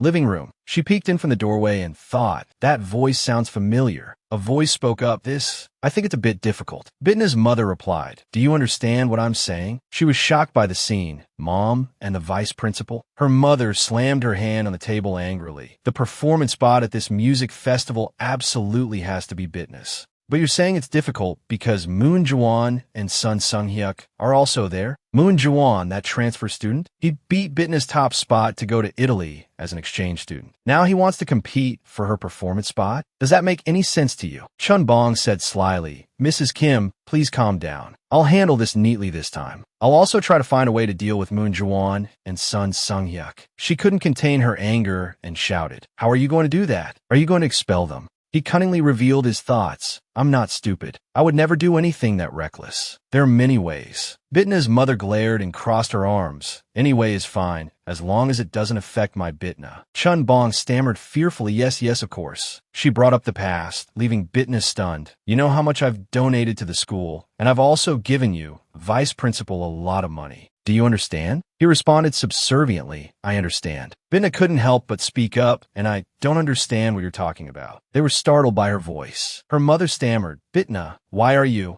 Bitna's face darkened. I don't understand anything. Is this why I've always been at the top? No. Bitna's mother tried to explain. No, of course it's because of your skill. I just prevented any incidents that could have happened. Bitna tried to maintain her composure, then explained to me the conversation you just had. What was the principal planning to do with Jae-won and Sung-hyuk? Chun Bong's face was covered in sweat. Bitna, you misunderstood. He was just discussing the school fund with your mother. Bitna bit her lip angrily. Oh, so he changed my score to get the funds for the school, right? Her mother yelled angrily. I told you it was thanks to your skill. People aren't stupid. If you were at the top without any skill, do you think they would? Just let it go. She flung her mother's hand away agitatedly. I don't care if it's because of some skill or not. You're a student who cheated her way to the top. Both of them froze after hearing Bitna's words. Tears welled up in her eyes. Ever since I first held a violin, I practiced diligently for 8 hours every day, but it was all for nothing. After saying that, Bitna ran out. Back in the present, she was standing lost in thought on the bridge. Bitna thought in disappointment. All this time, I thought my achievements were due to hard work. I always thought I was competing. fairly. It turns out it was just a delusion. It's all pointless.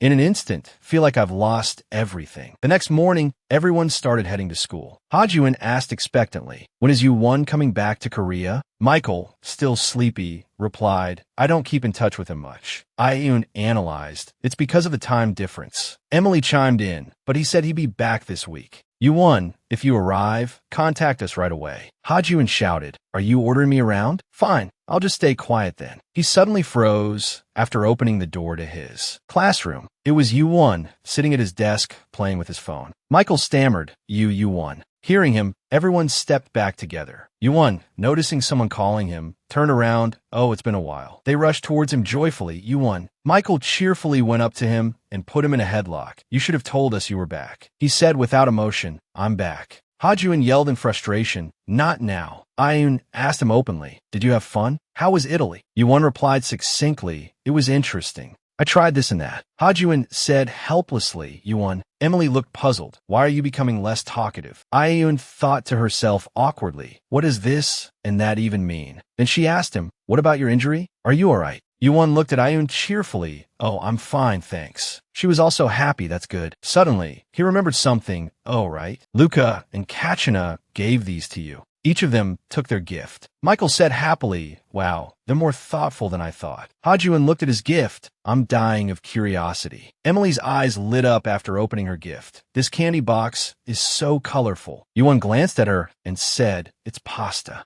Emily, seemingly not a fan of pasta, asked, "Why is there pasta here?" Iyun reminded them, "That's not the point. Let's get back to class." Emily walked back to class, but not before threatening, "Michael, if you eat it all by yourself, you'll be sorry. You're only allowed to eat the pasta." Yu-won wondered where Bitna was. Bitna late. Michael told him, she hasn't been to school for 3 days. I wonder if she's sick." Soon after, the teacher entered the classroom. "Michael, aren't you going to your seat?" He exclaimed fearfully, "I'm sorry." Yu-won was still thinking about Bitna. Sick and out for 3 days? Is she that sick? Should I call her? But what should I say? Yu-won hesitantly looked at her contact information. He leaned back with a sigh, thinking, we're not even that close. Yu-won noticed the cookies on his desk. He seemed to have thought of a way to start conversation. Yu-won took a picture of the cookies and sent it to Bitna with a message. "There's some for you." He looked toward her desk and thought, I wonder if she'll come right away. At night, only a few apartment rooms still had their lights on. Yu-won was about to go into his room. "Good night, Grandpa, Dad." His grandfather cheerfully replied, "Yeah, good night." Mr. Moon said seriously, "All right, good night." Yu-won threw his phone onto the bed. Then he lay down and closed his eyes, enjoying the feeling that it's definitely most comfortable at home.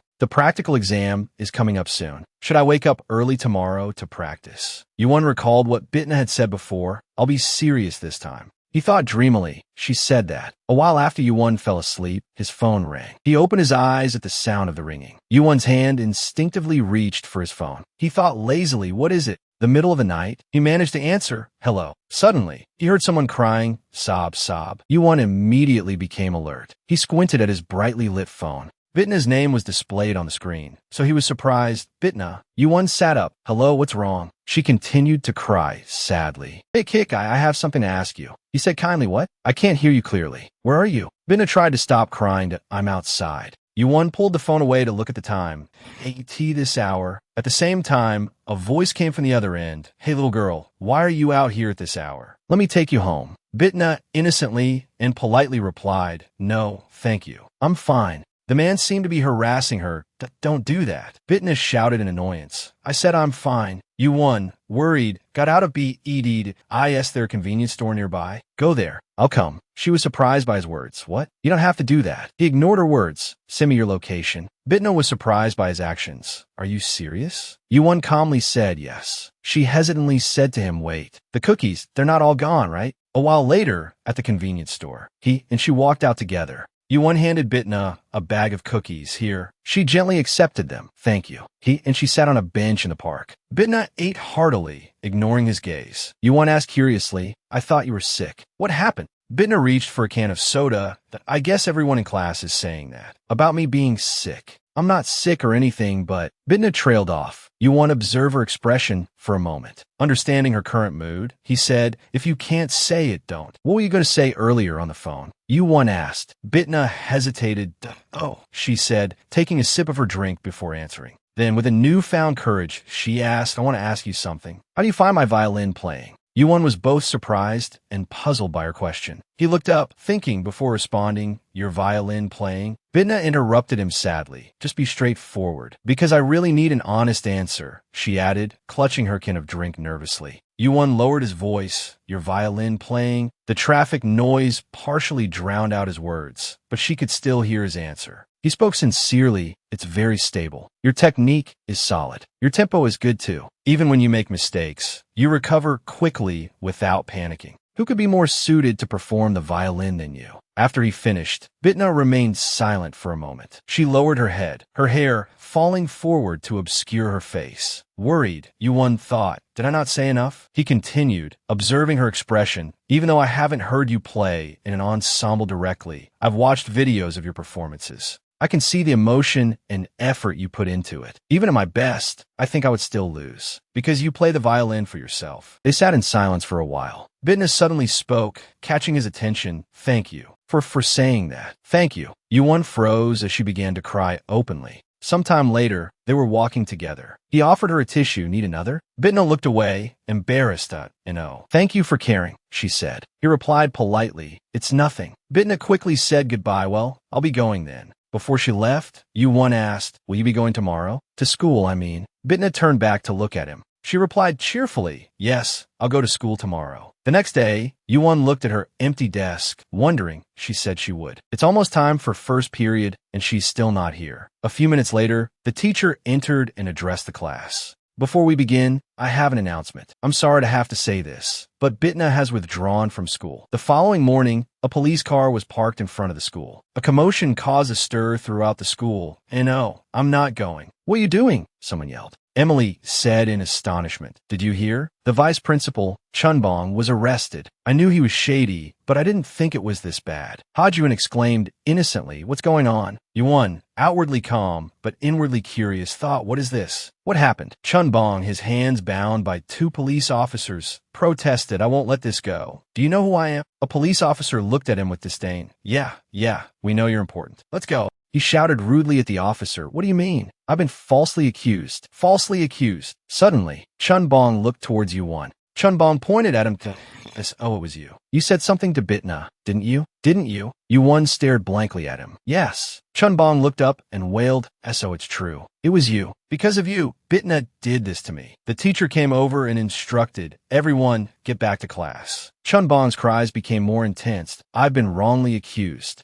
Yuan looked at him in confusion. Emily urged him, Yuan, let's go. A while later, at the vending machine, everyone was on break. Emily spoke up, so Bitna bribed the vice principal. Michael denied it. Not Bitna, but Bitna's mother. She countered, what's the difference? Michael explained, it's highly likely Bitna doesn't even know about it. Ayun asked worriedly, has anyone been able to contact Bitna? Hajun spoke, she hasn't even called any of us. Yuan stood up, I'll go ask her. Everyone froze in surprise. He didn't say anything more and ran off. Yuan scaled the wall nimbly. All four of them were impressed. Ayun's eyes widened. Smooth rhythm. Great feel. Hajun clapped continuously. Perfect finish. No way. Yuan, it's not time to go home yet. Yuan ignored him and continued to Bitna's house. At the high-rise apartment building, Yuan arrived and rang the doorbell. A woman's voice answered. Who is it? He replied, it's Moon Yuan. I'm Bitna's classmate. At the same time, he recalled Chunbong's words about him as, oh, it's true. It was you. Because of you, Bitna did this to me. Yuan thought to himself, was it really because of me? A housekeeper opened the door for him. Yuan spoke politely, hello.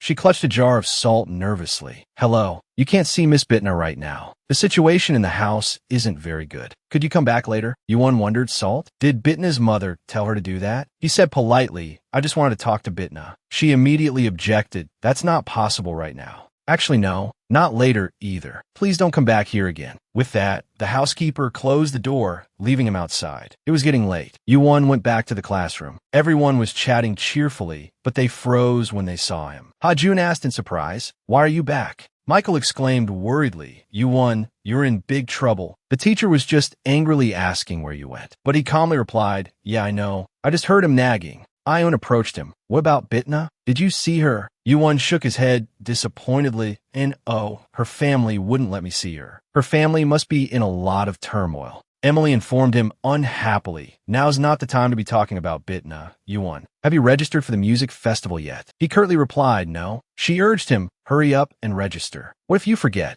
Yuan's expression was devoid of emotion, that I'm not participating in a music festival. Everyone cried out in alarm. What? Ha-jun, surprised, raised his voice slightly. Seriously? This is a huge opportunity, you know? Michael added, yeah, just getting into the finals of the Asian Youth Music Festival would be a huge honor. Emily pleaded, that's right. Don't you know every classical musician wants to participate in this festival? Ayun looked at him, confused. Didn't you say you were going to apply last time? Why the sudden change of heart? Yuan hung his head sadly. Well, I promised I'd compete against Bitna, but she's not here. So I have no reason to participate. Suddenly, someone scoffed that that's ridiculous. The voice drew everyone's attention. It was Seung-hyuk. He said sarcastically, as if that spoiled princess would ever participate in a school audition. And that's enough to make you give up. Michael was surprised. Seung-hyuk's here. Emily frowned. Why are you being so rude? She scolded as she walked. Promising to compete, no reason to apply. It's laughable. Seung-hyuk stopped at the door. Then he turned back to look at Yuan with disdain that you're running away, aren't you? Because you're just like Kim Bitna, with no confidence in winning. He was about to slam the door shut, but before it closed, a hand stopped it. Yuan spoke up, apologize. He asked, surprised, what? Yuan glared at him, for what you just said. Apologize. Seung-hyuk was defiant. Apologize? Why should I? What did I do? Yuan glared but remained calm. You need to apologize for saying those rude things about Bitna. He still argued back stubbornly. What did I say that was rude? Yuan said with contempt. It figures you've never heard Bitna play the piano properly. Seung-hyuk retorted fearlessly. Unlike you, I've been studying here for over a year. He continued, meaning you've never heard me play either. Yuan scowled angrily. What? Michael, seeing the situation escalating, stepped in to separate them. Wait, stop arguing. Ha-jun chimed in. Come on, are you going to fight here? Michael said anxiously, getting injured would be bad. Yuan, realizing his friends were right, stopped arguing. He released his hand from the door. Seung-hyuk immediately turned his back. His expression was full of disdain for Yuan. He slammed the door shut as if to make a point. Night was beginning to fall. Seung-hyuk walked home alone. He opened the gate and went inside. Grandma, I'm home. His grandmother replied, Seung-hyuk, you're back? Seung-hyuk, sensing something was off, asked, where's Seung-hun? His grandmother answered, Seung-hun's at a friend's house. He said he's eating dinner there. He slowly walked inside and took his backpack off his shoulder. His grandmother asked gently, Seung-hyuk, have you eaten yet? He said awkwardly, oh, about that. The school canteen wasn't serving dinner today. They were busy catching a mouse that was running around. His grandmother seemed to believe him. Is that all it took to cause such a commotion? He confirmed, yeah, rich people always make a fuss about everything. Hearing this, his grandmother started to get up. Oh dear, wait a minute, I'll make you something. He waved his hand dismissively and oh, it's okay. It's fine to eat out once in a while. His grandmother looked at him. Yes, that's so. He opened the door to go out. Yeah, I'll grab Seung-hun on the way. Suddenly, his grandmother called out to him. Seung-hyuk, I'm sorry. He understood what she meant and lowered his head sadly. But then he turned back and smiled. What are you sorry for, Grandma? I'll be going now. Seung-hyuk left. He seemed lost in thought, standing in the middle of the street. Seung-hyuk recalled Yuan's words. But Bitna isn't here. I have no reason to participate. He wondered to himself. Just for a friend, he skipped such an important audition. I'm actually really jealous. From the moment he started playing the piano, he always wanted to be the best. Just then, a young boy walked up to him and spoke in a condescending tone. What are you doing here? Do you know how much money it takes to attend this academy? Young Seung-hyuk stammered. How much? The other boy laughed at him. And no matter how much you have, it won't be enough. Get lost, orphan. Seung-hyuk reflected on this, feeling a pang of sadness. Music is a rich person's hobby, and a hobby and a major are two different things. Tuition, instruments, competition fees, none of it is something a poor person can afford. However, it was kindness that opened the path to music for me. A teacher had offered him a chance.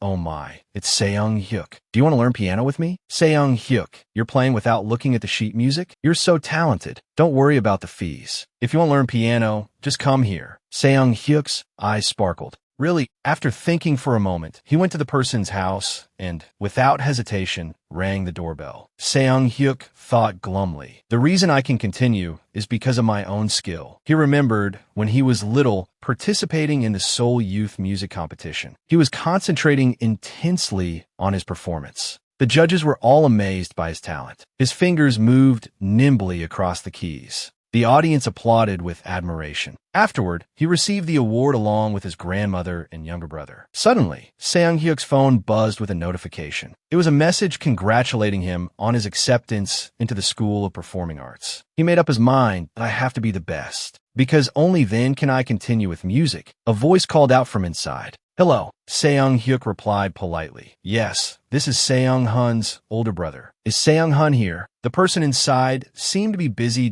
Oh, hold on a moment. While waiting, Seung-hyuk thought to himself, those born with a silver spoon in their mouth will never know what despair feels like. The door opened soon after. It was an unexpected encounter. It was none other than Jaewon, playing with two children at high.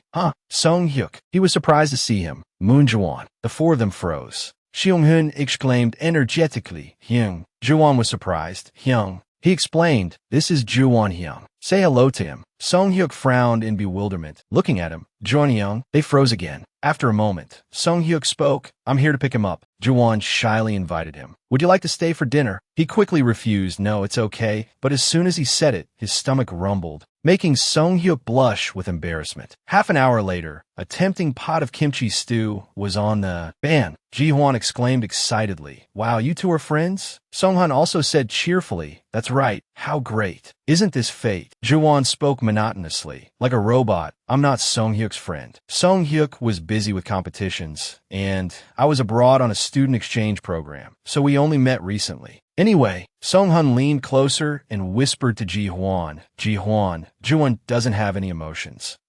He replied honestly, pretty much none. Seung-hyuk was looking around the house, which caught Jaewon's attention. He didn't pay attention to him, but thought to himself, isn't he the chairman's son? No matter how I look at it, it doesn't seem like a family that can afford music lessons. Suddenly, he saw something. It was a worn-out uniform hanging on the wall. Jaewon spoke up, startling Seung-hyuk. Is this your first time seeing a rich person's house? Finding it interesting, he recalled the words he had once said to him. For rich people, a soloist audition is nothing more than a kindergarten talent show, right? He then scratched his head awkwardly. No, that's not what I meant. Jaewon said calmly, different from the rumors, right? You were probably expecting steak, so I apologize that there's only kimchi stew. Hearing him say that, Seung-hyuk lowered his head in embarrassment. He looked at Seung-hyuk's state and thought, I was just teasing you. After a while, Seung-hyuk spoke up, my house is the same. You know the apartment complex next door? I live there. It must be hard taking care of your younger brother by yourself. You couldn't come to the audition because you had to work at the construction site, right? Understand. If you say you can't work on an important day, people will talk. I'm sorry about what I said earlier. I really didn't know anything. Jaewon quickly waved his hand. No. Seung-hyuk confided in him. And our parents also passed away when we were young, though we still have our grandmother. Seung-hun said innocently to his brother, but so what? We still have each other. Seung-hyuk was surprised to hear him say that. Jaewon also told Seung-hyuk, I work the night shift, so I come home late, and my grandfather is traveling with his friends, and my mother is abroad. He widened his eyes in surprise. After a while, they finished eating, and Jaewon was washing dishes in the kitchen. Finally, he finished. He heard everyone chattering cheerfully outside. Sounds fun. Ji-hwan, you too. He went over and asked Seung-hyuk, are you leaving? He looked at him and replied, it's getting late. The food was delicious. Thank you. Jaewon shyly put his hand behind his head. Feel free to come over again if you want to eat. He looked at his phone screen. The clock showed 8 p.m. Seung-hyuk looked at him seriously. Although it's not to repay you, I have something I want to tell you. Jaewon asked him curiously, something you want to tell me? A while later, on a crowded street, a taxi was driving at a fairly high speed. The destination displayed on the taxi's touchscreen was still quite far away. Inside was Jaewon, lost in thought. He recalled what Seung-hyuk had said. I'm learning piano through volunteer work. Actually, right now, it's just borrowing the space. Anyway, my piano teacher's husband is a famous foreign violinist, and he tutors rich kids. After a while, Jaewon finally arrived at the airport. The airport was crowded and noisy. Jaewon tried to run to find someone. Suddenly, he stopped. exhausted. He put his hands on his knees and gasped for air. Juwon looked up, breathing heavily. At that moment, his eyes widened as he remembered Sung-hyuk's words. I heard the teacher say. A girl brushed past him. Juwon reached out to her. Sung-hyuk's words echoed in his head. Bitna is flying to France to study abroad tonight, the 11 o'clock flight. Juwon quickly grabbed Bitna's arm, startling her. She turned around, and Juwon, panting, held her hand. She asked in a panic, Juwon, why are you here? He looked at her anxiously. Sung-hyuk told me. Bitna understood. Sung-hyuk? Oh, his wife must have said something. Suddenly, she looked down at his hand, tightly gripping her wrist. Bitna calmly said, let's find a place to sit first. A moment later, she suddenly yelled, what? You're not going to the audition? Juwon replied calmly, no. We said we'd compete, but you quit, so there's no reason for me to participate. Bitna held her head in frustration. Do you know why I dropped out? Juwon spoke monotonously. Because your mother bribed the vice principal. She admitted sheepishly that's not wrong, but that's not why I dropped out. I like the violin, so I want to play it well. Most of all, I want to beat you. He was surprised to hear her say that. She confided in him, but I can't continue like this. There's no meaning in getting into college through these kinds of methods. Even if I become a violinist, I'll still be criticized as a fake. No, even I can't accept that, so I want to go somewhere my parents can't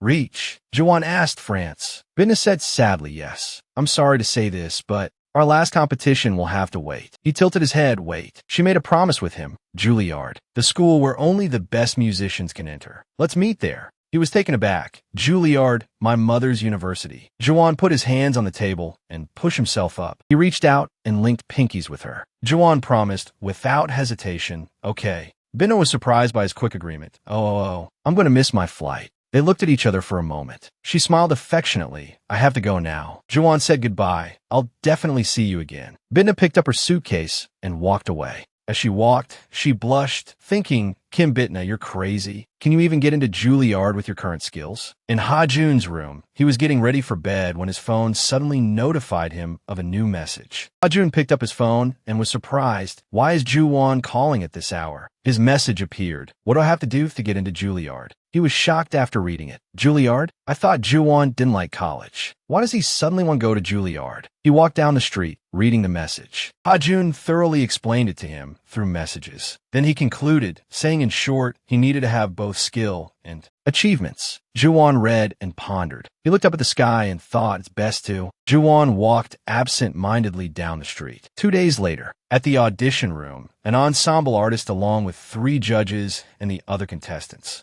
Mr. Kuhn asked the students, why do you want to become an ensemble artist? A female student confidently said, well, representing the School of Literature and Arts, I was very proud to win the Acheongium competition with my fellow students. Another female student gently said, I wanted to be an ensemble artist since I was little. It's my aspiration. Then a nerdy-looking boy shyly said, I grew up with my father's love and strictness. Mr. Kuhn said, exasperated. Next, the female judge next to him said, it's tough this year. The male judge beside her replied, that's what I'm saying. Bitna was very promising, but that happened. Suddenly, Mr. Kuhn saw something and his eyes widened. A student was walking towards them. Beside him was another student. He thought to himself, this is interesting. Mr. Kuhn asked with interest, why do you want to become an ensemble artist? The student started to speak.